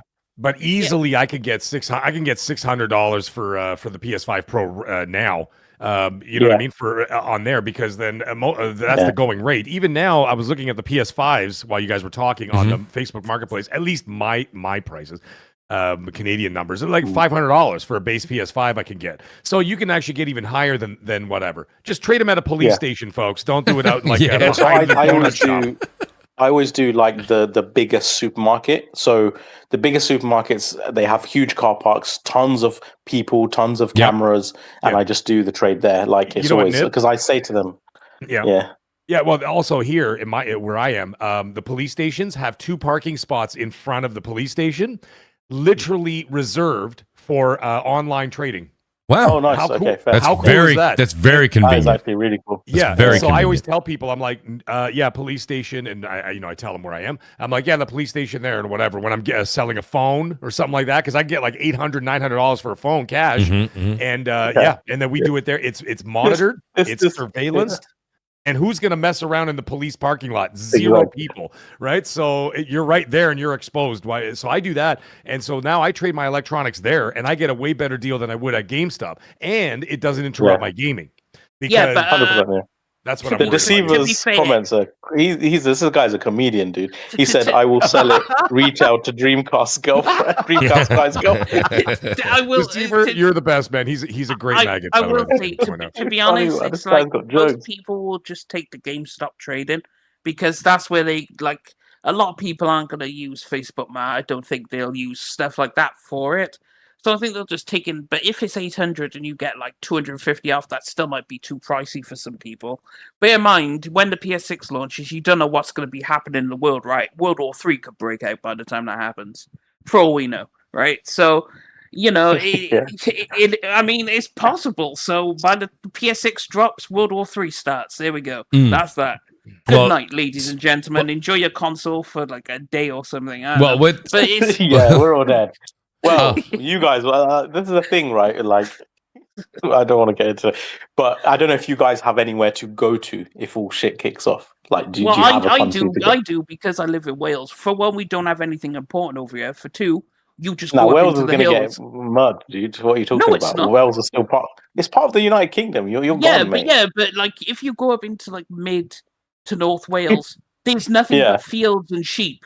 Like, come on, my guy. No one's going. Okay, but if there's like nuclear fallout or something, and there's like polluted gas clouds and stuff, and toxic radiation, you ain't escaping that in some field with a sheep, dude. Well, no, but for one, you won't be in the blast zone. Even if there is radiation, you just have to sit indoors for 48 hours, close all your windows, make sure you don't get fucked. Mooch and I are done. That's all I know. We're done. We're finished. Yeah, we're done, man. Oh yeah, you're done. I mean, I could drive.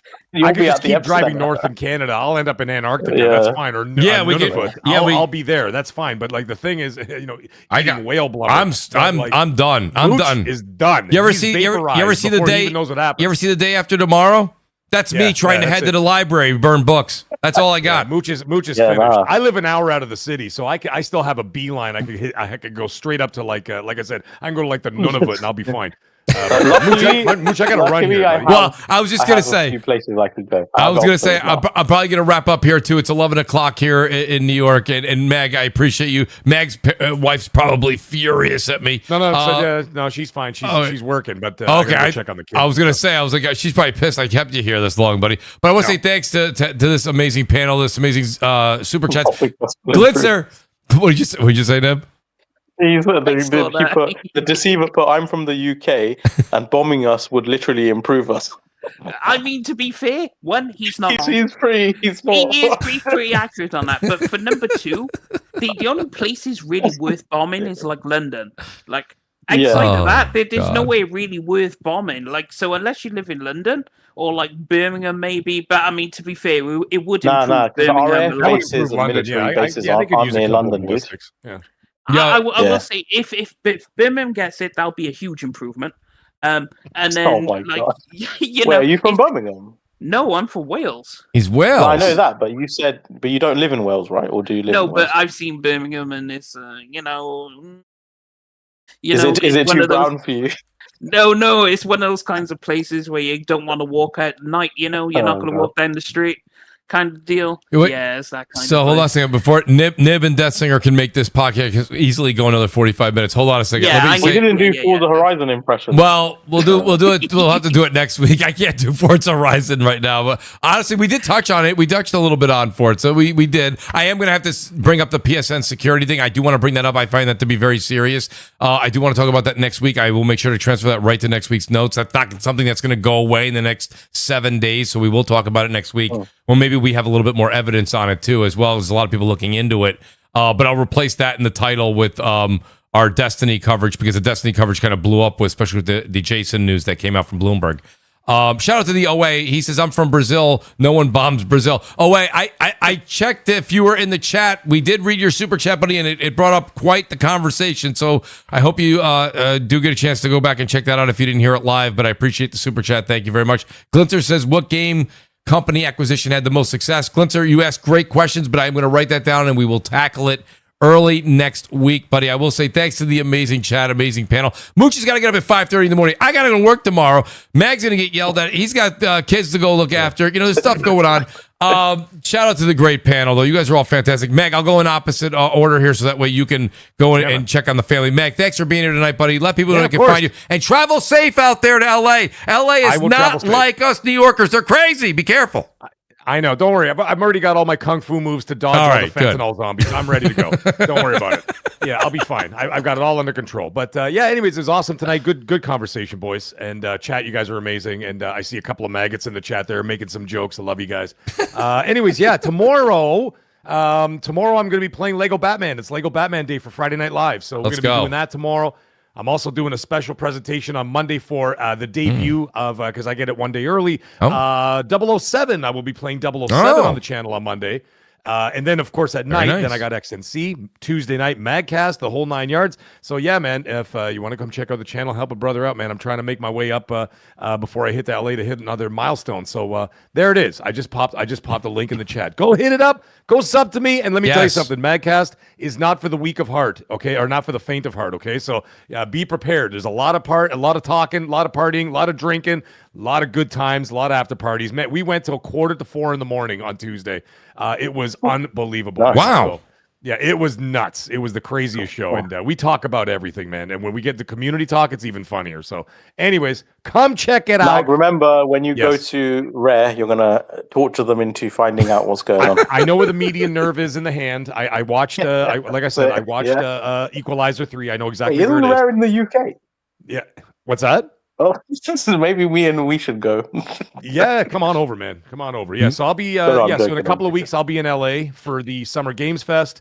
I'm going to be actually right up in the front there at the Dolby Theater, so I can catcall Jeff Keighley while we're there, and then I'll be at the IGN party, and I'll be at a couple of other parties. I'll be at the Xbox showcase.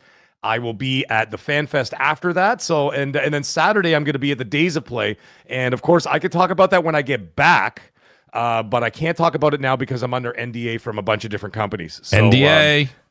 So I'm under NDA for a bunch of games. But I'll tell you this. I'm going to be seeing games that are coming out even as late as 2028 and get my hands on some of them. So, but again, NDA. But when I get back and they give me full disclosure of what I'm allowed to talk about, then I'll come back on the show and we'll talk about it. I'll tell you guys what I saw. That sounds fantastic. Hey, Mac, I have an idea for you as well. What's up? You know when if you go to Las Vegas, you'll be able to play Fallout New Vegas in real life. Oh, it's okay. LA's already the wasteland. It's fine. Come on, the Sphere is great. DS. Oh man! Shout out to Meg. I'm in a good part of LA. I didn't listen, man. If I'm going there, I'm not going to stay anywhere where I'm. No, it's going to be nice. To go get a bagel. You know what I'm saying? Yeah. So like, I'm in a good part of LA, so I'll be fine.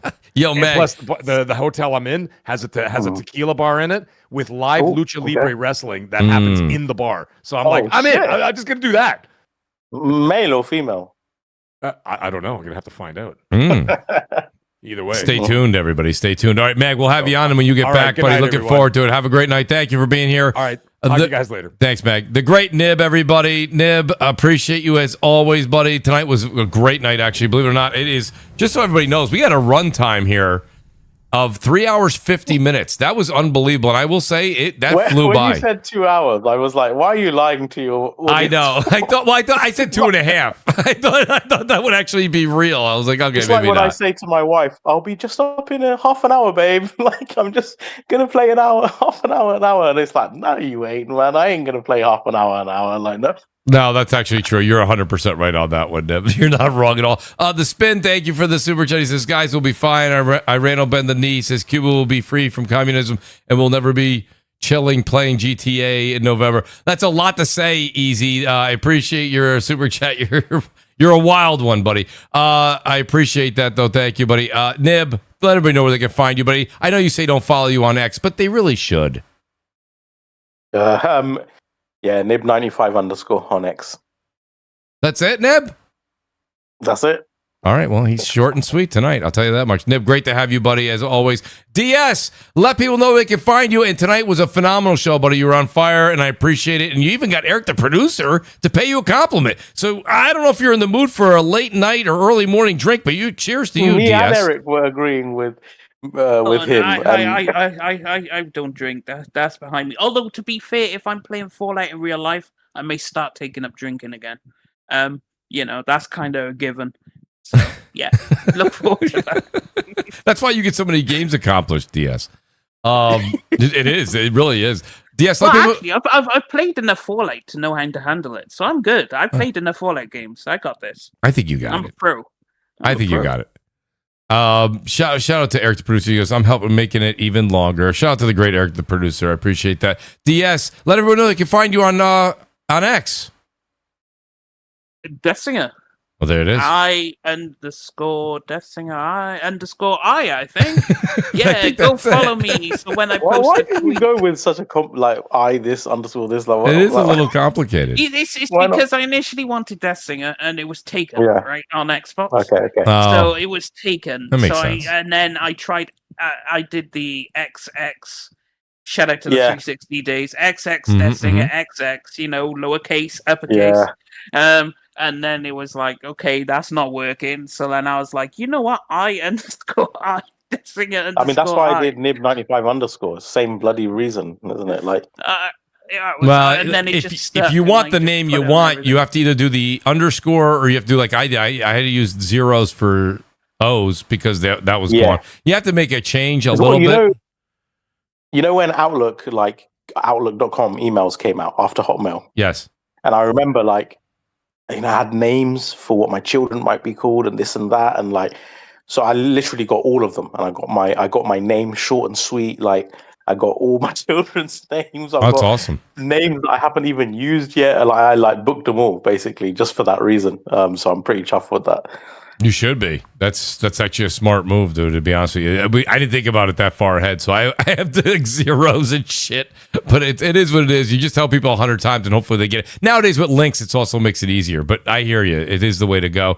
Shout out to all you guys that are great out there. I see JC2013. Thank you very much. I see Matua. Thank you very much. I see the OA. Thank you very much. Space, what's up, buddy? Good to see you. Protoss, I appreciate you, dude. Always good to see you here as well. Mary Wilcox is back. Great to have Mary back. Neil Augusto, thank you. Silver Wolf, I just want to give a couple of shout outs. Thanks, guys. You're all fantastic. Guys, go over and check out Mag. Shout out to D-Batch, who was here with us earlier. Hopefully, Brap will put down the whistle and come back to podcasting. We miss Brap. He'll be back soon one day. Shout out to Mag, who had to leave, and the Gaming Ledger, who will be joining us hopefully in the near future again. Guys, before you leave, go over to Mooch.tv at Twitch. Go over there and check it out. It's M00CHTV, same as it is here. Follow me over there. It's a lot of fun. We go Saturday. We're going to be doing Battlefield 6. That's what the guys want to do. Hopefully, I can sneak in a little marathon on Sunday. Don't tell them I said that. We'll see what's going on over there on Twitch on this weekend. Please hit that like button, and we'll see you guys next week. Go play some games. Enjoy yourself. Good night. Also, check out 2 Girls, 1 Cup. Great time. Oh my God, he needs to get laid. He needs to get